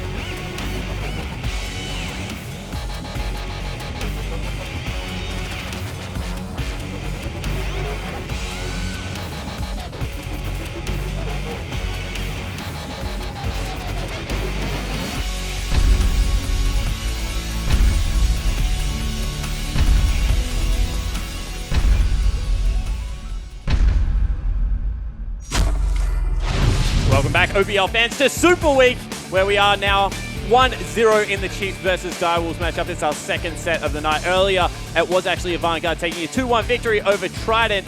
However, it is the rematch right now, and if you're wondering why I keep saying that word, it's because we're running a contest right now. The contest is that every single night of Super Week, there will be a hidden word. This one has not been so hidden. You need to collect all 3 and then tweet them at us on Wednesday night at @lol_Oceania. Just want to remind you all that it's a rematch right now between the Chiefs and Direwolves, and it will get harder as the week goes on, I promise. I'm not just saying rematch for the sake of it. It might be the first word. So let's get back into this game. It started the exact same way the last Direwolves versus Chiefs match went. That is a pretty comprehensive win game 1, but Direwolves hit back last time. They did, and I think the Direwolves definitely have the ability here to beat the Chiefs. Obviously, they've shown they can do it already, even though they're down a game, but Chiefs are playing a whole lot better than they were last time. Not even just in that first game, but week to week since we've seen them from the last. We heard from Swiper, they felt really powered up after it. And the Direwolves, I know what their game plan should be. I just want to see them really take it to the Chiefs and fight them for this win. The Wolves tend to get hungry after a loss, and hopefully we can see the same fire that they had the last time they played Chiefs in this big rematch that's coming up, and now going to see if they can take it in the same style they did last time. God damn it, Fish, that's my line. One person I do want to concentrate on, you guys hit him a little bit in the post-game, is Spooks. I'm not going to say he got patched in because he was already performing very, very well, but Gragas, Atlas kept hitting on it, is such a power pick for the man. Spooks is so good at Gragas. Like, you give a jungler that's that intelligent, that's had this much experience in Oceania, that understands pathing and timing and just everything. I already said it. Gragas' kit is absolutely loaded with stuff that you can do with it. It benefits a smart, cerebral, mechanically intensive jungler that is in the right place at the right time. There's a lot of things to ask, but Gragas unlocks the potential of good players. Spooks is an awesome player, and he's playing on fire right now. So I'm not going to say Spooks is powerful on Gragas. I'm just going to say Spooks is great, and Gragas is great right now. When you put those 2 things together, just fantastic. And conversely for me, like, Sybil really looked off his game at that point. He was dominating, specifically Radiant, which was great because that was the game they were trying to play in game 1. He, outplays him on Elise, gets the kill. Sybil's been doing work in a lot of the Direwolves early games to get them leads and snowball them to victories. And it's cute the first few times when you play Udyr, when your owner's Rippy, who's this Udyr man who did get to play Udyr in the OPL. Congrats Rippy there on the win. But as soon as Elise got banned, I felt like Sybil just didn't do anything. So I felt the opposite. I felt like Sybil was doing a lot on the Direwolves that game. He was constantly ganking Radiant. He was always in the right place at the right time. No follow-up from the Direwolves. So I'm going to actually jump in here because Udyr is a farming jungler. For those that think Udyr is a ganking jungler, play Rammus because he does it better. My problem with Sybil that game was that he picked a farming jungler, someone that actually should dominate the other jungler. You play Udyr the way Rippy did. And that was he ran around the map, he put his jungle opponent in like a 100 CS hole and just became a 6-item monster. Sybil sat in a brush for the first 4 minutes of that and game. of all the junglers you can do that with, like, Elise is one of the greatest ones to do it with, but definitely not Udyr. Like, that's not the champion you want to be going with. Zac would be okay, but I feel like Sybil likes his aggressive junglers. He likes to gank for his team especially, given the likes of Fantix, given the likes of even Sharp, honestly. And obviously if you're going to camp Radiant, it's a smart thing to do there. I don't know what else he can play because it feels like his champion pool might be looking a little limited. But if the Dials are going to get some traction in this series, it is going to have to start with Sybil getting something done early or pick another lane that wins. Bottom lane, in my opinion, is neutral. I think they're both very good. But Malphite was a losing lane with the counter pick. Fantix picked a neutral lane. You just can't afford to farm against the Chiefs and hope to win. Don't blink Soraka. Simple. Is that what it is? I think so. Woo! Yep, off the woo. Oh, That's it. I'm straight on the train still. Don't you dare take that away from me. I actually, like, it's not a aggressive pick or a great pick necessarily, but that wasn't my problem with the comp. So I actually want, like, the Soraka pick isn't not aggressive. In fact, if you go watch Immortal games, I think it's Wild Turtle and Adrian that plays Soraka Callista. They have a really cool wombo combo at level 6. Like, Callista ult into Soraka Silence Field is really, really annoying to deal with in an aggressive way. They just didn't get to that point because he was never in the lane. Yeah, and I mean, that's the thing. You need to rely on somewhere around your map to make plays. I feel like without Kuden being on initiation support, Malphite for Sharp felt like I had to step in. But again, I got the formula for Direwolves in the game. I think they just put all of the pieces in the wrong spots, basically. All I'm going to say is Ejim called it out the first time round they played the Direwolves. They've gone for a boot camp after that, and one of the things he's probably going to be focusing on is Kuden, because that's his direct lane matchup. I think they know how to deal with this Soraka now. Yeah, it certainly seemed to be the case in Game 1, but we'll see whether Direwolves have another game plan in Game 2, because here's Atlas, Frostgurun, and Rusty to take us onto Summoner's Rift.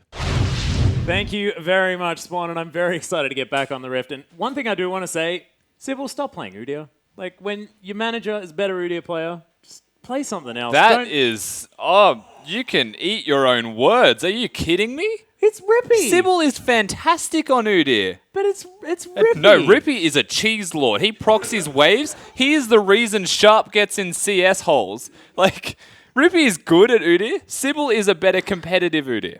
Okay. All right. I'll trust you, Rusty. Dig up. Yeah, I'm trying, but I can't find the shovel. Never mind. We'll see exactly what he is going to play as we move into game number 2. Because, of course, it was mentioned That on the was desk intense. that Like, he didn't play all make- that well that man. game, is all I was trying to say. No, it's it the wasn't. W's That was and not the what you L's. were trying to say. Oh, dear. Well, Chiefs are going to be first up on the ban list as Gangplank is going to leave, as Cogmore is going to be ban number 1. And we'll see exactly how they adapt with this ban phase as well, because this is what we were talking about before, is Direwolves were able to target a whole lot. We'll see what Chiefs utilize this time around as well, as it looks like it's very similar bans. I think Gragas is the big standout, in my opinion, that the Direwolves need to address. I think that the Cogmore ban's great. I think Olaf is not something worth banning, even though Swiper did really well on it. This time around, you can potentially counterpick for Sharp, and I think that's what they should look to do. But they should get rid of the Gragas and put Spooks onto something else. In saying that, they want to ban Nidalee with it. Yeah, so Nidalee is going to be banned away here from the Direwolves as the Chiefs. We'll see what they want to leave up. Callista is an option. They may want to first pick that one, but they did deal with it last time around, so we'll see whether they do have a plan. Does depend. There are a whole lot of extra options, though, because they're not forced to ban those sort of first pickable champions the Direwolves now have to move towards. And the Chiefs taking their time for this last ban. Fiora is actually going to be taken away from Sharp. Interesting. And that might mean that Nautilus is the first pick for Swiper as well. Could be. I don't think that he'd go towards something like Malphite, but Rip. there's the response. Yeah, there's a lot of priority given to that Nautilus pickup as Callista is going to be locked away for the Chiefs, but could be the same response here from the Direwolves as they could take the Alistar, take the Gragas, see what they could do with those champions. well played. Ban the Fiora, get the Nautilus response ban, pick up the Callista because the Nautilus, I mean, obviously Radier is like a phenomenal Callista player, but now Yeah. you don't have the Nautilus to counter it. Yeah, exactly. Super clever. That was Yep. why Swiper played a heck of a lot of Nautilus. Yeah, He that was doesn't even it. he doesn't even 6 want to months play in it. advance, he was like, this Yeah. is I just wanted on the in ban the list. rematch. What? Wait, what was that, Prosper? I didn't That's too I didn't deep. catch it. That is too deep. I'm just trying to figure out what you were trying to say. As Direwolves are actually taking some time with these last couple of picks, / first couple of picks. As Sybil's Elise did manage to get through, and Braum is actually going to be the priority as far as that support is concerned. So Elise and Braum locked away, and the Chiefs could just grab Gragas, Alistar, Alistar, here yeah. if they felt like it. It makes a lot of sense that that's what they'll go towards, Gragas and Alistar. They don't have any necessity for priority top laner or mid laner, I don't think. Save that for the last rotation. At least pick those roles in this draft, or this rotation. Whether they want Thresh or not is the other question, opposed to Ali.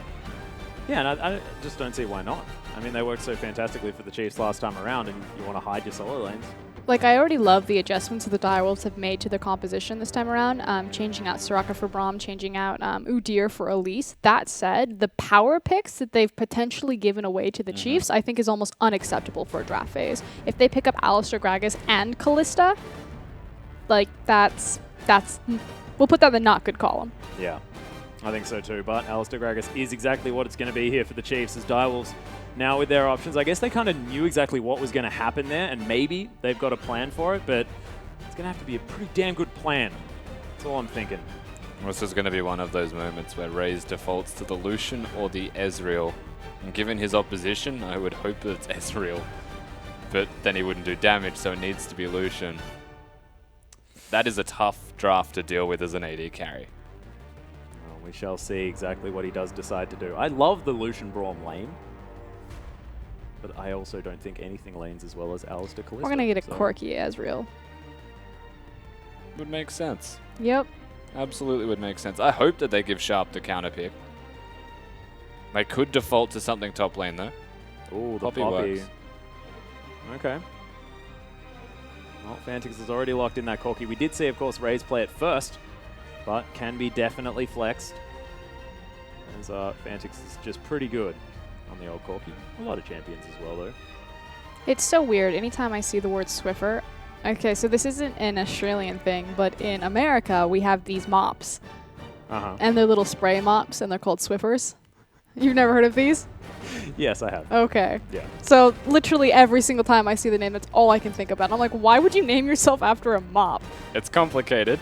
And why would Spooks' No, no. partner be a mop? It's really complicated, Frostgrain, but it is named after the Swiffer that you think Is of. it named after the mop? Absolutely. That's imaginative. I'm named after a frog. I can't. Like, An Icelandic frog, though, you know? Yeah. Like, at least it's... it's Icelandic for frog. We'll ask Swiffer about that story when you see him next. He's back relatively soon. Yeah. This is like Anyway. a story that we'll have to sit down for like drinks, like intensive conversation. Well, the Chiefs did take a while to find their picks, as it is going to be Olaf and Lux locked away. Lux, the answer to the potential Corki in the mid lane, and Olaf is going to be what Swiper wants to bring against Poppy. If it ain't broke, don't fix it. And they once again have the big Viking to do battle. Please. Oh, man. We can talk about... I'm all about the Sivir. Hang on. This is 5.4. 6.4 6.4 was the change. This is Yeah, 6.3. 6.3. I'm still all about the Sivir. He's not going to do it.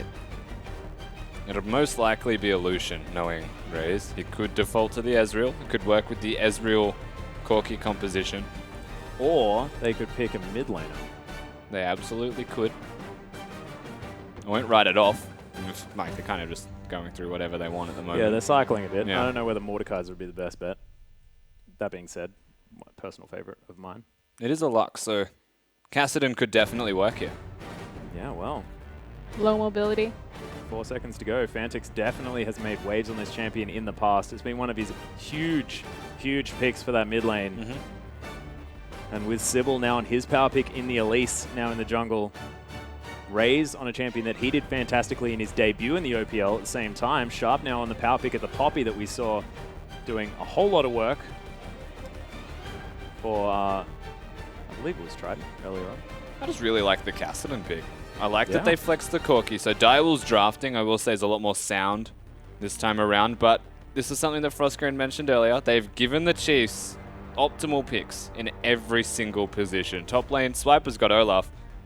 Jungler is a champion that I expected to be banned, to say the least, and it's Kalista Alistar bottom lane. That's outrageous. Very frightening. That being said, Braum and Corki, I mean, it's an okay lane, and I normally look at that lane and say, oh man, super powerful bottom lane, and then it's Alice to Kalista, and it's like, well, we're going home. There's a reason why Corki is priority for mid lane over AD carry, though. So, Yeah, that's a good point. yeah. And also, Fantix is fantastic on the champion, but they had the opportunity to flex it if they wanted to, and they saw the Lux pick, managed to answer accordingly. We'll see whether it's going to be enough as we hop onto the Rift, because Fantix, fantastic Kassadin. Direwolves very used to hopping on the back of their mid laner. We'll see whether they can do it again this time around. And I think if memory serves, he was playing against Cheese last time they got the solo kill that should never have happened. That is very true, but we want to hear from you guys. If you think the Chiefs can back up that first victory, use that hashtag CHFWin. Or if you think the Direwolves have got this, they can bring it back. Use that hashtag DWWin for the revenge-hungry Direwolves. And they're known to win. After losing the first game, they in fact did it the last time they met the Chiefs. And we'll see whether they can continue. And look, that would... how many boot camps do they have in them on the side of the Chiefs? I mean, if the Direwolves manage to come back now, could get very scary as we hop onto Summoner's Rift. Yeah, it's going to be quite important for Direwolves. We know that their bite is as big as their bark. And they have already beaten the Chiefs once, so they need to step up in this game. 100%. Based off the first game, a 26-minute defeat, they've got more than just beating the Chiefs to prove. I think it starts with getting standard lanes this time around. I do agree with you, Rusty, that trying to lane swap against the Chiefs almost seems like certain death simply because they are a very macro map confident team. That said, facing across from a Kalista Alistar is pretty terrifying. Oh, and as we see, there's going to be some interesting choices as far as the Keystone Mastery. It's the first time we've seen this one too, which is super exciting. Oh, it's pretty. Yeah, it's actually pretty standard. Yeah. I saw the Fury of Battle on Swiper, and I was like, hang on, this is just Swiper. The Fervor, yeah. Yeah. It's different. You would imagine sometimes like Bond of Stone, things like that would be pretty good, but Olaf The will old do grasp. quite well. Yeah, with the Fervor of Battle instead. But he's already got built-in sustain. Exactly. Yeah, just wants to whack you as well. He May just as well wants make more trading whacking potential. Did you easy. know if you press W when you've got a pot running, you heal for more? So he doesn't actually need to have extra sustain. Cool. Just needs mana for the W. Oh man, the cost efficiency on the corruption potion. Oh, I know. Oh, If he gets a Dark Seal. oh, that's imagine it. dirty. Majai's Olaf, the dream. Dark Seal also stacks. You can have 2 of them and heal for 50% more. Doesn't make it efficient, but it's true. All I'm thinking about is like the gold you could save. Phil, if I was like a League of Legends character, I'd just like buy all these corrupting potions and just be like, but it's so efficient. Oh, definitely one of the people that misses Heart of Gold. We can guarantee that. Oh, Philo I may Stone. have built 2 of those items. Yeah, it was a 3 Philo Stone myself. Yep. I like to Those advertise. are Philo days. Heart of Gold. Why was it a turtle shell? We never knew. I don't think anyone ever knew. So many questions. Well, Fantic's going to be answering the push here from Cheese early on, which is something that's understandable given the range advantage. Ooh. Oh, that was a very cute pierce from Radier. Proving, what we were saying before about him being a pretty good Kalista player, as Sharp is going to grab his buckler. Now going That's down. an Olaf, man. That's yeah, a you creep got to be wave. very careful. Right Swiper's on like, the I'm Olaf. pretty happy with being Into low the health." coming creep wave. Yeah. Interesting. Well, Sharp just trading, honestly, back and forth, and this may be why he was trading so heavily. He knew that Sybil started on the top side jungle, and it's also assumed because he started on the top side that he'd be working to blue, then to bottom. He's trying to prep his spider farm. You can see Pantic's taking a lot of damage from Cheese here in the mid lane. Cheese really doing a great job proving himself as Yeah. I'm He's just going to coming call to this his the own. Sybil Yeah. special. This waiting in the bush. Yeah. oh, there's the light binding Get in as well there. as Fantic's just getting aggressed on by the Lux. Orb walk. Yeah, sick auto attack power is already down to sub 100 God. health. Sybil's going to make his way in. Gragas nowhere to be seen. As Cheese is going to wander to the side and casually walk back to lane. And it may be a small detail, but I am certain that Cheese would have flashed forwards Oh yeah, if Sybil wasn't there. So keeping his mid laner alive, but of course, super 2 And teleports. binding. No? Oh. he's real angry at the fact He that he wants doesn't to have Ignite. Otherwise he would have conserve taken mana. that kill. Not an easy mid lane for Fantix. That being said, he's very close in farm. Has used his teleport already, of course. That's why he lost a lot of health, though, is he was very much aware that he had the teleport, wanted to keep up in farm, so will naturally take a lot of damage. And picks up a Dark Seal. Yeah. We'll see whether he gets another one. Not as efficient. I shook an 8-ball once, it said no. I did the predictions. I feel like we're going to have an Office Space moment where the 8-ball's going to get the predictions right, and you guys are going to take it out to a field and smash it. That'll be a proper moment, too. God, I love that movie. Go, Swiper. Embrace the Ragnarok. Chief win. I am OPL. Thanks, Froskerin. And Nice. thanks, Damo D. Fantix, going to eat another light binding. Cheese uses all of his mana, but he's landing his skill shots, and that's the main thing. Yeah, he's got teleport anyway, so Cheese will come back with a fair chunk of gold in his back pocket. We'll see which build path he goes towards. A lot of Luxes are still remaining true with the twin... I keep calling it Twin Shadows. Frost Queen's claim, Yeah. Frosk Queen's Claim. potentially, but of course this time it's not. It's the Shallot. I'm actually more than okay with you calling it Twin Shadows, by the way. Love that item. I Use call a it lot. Spooky Ghosts. Yeah. Well, that's what you do with it. But Twin Shadows. So good. Radier continuing to farm things out here on the bottom side of the map as 8 CS is going to be the lead. Raze and Kuden doing okay. The Chiefs pushing forward very aggressively at the moment. We'll see whether they can get anything done. OK doesn't cut it against the Chiefs bottom lane. That's the problem. Is Raider and Aegium, they can sniff an advantage and they'll eke every single detail out of it. The small things as well. It's the fact that they play with this air of confidence. Because they just think and or know that they're a better bottom lane at every time. It can be their undoing, but ultimately in this case, it's helping them out. Ooh, Axe lands here onto Sharp. Gets another one as well as the slow from the barrel comes in, but despite hitting 3 of them in a row, they can't kill Sharp underneath his turret. It's Spooks funny down to level 4. that you mentioned, just like the confidence that Radier and Aegium have in the lane, because Ray and Braum are actually playing the lane fairly well in the terms of which side they're standing on. The fact that Braum is lining up with Alistar, you know, able to continuously throw those keys Sybil's at in. him. Yeah, Fantix Rift walking on top of Cheese here as well. Prismatic Barrier is already down as he flashes out of the way of the Cocoon. Spook's here to help out. Sybil with a level advantage over Spooks as well. Has an extra camp on him. But you Fantix are right, controlling the lane. You're absolutely right. It's confidence that Raze has. I feel like he oozes out enough for 2. Yep. Kind of makes up for it. Ejim just getting annoyed at the spider. But what's really cool about the bot lane, every time I want to go into this, I feel like the junglers are always like, it's time to gank. Wow. Fantix just tanks it. Braum and Elise are coming up underneath. Yeah, Poppy's coming down from the top lane as well as he knows that there's There's no no flash. flash. He's got no vision. Doesn't have the vision, but then finds it. Cheese does have to run away, and my the God. Direwolves, The speed shrine. yeah, they are all here. First blood goes to Fantix, of all people. We'll see whether they can snowball that one through. 700 gold now the lead after that. The Direwolves, good start. Absolutely a fantastic start here. Fantix, as you said, the recipient of said kill. That is the one member of Direwolves that you want the kill to be on at all stages. And you can trust in Richard Sue.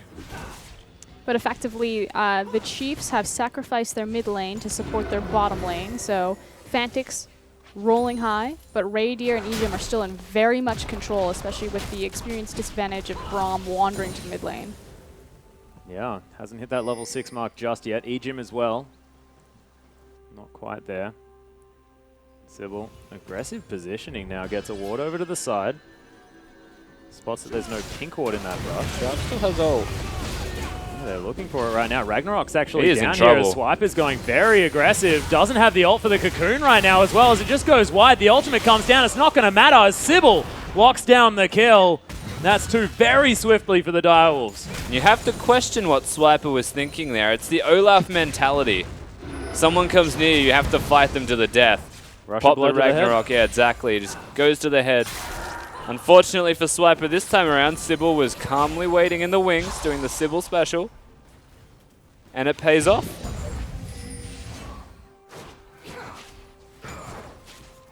Surprisingly Okay. well. This is perfect. So right now, Well, I'm right now never- there's a it head never- up pulverize. Kuden is on the wrong side of the lane. So the bot lane is the only lane that's actually divided horizontally, and it's actually very dependent based on your matchup on which side you're lining up with. So if Braum is lined up with Callista, exactly what you just saw will happen. Raydeer will just throw in all of those hate spikes. Excuse me, not hate spikes. Rin stacks. Okay. So it's very important that Braum has to be on the other side against Alistar. And when he's not, Alistar can get that much closer to Raze, which pretty much gives him an all-in option on the carry. So Corki needs to be matched up with Callista. Oh, Spook's actually taking a lot of damage from Sybil here as he tries to throw back some. Prismatic Barrier comes in, massive damage as he gets the bite down, and Cheese has to be careful, gets hit by the Cocoon. Sybil is going off right now as Cheese has to get underneath his turret. Sybil takes him down though and repels to safety. My God, that's why you ban his Elise. And this Elise play from Sybil in particular is just on another level. Spooks didn't think he was going to die. This Q, honestly, he assumed it wasn't going to kill him. Here comes the Prismatic Barrier. Nope. Too much damage from Sybil takes him down. And then he hits the Cocoon, the Flash Cocoon special. Not many other Elise players are this confident. Uses the repel at the right time. He Q repelled instantly. It looks like the Wolves are hungry to me. Absolutely. Yeah, right there. Just shows, powers them up. Give them that extra loss. And they're 4 kills in the lead now. 2,000 gold. More than that. Closer to 3. Sunfire Keep completed for the Poppy. She's huge, but it's this Elise. And this is the major difference though, right, is that Sybil is fighting Spooks. Yeah. They're not just neutrally farming the jungle on each other's side. He's not an Udyr. He's absolutely on his carry champion in Elise this time around, and he's making it work. Putting on a clinic. Damn right. Really beautiful gameplay so far from the Dials. We'll see whether the Chiefs can turn it around. And this is where the test really comes out. Because what have they done for this game 2 hold that they seem to have sometimes? Because Fantix is going to get caught by the combo. Cheese does a fair bit of work, but Fantix just shrugs it off. Able to use his Catalyst to get a bunch of his health back as well as he hits level 9. Another combo comes down. Doesn't quite find it there after the slow from the Lucent Singularity. And Cheese going to go back to farming things. As, oh, Spooks grabs it with the smite. That's one victory, but he's 2 levels behind the Direwolves jungler. He's pinging him saying, guys. Yeah, watching him take the pink doesn't achieve anything besides getting himself caught. Yeah, he gets Cocoon, loses half of his health from one combo as Cheese comes over, throws a prismatic barrier at the enemy. That's not how that works. I feel like there's all these god tier Elise players in Australia, and I just think to myself, of course, the country is really good at playing spiders. Oh my god, Sybil, that is so cheesy. So, well, cheeky. As the rappel comes up, red buff's not going to be enough as Spooks is going to go back to base. That's like full funnel web. Yeah. Well, I was going to go with Trapdoor, but we can take fun away. But I guess we have enough spiders in Australia that we can come up with 10 different species. I was going to go with Huntsman. Yeah, there you go. Sybil is playing this spider impeccably and keeping Spooks down. The Chief's saving grace is always going to be this bottom lane. Can Raider do anything against a Cassidy? Yeah. And he's got a Blade of the Ruined King. He does have tools to do so, but so far, I mean, Raze and Kuden, they're pushed up in this lane. They've got the Sheen and the Phage. Raze even on farm now as well, especially will be dead even after he picks up these. He's going to go back to base and see what he can do. Spooks now just trying to claw some vision back. Deluxe able to farm in this lane still, although pretty keen on just fighting Fantix over and over again. But Blade of the Ruined, the Rod of Ages is completed for Fantix. And look, he's just healthy. Just seems like it's too hard. I mean, all of the spells are landing from Cheese. He's doing work, but can't really make anything stick onto Fantix. He's just happily farming. Rift walking over the top. See how the Direwolves mid laner carries this advantage through as Spooks. Aggressive positioning. We're able to take away some wolves and now able to get some pressure towards the bottom side of the map. Exactly right. He doesn't have flash available, but Direwolves. Yeah, the ultimate comes in. No knock-up available onto Radier as the Fate's Call comes down. He can't jump, though. The Poppy's in as Radier gets exhausted. No more W left for Kuden as he's got a lot of Ren stacks. Radier doing work, picks up 1 kill. Spooks now finds his way in, but here's the big spider lady. Spooks has to be so careful. Gets the... He's dead. Oh, God. So much burst. Sharp actually picks up that kill. Swiper teleported down, but the Direwolves now with evening out the man, but look, there's no Lux. No, Cassidon's here. Yeah, he's making his way down. They're going for the dive. Sharp right underneath the turret is Radier. He's going to get destroyed. Fantix picks that one up. The Cocoon lands onto Ejim, who doesn't quite have the ultimate back up again. They lose the turret, and they lose kills everywhere. Cheese flashes. Fantix is going to have the Rift Walk, but not going to be able to use it right now. And Direwolves, 8-1 already. That's almost as many kills as there were game 1. This is just commanding from the Direwolves right now. They are playing with so much confidence. They're able to tower dive the Chiefs. Even with a Lux teleporting in, Lux didn't have her ultimate available. It could have been a big changing factor in that. Lots of small details going in Direwolves' favor, and this is now a 3-0-1 Cassidon in the back of Fantix and the Dragon to boot. Well, Sybil is going to be able to lock that one down. Ray's there as well. So we're going to go ahead and take another look at that dive, and really it was just a beautiful collapse from Sybil and Fantix in particular, and how they were playing with the tower aggro to make sure that they dropped it and then took the tower down and then continued the chase afterwards. Sybil and Fantix have just been an unstoppable force this game. Pretty much 6 kills between the two of them out of a total of 8. Now, the one thing that the Chiefs can look at is the fact that, you know, Cheese still able to farm very, very well. But their win condition, which was this bottom lane, despite the fact that Radius still ahead in farm, does have a few kills to his name, and he's going very aggressive onto Raze. The Rend is there, and they just locked down the kill. That looked almost too easy, and just completely disproved what I was about to say, so let's just leave that one.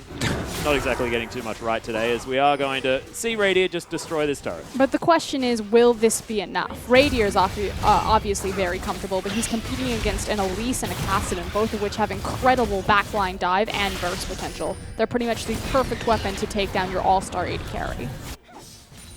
Yeah, and the question comes down to how the Chiefs play the map now with allocation of resources. They kind of need Swiper to always be around as a front line, and realistically they don't want 5 members of Direwolves to be there to take down Raider. So the optimal strategy would be Swiper split pushing, drawing 2 people to him before they fight. Well, you can see the bottom lane of the Chiefs actually aggressively positioned. Direwolves trying to collapse, but they don't make it there in time. Poppy moving down from the top lane. 1-0 and 4 now as well. Very strong. Is sharp. This Kassadin is at a point almost already. He could one combo. Yeah, he's got Raider. 7 stacks on his Dark Steel. Ridiculous. Wave clear's good out of the Chiefs, though, in the form of Cheese. Throws the final spark through. Needs to finish that Athene's on Holy Grail. Will do so in his next back, but that's almost an Abyssal Scepter. Like, I mean, you're exactly right. Fantix is just so far ahead. At this point, the Chiefs need to set up their defensive vision, and they need to start holding their waves. As long as they can stall out now and make sure that this mid-tier tower in particular isn't broken, they should be okay to scale into late game. They have a lot of potential. That says sort of the Direwolves, but they need to avoid situations like this. The fact that the Direwolves understand, okay, we need to force something here. We need to be proactive on the map. They were looking for a dive. Still very dangerous to dive a Lux and especially a Gragas. Yeah, but very smart. Of course, they have a Kassadin as their mid laner, so wave clear and sieging turrets isn't necessarily the forte of a Kassadin, so they do, as you said, work around other avenues of attack, and that is flanks. But, I mean, the Chiefs' vision is just ridiculous. Pretty hard to break through that.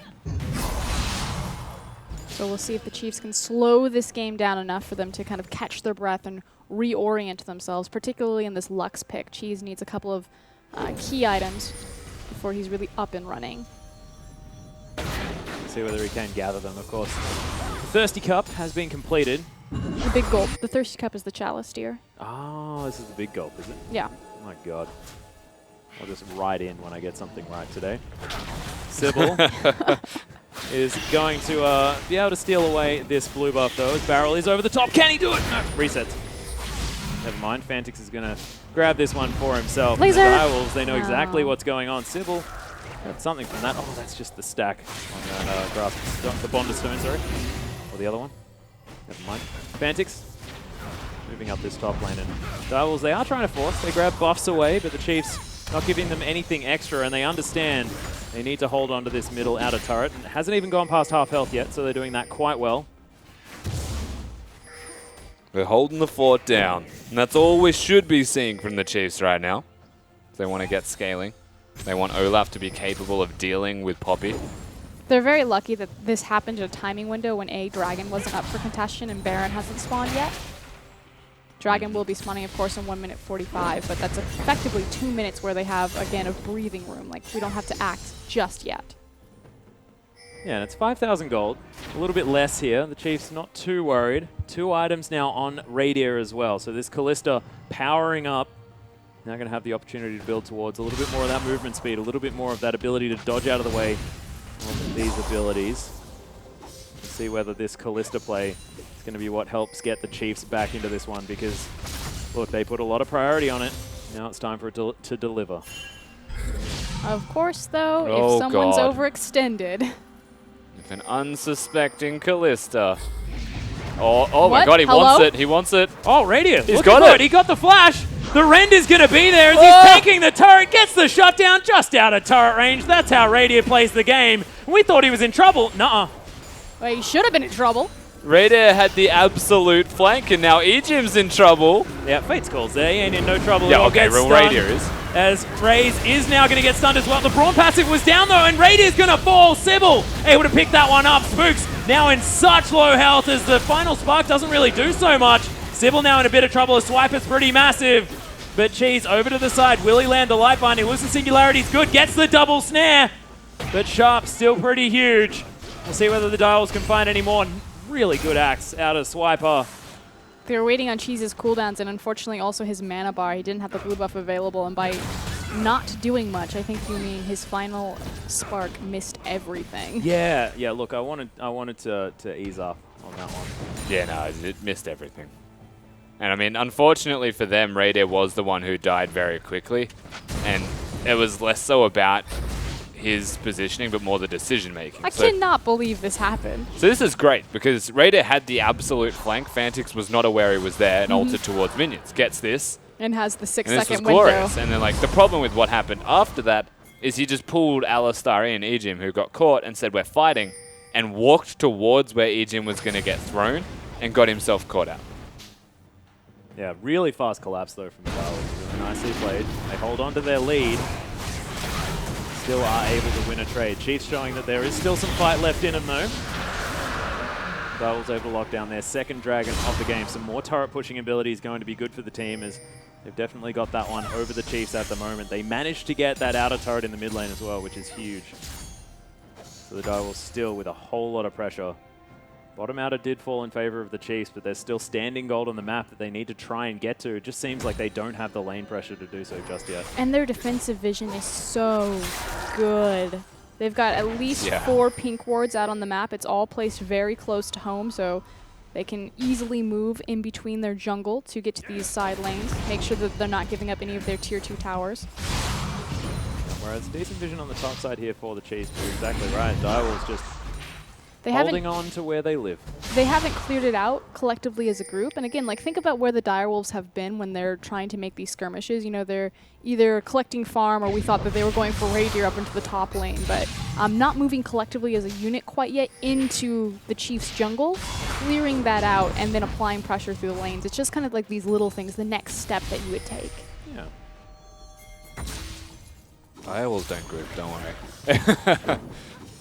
We would love for them to clear deep vision, but they get very set in their ways with split pushing. I only own one OPL icon, and it's the Direwolves icon.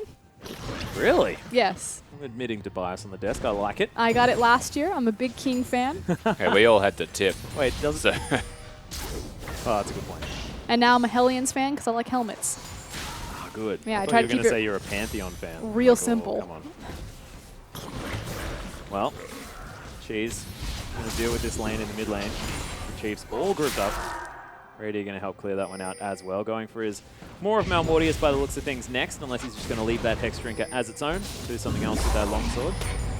We shall see. Fate's Call has gone down though, as there's the flash pulverized Fantix right in amongst it. Nice knockback as well from Spooks as he's trying to deal with Sybil. Radier going down very, very low. He's able to dance away. Sybil jumps in and yeah, that's still 4 people, dude. 5 people. I take it all back. Radier is so good. Ridiculous. Yeah. Like, oh, Kuden, where are you? Maybe caught out of No position. way. Then Oh, it's gone here we straight for go. the Baron. Oh my Get goodness, out. the ultimate comes in. Swiper's still in this pit though. 22 seconds now on both Sybil and Fantix. Chiefs with a very aggressive Baron move. They think that they can take Sharp as well. Couldn't. Raidier's with the caught. ultimate. Radier may actually fall down here as he's solo. Raze delivers the package and Radier's death as Cheese is going to fall as well. Raze, triple kill already. Oh, is it the Quadra? No, it's not. As Sharp is able to pick up another one. We got another full house and they'll go straight to the Baron. Going for the Baron was the greediest decision they possibly could have made. Sharp, the second that ultimate connected, Chiefs should have just ran away. But what they did was they stayed, and they stayed next to the wall where Radier got destroyed. Raze is so good. Oh, the Corki turning up in the nick of time. No, that was That all posty. Sharp. Raze played the back half of that well, but as Rusty was saying, Sharp's ult there was beautiful. Well, It's like the Voy Boy of ultimates. oh, Egypt actually gets a pretty good pulverize. As he gets not Fate's done, Call are they? back as well. Yeah, Radier They're really probably not wants done. to go in. Fantix going to get He's got knocked up one Riftwalk. more time. Oh, the chain CC. Really nicely done by the Chiefs as Raze was trying to get home. Oh, does. Empowered recall. Pretty good. As Radier now just dancing around with a bunch of creeps. This What is is going like on? so. This is the big mistake of Radier. You can see he stands next to the wall and gets smashed into it. Gets knocked up by Braum, and there is no way for him to get out. Yeah, Raze being able to knock everybody aside destroys Cheese before he could use a single spell. And this is cleanup duty from the Dials essentially on the back of Baron setting them up. But like they're not done, Chiefs. Like they haven't met a bad team fight and said we are losing. Look at him. He's like, if he finds an opportunity to fight here, Oh. He's going to do so as well. As Raze got so much burst, but Radier, didn't get time to use the Rend, although the heal was there in Egypt. Now with the ultimate running, no Fate's Call available as he headbutts Sharp away. Teleport mid. Yeah, it won't be enough as there's the stun, there's the kill. Fantix gets hit. but he's just going to rift walk forward, and the Chiefs scattered to the They wind now. can't kill him. Yeah, this is exactly what happened to the Direwolves before. They have already taken Baron now, and are pushing up the mid lane. Swipers on the bottom side of the map. I feel like the Direwolves are like this scrappy, really aggro, very mean skirmish team. I feel like they're aptly named. Yes. For that reason especially, as Raze now pressuring down this turret. It's dead. Inhibitor turret falls on the top side of the map. The Direwolves at 27 minutes in this game have broken open the base. Radier now has to deal with Sharp one more time. He can't dance around as the W has worn off. Nice ult is going to disengage for a little while, but Fantix right in amongst it. Massive AoE. Radier's still alive though. This is the big deal. There's the final spark. Sybil trying to catch up to still this Kalista. going. He's still dancing. Sybil's gonna die. Easton picks up the kill. Radier is massive in this fight.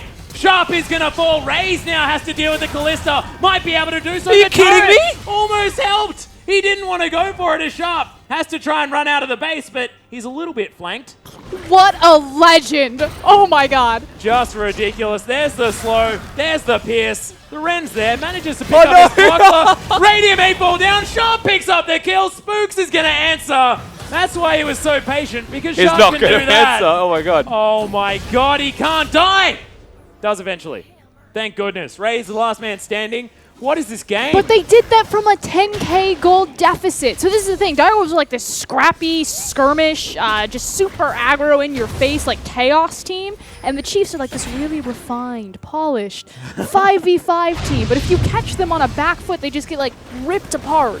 And this is crazy. Like, Sharp is in the backline by himself. And yeah, the engage is wonderful, but it's not onto Raider. Fantix comes in, uses the Fate's Call, and straight onto Fantix goes Raider. And they're still not killing him. They are trying so hard. This is Ejim, to be fair, setting them up once more to get these kills. But look at the guy go. He's an absolute god. Like, he just does not die.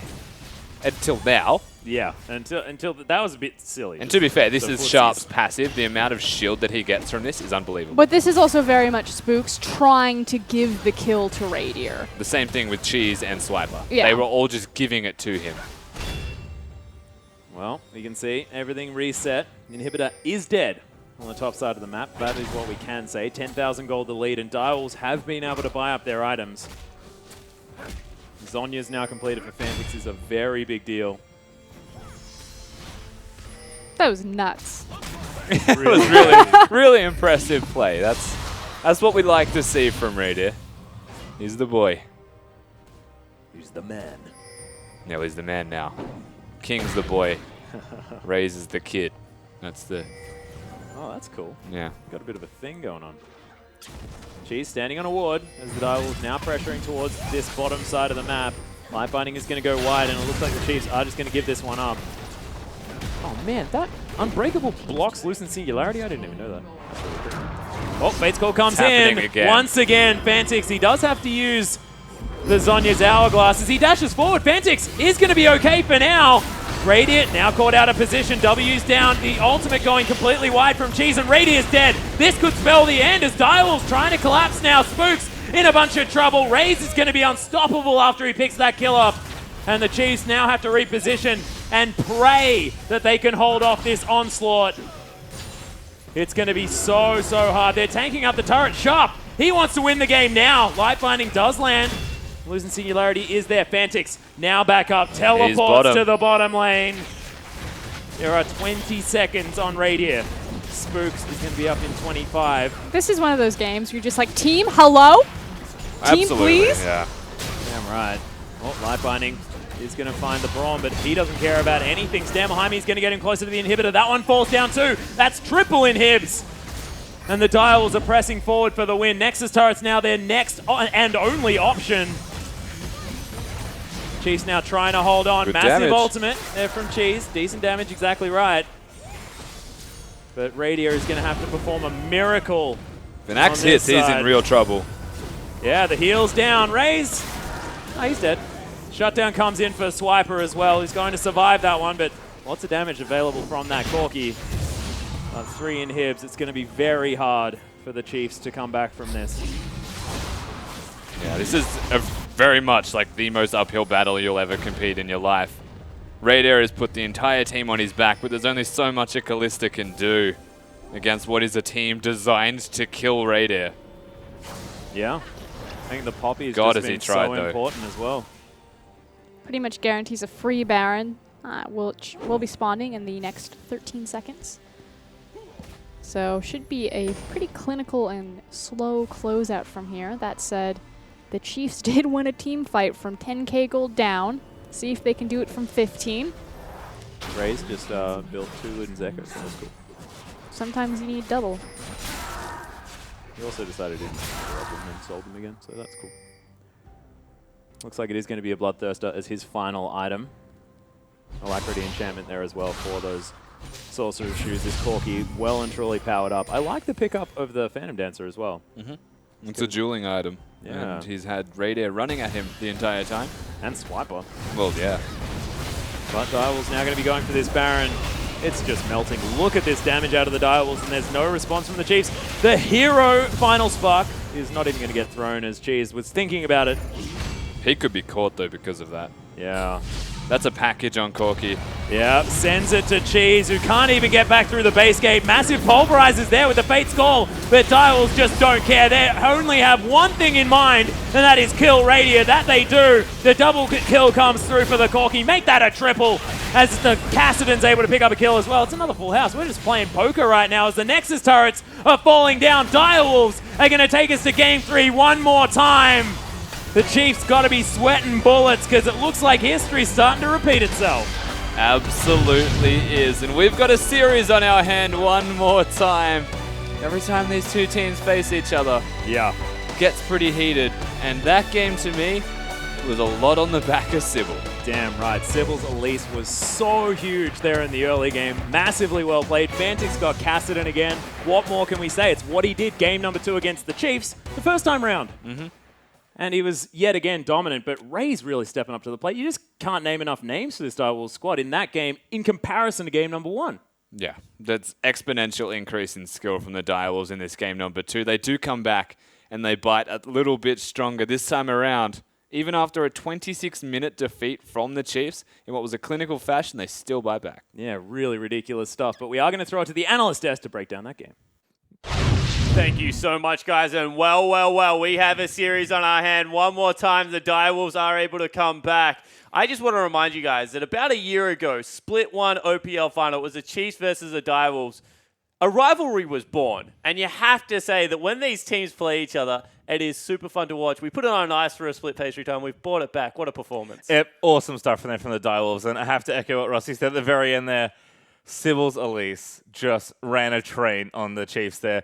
That was ridiculous. Like, ganks everywhere, they execute on spooks, constant pressure. And this is something I love about this matchup. We already saw it tonight. I already said Gragas, amazingly versatile champion, can do anything you need him to, but you have to, it takes time. You can't do everything at once. You have to do it one at a time. For me, Elise is so good at keeping ahead of Gragas in tempo, and Sybil, man, was he traveling quickly in that game. Yeah, it just kept going from strength to strength. And, that was a lot of a different story because even though the game took 33 minutes, you have to say that Direwolves, apart from a couple of hiccups in the mid-game, looked very, very impressive. I mean, it's a different story, but I feel like I've seen this before. It's happened sometime before, and Direwolves, they looked impressive in that match. All around Summoner's Rift, they looked great, apart from the fact that it didn't feel like they were trying to just kill the Radiator as much. Yeah, they definitely went in with a little bit of a different game plan, and we've actually got a replay to show you guys. I'm going to throw this one over to Pastry Time. It's around the Baron. The Chiefs actually started this one up, and everything went wrong. Yeah, so this is really well done by the Chiefs to get to this point, but we'll see what the Direwolves can get done here. They play it very patiently. Sharp does kick them out. He's just buying time with that ultimate. And most importantly, he kicks Spooks out, who's the smite. Chiefs now have to disengage, and all they're doing is waiting for Raze. And watch what Raze does. Sharp goes on the right target, hits onto Raider. Kuden just pops the ulti in, and there's Raze. Gets it into Raider, slaps him down straight over Cheese, and kills him with the Lux in the air.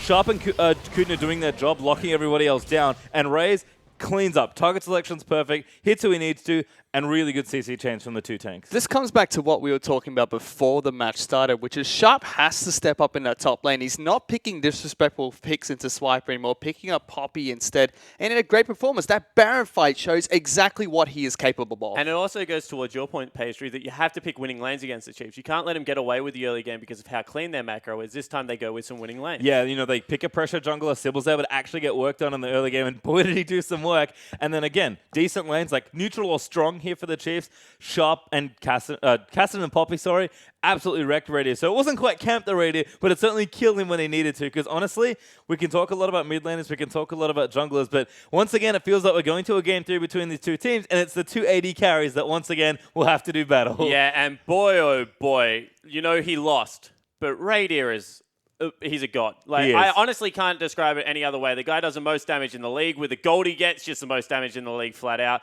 Like, he's an absolutely mechanical beast. And we actually have a replay to show you just how good this guy is in the game of League of Legends. And they are down by 10,000 goldfish when this fight occurs. That's right, 10,000 gold behind, and this really shows how good Radier is as an AD carry. The rest of Direwolves just trying to collapse on him, but watch this. As soon as they get anywhere close, he just jumps back and forth. First prioritizing Fantix. When he gets away, I'm going to change targets now, swaps it up, and just kites the entire Direwolves team back into all the damage dealers. Fair credit to Ejim, which Rusty did point out during the cast spell. He set it all up, but it was just a Radius show. Bouncing back and forth, making sure nobody from the side of Direwolves could get to him, and he allowed Chiefs to set up what seemed to be a great fight, 10,000 gold behind. Yeah, cut the replay. Yeah, just, perfect play during this whole thing, and I can't remember what happens. It's like something like inconsequential. What a play out of Radier, though. That's with a 10,000 gold deficit, and the guy's able to step up to home plate, try and be that carry for that team, but unfortunately it is a little just too short. So in this rematch, we're now sitting at 1 apiece, and this has to start ringing a bell. Oh, absolutely. We've already sort of heard it, but it's just so similar to how they lost before. Even the Cassidy in game 2. 2 clinical games on either side. Should be an awesome game 3. Definitely. And the last time round they played this, game 3 was an absolute massacre coming out from the Direwolves. Well, we'll have to see if it is going to be the same thing, because game 3 is around the corner between the Chiefs and Direwolves. Don't miss it.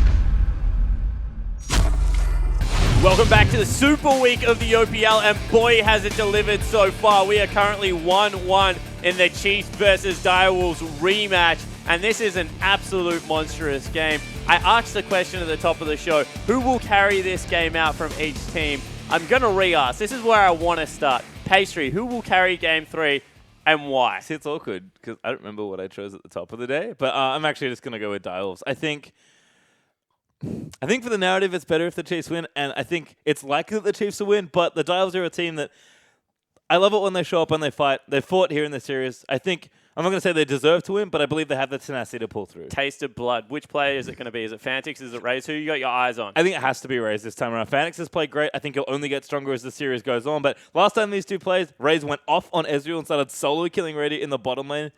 I think Raze is just going to power up. The kid seems to only get stronger when he loses. Well, there you go, ladies and gentlemen. The man's gambled against God, and we'll see if he can win. What about yourself, Fish? You've, I think, 0 for 2. I don't even remember your last week's scores. You're down the bottom of the ladder somewhere where I can't see you.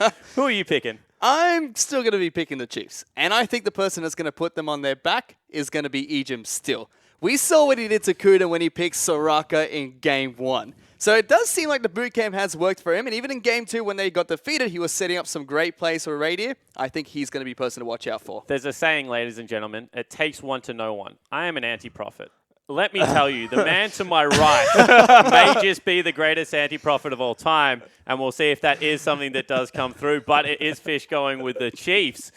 So, now that we've got that out of the way, actually, I still want to hear from you guys, so tweet at me as well.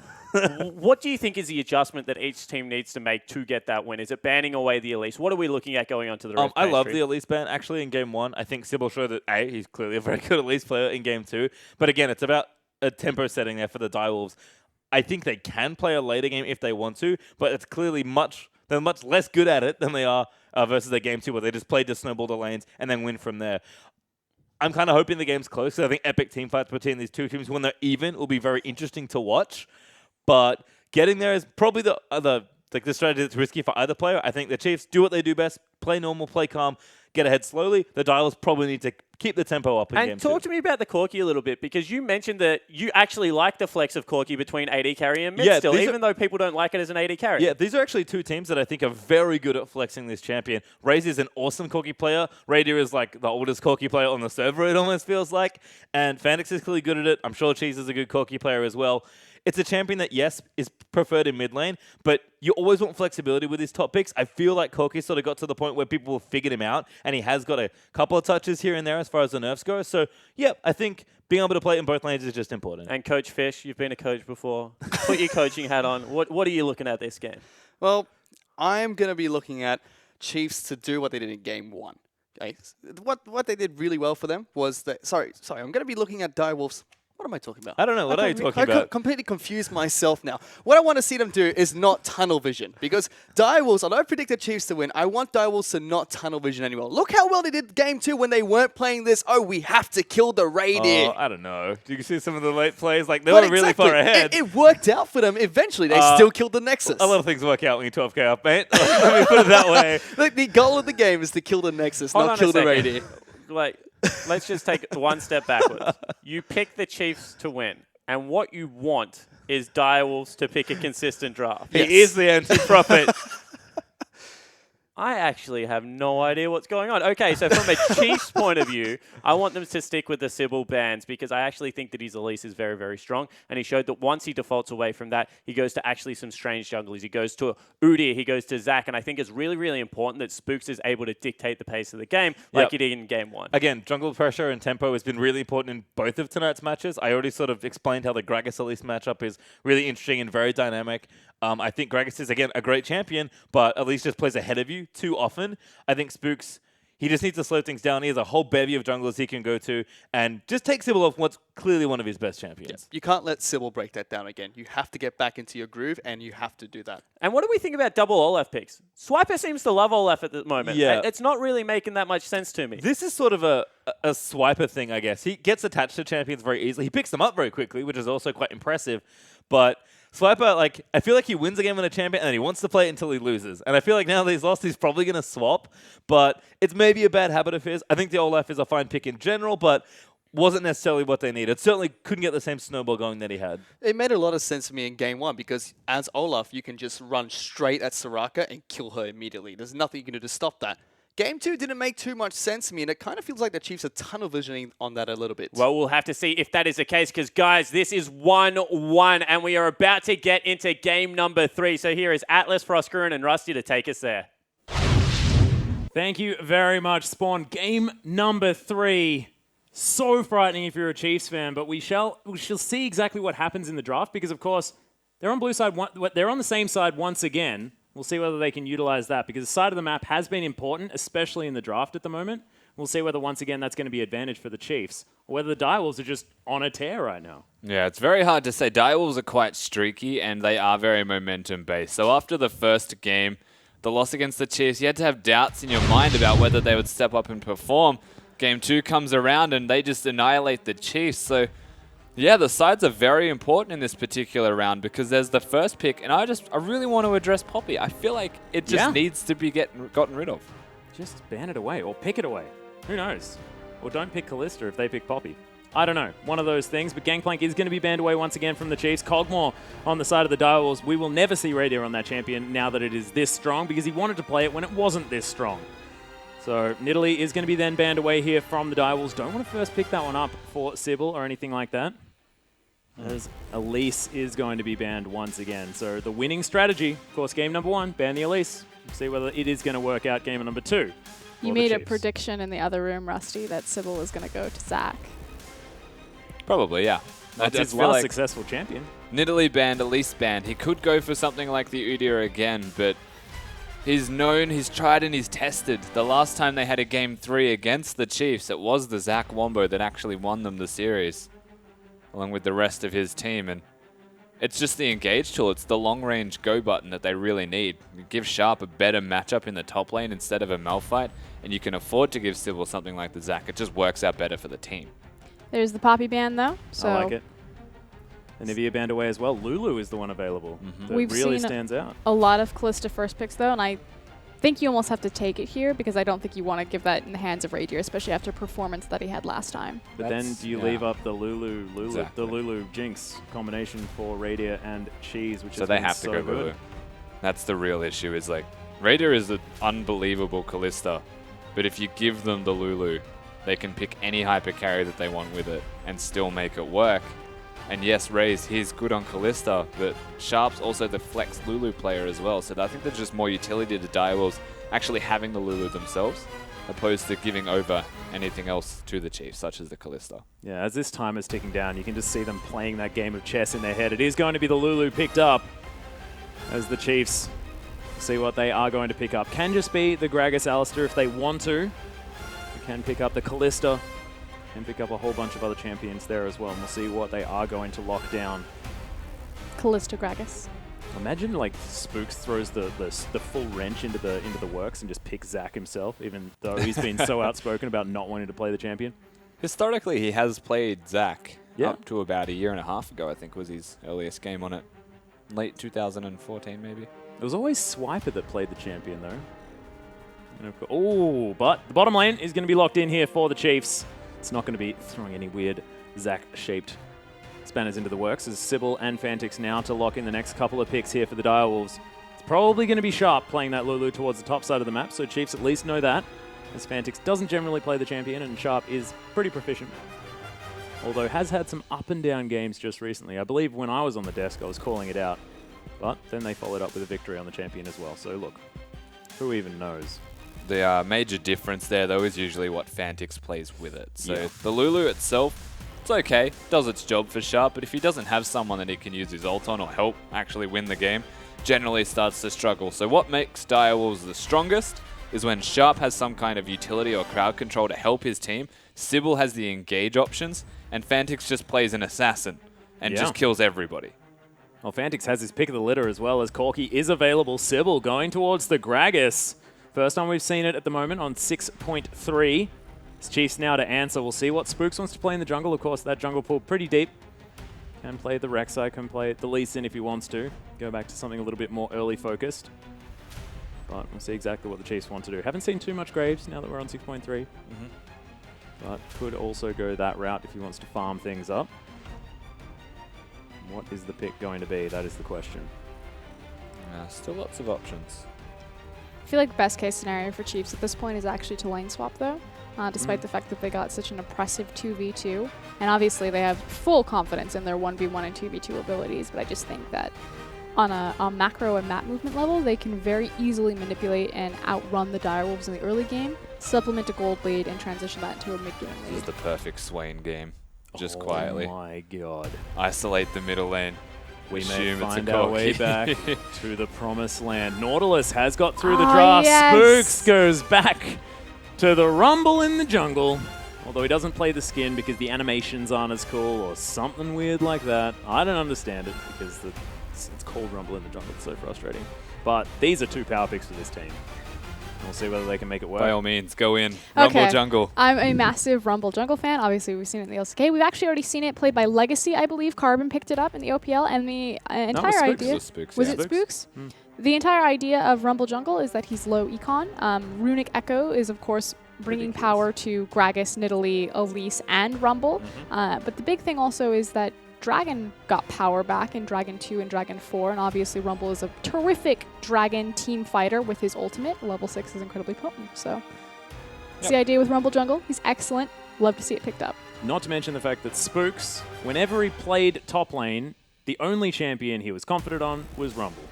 I actually played with him a little while ago, and admittedly, in my area of League of Legends, he doesn't struggle too much, but definitely likes to play the old Rumble when he gets a chance. He hasn't struggled a lot in this level. Most certainly not, but when he's a jungler, you know, like, of course, didn't start It off that also, way and all that sort of stuff. it hides the Rumble with a lot of fighters playing in the top lane at the moment. You generally struggle with your laning phase, so able to get the free level 6 and unexpected equalizers. Well, Quite speaking of interesting. equalizers, it is going to mean that Fantix takes the Corki into the mid lane. Does have that package, which is rather similar. And Raze is going to be taking his fabled Ezreal towards the bottom side of the rift. Braum picked up as well in this Direwolves lineup. Lots of mixed damage, lots of potential carry out of the 2 Direwolves damage dealers. Of course, Fantix and Raze doing a heck of a lot of work. Mostly Fantix. This guy has pretty ridiculous damage output. The man does a heck of a lot of work. About 33% of his team's damage all up. I guess Victor here. Just swain them. Please, get us to the promised land. Just the one thing everyone wants, though. Cheers, the renowned OG Swain player, but Oh, yeah. Well, looks like going back to the Lux is what he's going to do. So wanting to lock down the mid lane for the Direwolves here. And he can just wave clear. And they have so much area control. We'll see whether they can keep Radier alive. Yeah, and that's really what it comes down to. They also have fantastic long-range engage. Obviously, the Equalizer and the, Final Spark have very similar radiuses where you can pretty much knock at a whole team. Again, fighting around dragons is incredibly important, and if there's one MO that the Chiefs have really set up this game, it's their vision control.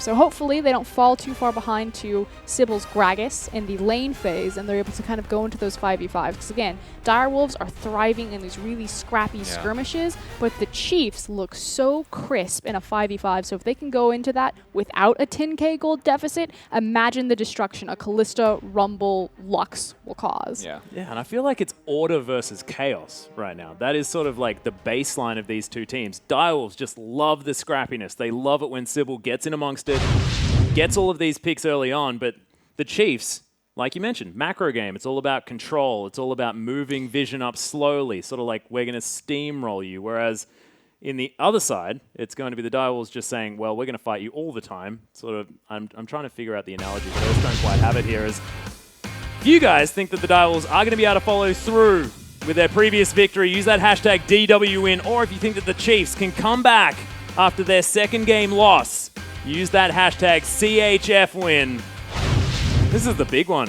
Super Week, already pretty damn super as we're going into our 6th game. Yeah, this is massive. Ridiculous. And this is almost going to be the repeat offense. You don't often see this. The Chiefs, they had an emergency boot camp. They stepped up their game. They looked phenomenal. But the Direwolves have managed to bring it back. And only in a Chiefs Direwolves game do we see this again. Yeah, this is so intense. And the fact that you cannot call it right now as well is just a testament to how much the Direwolves have improved as well. I mean, if this was last year, you'd be thinking, well, the Chiefs just take this. It's absolutely fine. But now, everything on the line, Chiefs really having to prove themselves as they are going to check out the Keystone Masteries. more time. Pretty standard stuff across the board. Yeah. I Wind do. speakers still on Ejim. Is that still the standard now that the Triumphant Roar has been nerfed a little bit? Yeah, so Mata was the first one that I really experienced taking this mastery on Alistar, and the reason why is your Triumphant Roar is obviously an AoE heal, and with the Wind Speaker's Blessing Mastery, it allows you to give an AoE MR and armor buff to your team for, I believe, 3 seconds. Your Triumphant Roar was nerfed to a 16-second cooldown. And actually Alistar's, and Ejim did this last game too, where he put early points in E. Mata actually maxes his E first, as opposed to maxing the Pulverize or the Headbutt. So you're effectively trading off a lower cooldown on your ability to give your team free AoE stats off of the Mastery versus a lower CDR on your Pulverize or more damage on your Headbutt. I like it. Mini Aegis of the Legion. So Yeah. the cool thing about Rumble Jungle as well, by the way, while we're watching him just burn everything on his way, is you can start with 50% overheat, deal bonus damage, and the second you hit level 2, the goal with Rumble Jungle is to overheat. Every single time you get the shield, you can overheat with the burn and just destroy minions because you get bonus attack damage. Helps you move really fast through the jungle as well, having Yeah. more movement speed. I find it pretty ironic that apparently he silences himself when he overheats, whereas he is the loudest freaking champion on Summoner's Rift. And something that I also really want to clarify while we're talking about Rumble is this idea of like low econ and what that actually means. So there's kind of two different types of champions in League of Legends. There's champions that are item dependent, like Aurelia and Jax, and there's champions that are level dependent, and Rumble is one of those. And typically a champion that is level dependent can be what we call low econ, where they don't need gold or items to really do their job efficiently. Supports is an example. Exactly. So like if you're against a Jax, and everyone's been in the situation where Jax goes like 0-10 in lane, but suddenly he has 150 CS and he gets like 2 items, and then suddenly he's a god and he kills you. He's an item-dependent champion. Same thing with a lot of assassins. Whereas Rumble, again, his ultimate is going to be his big power spikes, 2 points in Flame Spitter, things like that. And he's got the weirdest power spikes as well. It's like level 2 and then level 4, and then as you get different levels of the champions, which is very strange. I got very confused when it got explained to me, and I just default to letting you guys do it. Very similar to Corki, actually. Well, we'll see how Sybil goes on this Gragas as he's moving towards the mid lane at the moment. Just wanting to get towards the other side of the Rift by the looks of things. Popcorn Chicken's going to be on his menu. But you can see Spook's farming very quickly. So I also love analogies, and I don't know why I keep thinking about this, but these two teams, so we're talking about how Direwolves are like scrappy, they're like Jack Sparrow, okay? Oh yeah, as Fantix's going to get caught. They're like kind of lopsided, everyone likes their swagger, you know, they like roll up, it's a party. The Chiefs are like the masked man from The Princess Bride. Oh my god, you're going deep. Yep, where they like outsmart you, and they're very like posh and, you know, the hero that everyone wants to root for. I thought you were going to go for like fighting technique analogy. No. Which could have worked out as well. You know, you got the drunken boxing versus kung fu or something like that. I always just like to find like a team spirit animal and just like really go with it. And I feel like Jack Sparrow is like the direwolf spirit animal. What about just like Bruce Lee against Kung Fu Panda? I'm sold. I like it. I like it a lot. Fits in. But Ejim and Radiant now just farming towards the bottom side of the map. Cheese just tanks a Phosphorus Bomb just so he can get a little bit more farm. We'll see how the Lux goes this time around. Light Binding not going to find Fantix because he gets him with the Lucent Singularity. So nicely done so far from this Lux. But very even is the farm. The Direwolves and Chiefs mid laners face off. I think the bigger victory as well for the Chiefs is that Swipe is trying his best to keep up. Of course, he's had to recall now, but didn't teleport and will catch up in farm. It's that he's managing to hold his own in the one-on-one. Oh, man. Hit him. Hit him. Light Binding does go down. Fantix and a very low health margin. Cheese just waiting for cooldowns. Raider and Ejim still actually farming quite nicely here towards the bottom side of the map. It's not on the right side again. Anytime you see Braum full of Rin spikes, it's because he's standing on Kallista's side. And again, he needs to match up with Alistar and make sure that he's in the correct lane within his lane.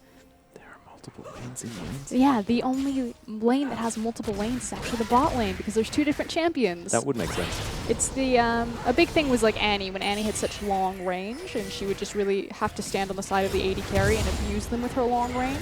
There's the quintessential Blitzcrank Ezreal bot lane as Yep. well, where you just cover half the lane each, and like you get hit by a Q, you get hit by a hook, and you have to choose one every single time. Choose your poison. Yeah. Slow death or hooked. I feel like both people would be on Ezreal's side, to be perfectly honest. You say that, and then they swap randomly. You just never Oh, know. God. It's brilliant. Got to be on your toes. Plus the Blitz is always in the bush. Never going back to the bottom lane ever again. Polymorph comes down onto Swiper, though, looking for an anchor onto Sharp.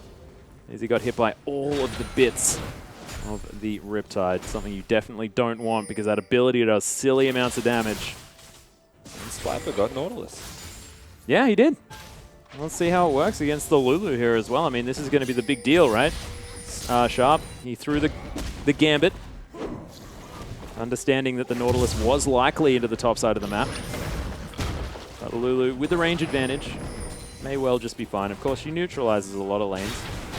But right there, that doesn't look very neutral. That looks like Sharp dying. It looks like Riptide.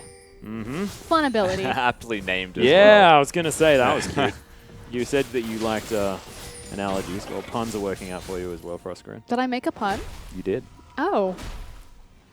Because you said rip, and he was dying. I see. Yeah. I get it now. I see what you did there, even if you didn't. I didn't know. I didn't.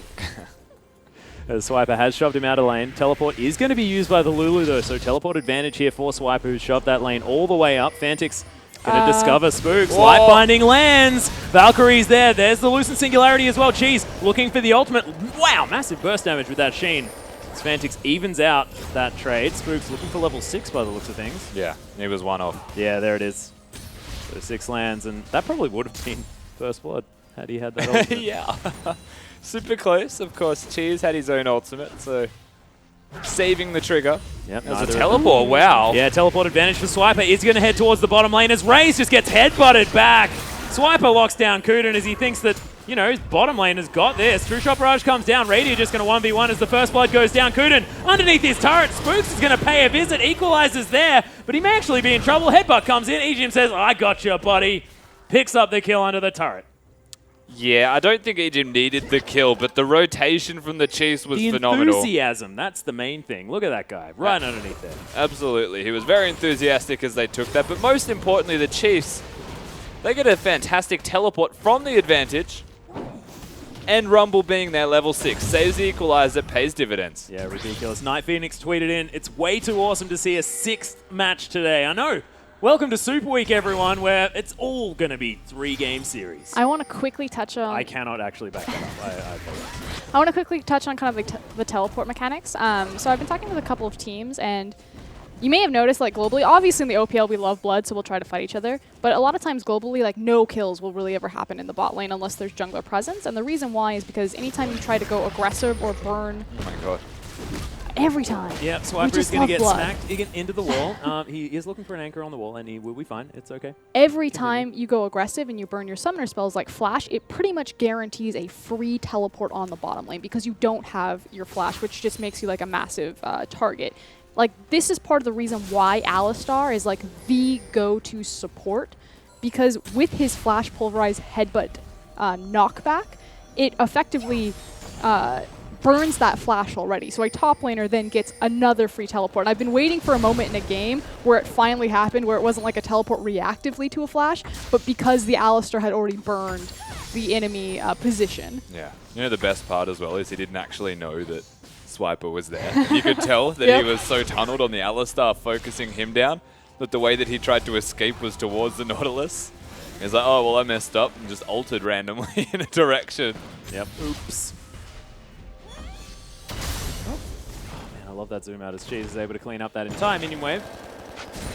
I challenge them to do a super zoom out though when it happens. Whoa. Just to see the full length. Yeah, exactly. On a blue steel, that's cool. Yep. I mean, we've all seen the mini map. What about the mega map? Exactly.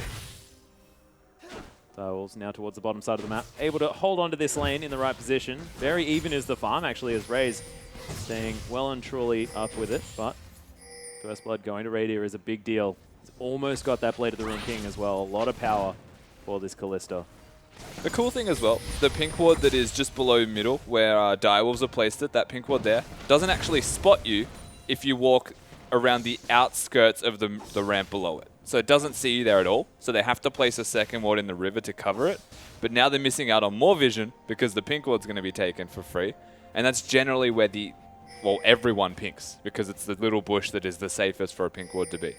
Oh, I really love that decision to take the pink ward as well. As soon as Swiper comes down, Cheese understands that he can take something if he wants it, and decides to take that one away. As Swiper still looking to come round. Spooks here as well. The collapse not quite going to work out here for the Chiefs as the Direwolves smelt that something was up. The bottom lane still just hanging out underneath the turret. It's now a question of where Sharp is going to impact the map. Is he going to start teaming up with Sybil and invading the Chief's jungle? Is he going to roam down into the mid lane and help out Fantix? Or is he going to go assist his bottom lane? Or is he going to farm Rift Herald and just continue to push in? Harold is going to be taken first up, so that is going to be #1 option. Spooks is going to face some attention here towards the bottom side of the map with no more objectives towards the top side. Does make a heck of a lot of sense, and it looks like this outer turret is going to be the aim for the Chiefs, as they will have to tank it up for a while. No more minion wave for quite some time. That's clear out of the Direwolves. Should be noted that, like many times, the Rift Herald buff was actually given over to the jungler. It helps them with their clear speed just because you get the movement speed. Likewise, you get the faster back, which means you can get back into your jungle and farming more. Especially if he's invading. Need that speed. Yeah, Radiant going to grab a bunch of that money as well as he picks up that outer turret. Still slight gold advantage here for the Direwolves as they do have a bit more farm towards the top side of the map and in the mid lane. Radiant responding in kind with his own CS advantage. It's the two teams establishing the strong and weak side of their map. So Direwolves have control over the top lane simply because they took that tower down, which means that their minions can pressure point much deeper. That said, Chiefs obviously have total control of the bottom lane simply because Alistar Callista is so god tier, which means that Rift Herald goes to Direwolves, Dragon goes to Chiefs. It's now about how these strong side of the maps will impact each other over the mid lane. Yeah, and that should realistically mean that the Chiefs will clear the waves and then swap to top, because they've already gotten the bottom turret. I feel like the Dragon being down is a clear sign that they have at least a window to pressure top lane. Yep. And try and snowball that lead further. Well, Fnatic's going to be able to take away the blue buff here on their side of the map as the game slowing down a whole lot. 100 gold is the margin. It's the first time we've seen this small of a lead at this stage of this game in this matchup. Doing it. Yay. Yeah, Z0 Portal looks to be picked up. Straight First rush. item. Yeah, just wants it. It's super cost efficient in terms of the gold. I believe it's 2,700, which is effectively the cost of a Sunfire Cape, and you get very similar, like the fact that a Sunfire Cape is built up for your armor stats as well as your pushing ability with the Bomby Cinder. The Z-Rot Portal is also going to give you that pushing power, but it's also going to give you slightly less armor, but much more MR, because obviously the Sunfire doesn't have MR. And the Barmies has health. Yep. Still get the wave clear from it, the Barmy, of course. And Nautilus is one of the few unique champions where the W gives enough effective health from having a shield that you don't really miss out on any bonus health at all. Well, Razen Kuden getting some damage down on this turret on the bottom side of the map. Dial still ahead, most definitely in gold by about 300. This is only going to extend as they place a lot of pressure down, and this is looking better than the last game for the Chiefs. Oh god, he's going to get aggressed on. Massive ultimate comes out sharp from behind. He's going to be able to pick up that kill. And it's just like that. The Direwolves grab themselves a pick, and we'll see whether they can transition into anything else. Radier is on the top side of the map. Spooks just running down the mid lane. We're going to pick something up. Cheese doesn't have teleport, nothing like that. Used the heal, didn't use the flash. That was beautiful, though, from the Direwolves. You can see the contrasting vision that has been placed on this map. And the Direwolves work perfectly around their own to find a pick on the middle lane, which is the one lane that you would least expect them to be, given that they are swapping turrets. But they get the bottom turret handily, and then it's very simple for them to just work around jungle control near the blue buff and then rotate in. Easy picking onto Cheese.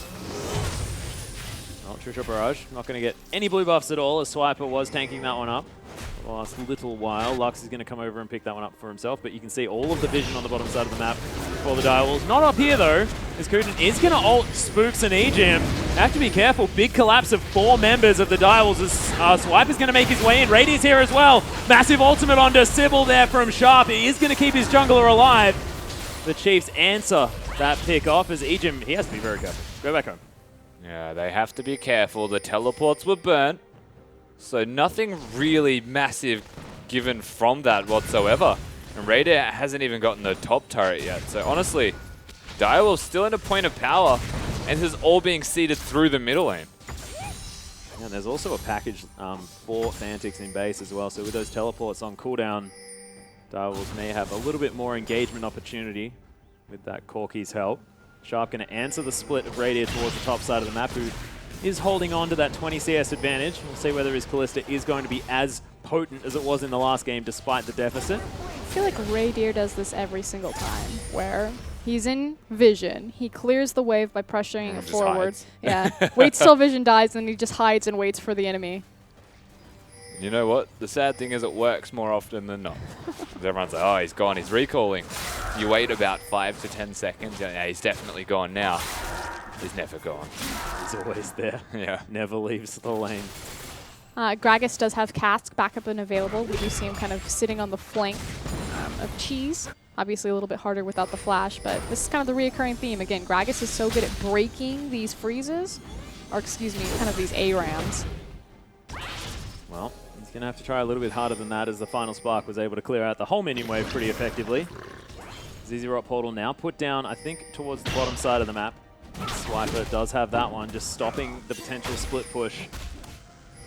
He put a very defensive Zerot portal by putting it behind the tower. Obviously, it's not going to go as far forward, but it's more so about slowing down pushes and keeping your tower safe rather than attempting to build up a siege. And that's entirely what Swiper does. So there's very different types of Zizirot portal usage. One is to siege turrets. Swiper's is always to defend the lane he's not in, to then leave that lane and be a part of a team fight.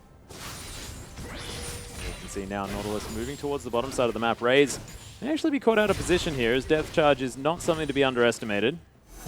But Swiper just saw a heck of a lot of farm, which he quite wants to get to. I love the banana Nautilus skin. Man, this Ezreal on a bunch of poke. Yeah, Swiper needs to actually be a little bit respectful of this. Yeah, I don't think hurting. he is really accounting for the red buff burn as well. Yeah, absolutely. That red buff was a surprising amount of damage. Well, you can see Raze still able to get that push on, but the Chiefs are so diligent about their pink ward usage. Again, just like take a peek into their inventories. I think it's almost mandatory that as they back, if they have space, they must buy a pink ward. It's one of the earliest things that you learn on a competitive team, and I'm sure it's been drilled into the Chiefs. If it costs you 1,250 for a needlessly large rod, you recall with 1,400. It's your pink ward and a potion. Well, the Chiefs now placing this vision as Radier has made it to his 2-item power spike. The Renan's Hurricane as well as that Blade of the Ruined King have been completed. I thought about making like a good-looking coach and analyst and so clever of the Chiefs structure joke, but I was like, I'm not going to give it to him. Yeah. It's not worth it. I'm most curious about what Spooks is buying. Well, Swiper is actually going very aggressive here in the mid lane. Turret is going to fall down towards the wow. bottom side, as Swiper's going to get smashed in the mid lane. Prismatic Barrier thrown out as a slight effort to try and help him, but it's not going to work. Direwolf's pushing aggressively in the mid lane. Loosen Singularity not going to do too much as Life Binding comes through. Sorry, Final Spark comes through. Sybil gets caught as Cheese was looking for the auto attack, but does have to be careful. The Equalizer is still here for Spooks if he wants to throw it down as Swiper. Only 15 seconds to go on that death timer, but Direwolf's got what they wanted. The outer turret in the mid lane is theirs. And they continue to push forward. 2,000 gold remains the lead for this Direwolf squad. Sybil is a walking highlight reel. He's playing Like so that keg well. was unrealistically amazing. Like Right into the belly bop. there was no reason that that should have been so good. Like this guy is unbelievable. Spooks and Ejim looking for something, but Ejim getting chunked out already. Big damage out of Sybil as he's still looking for more. Grabs a drink, Sharp's coming around. Radier's here as well as Ejim's right in the back line. The ultimate's there. Fate Skull comes down as well as Radier. Actually quite low right now. Raze off to the side. True Shot Barrage is going to nab Radier, who has to flash out of the way. Huge dredge line is going to come in as Swiper sacrifices himself for the team. But look at Sybil right on top of Radier as Putin's going to get locked down.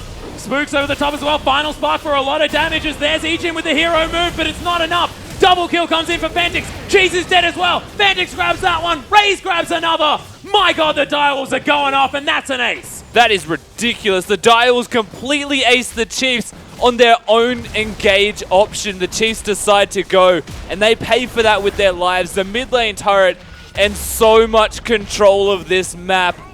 We're seeing a repeat offensive from the Direwolves, and they've started strong in Game 3. And again, just as Rusty was saying, it was really the Chiefs that engaged this priority first. Radier, of course, throwing out the Fates Call to try to reposition Ejim, but just goes right into Sharp. And just as you said, Swiper effectively has to sacrifice himself to attempt to save his AD carry, but Sybil is just such a monster this game. Yeah, there is no reason to even save the AD carry, who unwillingly jumped into an Ezreal ultimate, as well as Lulu being right there. And it's just, honestly, it was a mechanical mistake, as well as decision-making. It's a rare occurrence from the Chiefs, but it's also the Direwolves looking phenomenal when they're engaging these fights. Sharp saving his ultimate for as long as possible, a very big deal, and Kudins to disrupt the entire fight. So these weird jungle fights, and this is a very interesting dynamic between these team compositions, is Rumble always wants to fight in choke points in a jungle. So does a Braum, so does an Ezreal, so does a Corki, so does a Lulu. Got the trend here. I feel like both of these teams are going to be meeting in the exact same spots. Thinking that they're strong. Yeah, and it comes down to who does it better. Last fight was Direwolves. Damn right it was. That was a clean ace. Able to transition to the inner turret there as well. Direwolves now with a 6,000 gold lead. That has erupted in this game. It's looking very reminiscent of game number 2, if you were to liken it to anything. And it seems like this is flat out kryptonite. Swear to God, this Direwolves squad seems to have the Chiefs' number right now. Definitely playing phenomenally. Rusty just motioned at the banner of command in Sybil's back pocket. And Yeah. I know he's a big fan of that item, especially because we also have a Xerot portal. And he likes the AP as well. It's the best combo, honestly. Oh. You just get both. It just makes me happy. I can't believe we haven't seen both yet on like the same side. Wow. Yep, Okay, Baron. explosive cask onto Spooks. And that is going to secure the Baron. Direwolves take that one Oh, out. wow. Package delivered now as Radier is going aggressive. Fantix so far forward. Spook's going to get destroyed. Fantix knows exactly what he's capable of. Sybil now maybe a little bit too deep as they do manage to grab that one. Huge knock-up from Kudin, but this might be the Chiefs' opportunity to make something happen. Fate's Call comes down. Cheese grabs the next kill. It's a 1 for 2 in favor of the Chiefs. But Direwolves back out. That is the Baron to the Direwolves. And though they get picks here back in response, the Chiefs, I don't know how much it's going to sway what's happening in this game as Direwolves aren't done. Yeah, they're looking for Ejim. That ultimate is about to run out as Raze over the top. Doesn't get the Mystic Shot to finish things off. And Chiefs still able to push through. You can see pings towards the top side of the map. Huge wave pushing in for the Direwolves, but bottom side does need to be looked at. That's the rock portal as well. Yeah. Big thing is the fact that they retain the Baron on at least 3 members, priority onto the teleport, as well as the 2 primary pushers. Yeah, Chris going to tweet in saying, why you repeat episodes of OPL? I saw this episode weeks ago. The deja vu is so real right now, I agree. Oh, Savage. damn right. Of course, we don't know the outcome of this game There are just different yet, characters Stranger. in this one. There are different characters. Where's all the scripting memes? I feel like this is a perfect opportunity. Oh, sorry, I just went to say scripting. Understandable. Yep, okay. Brain went to a different place. It's I all apologize. good. I apologize. It's been a long night. Hey, he's doing the build. Aw. Oh, man. As if on cue, Swiper, you're the best. Beautiful. Beautiful. Give me the little beetles with the banner of command minion and the... Yeah. Horde. Oh, only you yeah. could use- Yeah. If only you could use Banner of Command on your little Zezirot portal minion. Pick the big minion. Just make a really big Rhino. Then I could actually win. That'd sort of actually be a Rhino, The yeah. Rhino argument. Thank I'd goodness. pay that one. Finally. I don't know why you get to decide, but I don't know either, I'm just but trying to convince you so much. Cheese. Prismatic Barrier.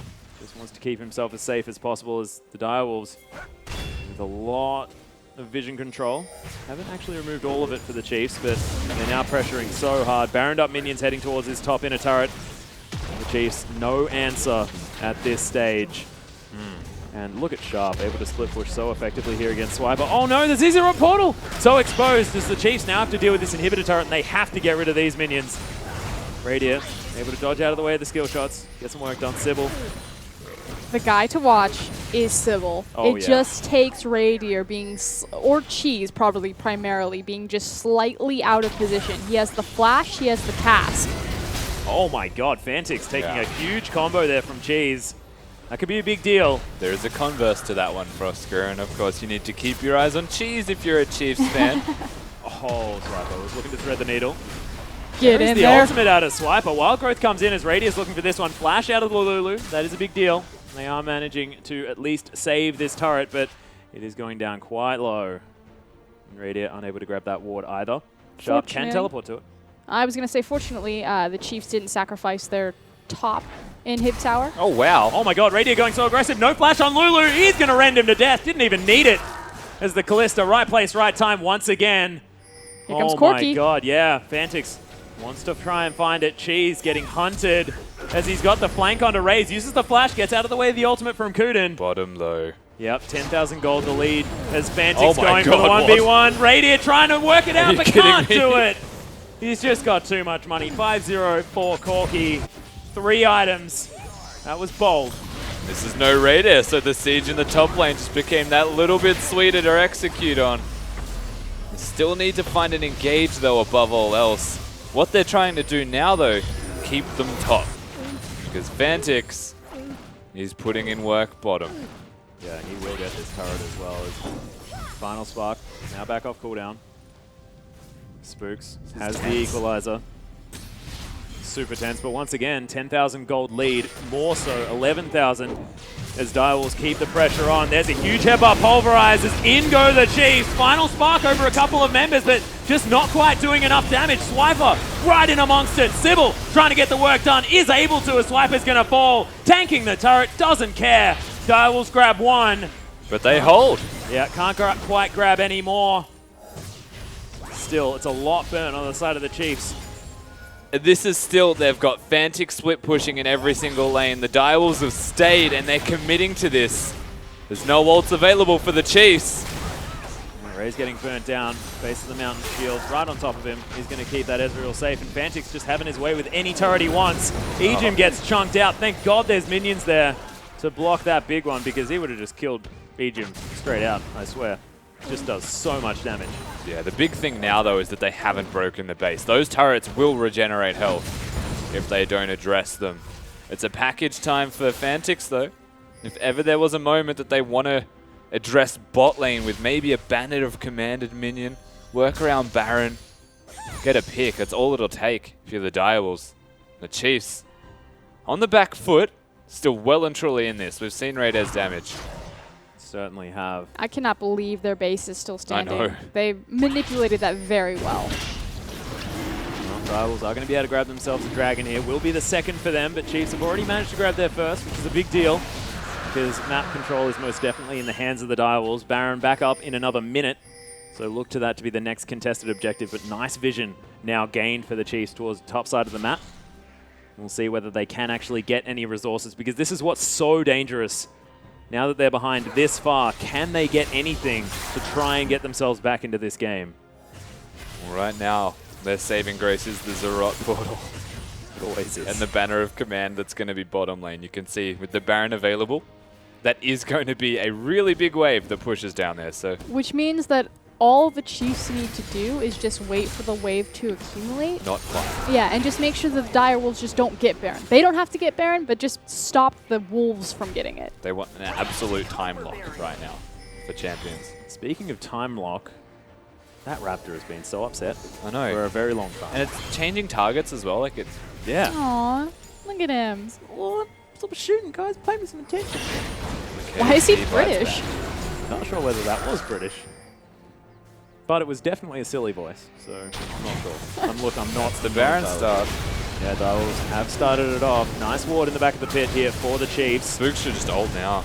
Get in there, Ejim. He's trying to get there. There's another ultimate out of Sybil. Ejim has used the ult. Oh, the final spark. Oh my god, Sharp locks down the Baron. Radier able to pick up Sybil though. Still dancing around this fight. Kuden in a whole host of trouble as Radier below half health. Ejim's going to die first. As Spook's now trying to kite back with the harpoons. Raze just going to town right now. Cheese is going to die. Double kill for Fantix as he picks up a triple. The Corky going nuts. Radier, the last man standing between the Direwolves, and another victory over the Chiefs.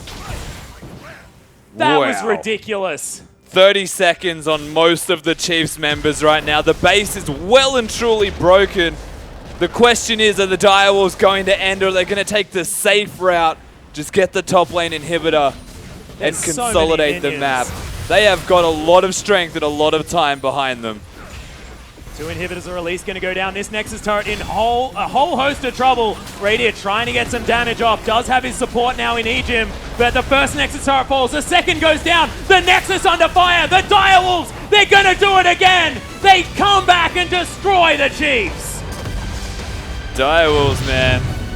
Oh, that has to sting. Oh, no. Woo! Super congratulations to the Direwolves. Yeah. That was incredible to find the morale to come back, especially that was a 26-minute shutdown in the first game, and to find the morale and momentum to come back in a 2-game 1-2 punch. Yeah. Fantix, Sybil.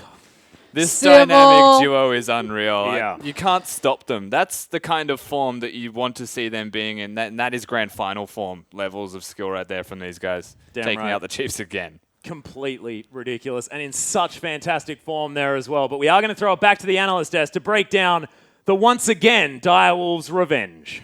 Thank you so much, Atlas. And what a performance out of the Direwolves. That was a huge 2-1 victory. And you have to feel after the first game, it's nearly even an upset, even though they took the first one. And the Chiefs, the reverse sweep kings. And not in the way you want to be the reverse sweep kings, pastry time. Not at all. The run back is very real for the Direwolves. It is very difficult to go down 0-1 and then run it back 2-0, but that's exactly what the Direwolves did in style both times as well. Now it really feels like we've seen this somewhere before. That was a fantastic game from the Yeah, Direwolves. IWCQ. I mean, whoops. Didn't mean that, guys. But let's take a look at this game because, you know, another member of the Direwolves stepping up. Fantix in this game. What a monster. Yeah, it's not like Fantix had bad games in the first two, but he had an exceptional game, number 3 here. Him and Sybil, we heard Rusty talk about it. Dynamic duo is very real. Those two played insane together. Yeah, they certainly did. And, you know, we'll actually get to take a look at how well they played together. We have a replay. Pastry's going to take it through us. And we said we want to see Chiefs Direwolves fight 5v5 with equal gold. Well, this is equal-ish, Pastry. Yep. Just halfway, about halfway through the game. Let's go. Sybil, he does work in this fight. Ejim, you can see, sort of gets caught, pops the ulti, and is going to get pulled out here. Sharp with a nice teleport flank. Locks down ready for a bunch of damage. Raze goes over after popping his ulti. Raider's getting locked down, and then Sybil's coming in. He sees Raider, instantly goes in for the kill. That's sick target prioritization from the jungler, and then just clean up City. The Direwolves, one thing I'll tell you they are good at is diving turrets, and they just make this look easy. Two things were crucial for me in that team fight. One, it was Radier. It's the person we wanted to watch out for as well in the Chiefs, how he almost was able to pull it back game 2. He was not in a good position in that team fight. He jumped into a Lulu, into a two-shot barrage, took way too much damage. And Sybil, Rusty summed it up nicely. He was a walking highlight reel. Yeah, he certainly was. And, you know, you can even go back to Swiper randomly hooked Raze in the mid lane. Yeah. And then flashed out. But Sybil's barrel was like millimeter perfect, like Timo feet perfect in how he was able to knock him back into the team. And you feel that Sybil is the barometer for this team now. Raze is very, very good as an AD carry. Fantix is a godly mid laner. Sharp's coming into his own as a top laner. But when Sybil plays well, Direwolves beat Chiefs. 100% agree. Just think about the difference in these games that we've seen from Direwolves tonight. Udi again, one from Sybil. I agree with Rusty. His Udi is actually good, but he didn't get the same amount of work done. Elise goes absolutely off tap in game 2, and then a great Gragas game to round it out in the third one. Sybil's the flag bearer. When he charges head-on into a fight, if he's holding that flag up high, the rest of the Direwolves are going to follow him in. Yes, certainly seems to be the case, guys, and that means that the Direwolves 2-1 the Chiefs. As we take a look at the rest of the results from today, it was actually Avant, the new look lineup, coming out with a victory. Direwolves once again 2-1ing the Chiefs, and we get to see them play tomorrow again in our first match versus Sim before Legacy, our OPL legends, take on their previous sister team, Trident. Chiefs will then take on Sin. First game Wednesday night, that's at 6 p.m. Australian Daylight Savings Time, before Hellions round out the week against Infernum. But before we let you go, we actually want to show you what these games are doing to our standings right now. With that last victory, Direwolves take sole possession of their second spot. They've 2-0'd the Chiefs for the split. That looks like it's going to be a semi-final matchup if I've ever seen one. Cannot wait for it. And Avant actually jump up 2 places from last, now into the 6th place, and they have to be challenging Hellions for that first place spot. You know that's where they want to be. However, guys, that's night 1 of Super Week over. But tomorrow night, starting at 6 o'clock, one more time, we have a whole new host of games coming your way. You're not going to want to miss it. See you then.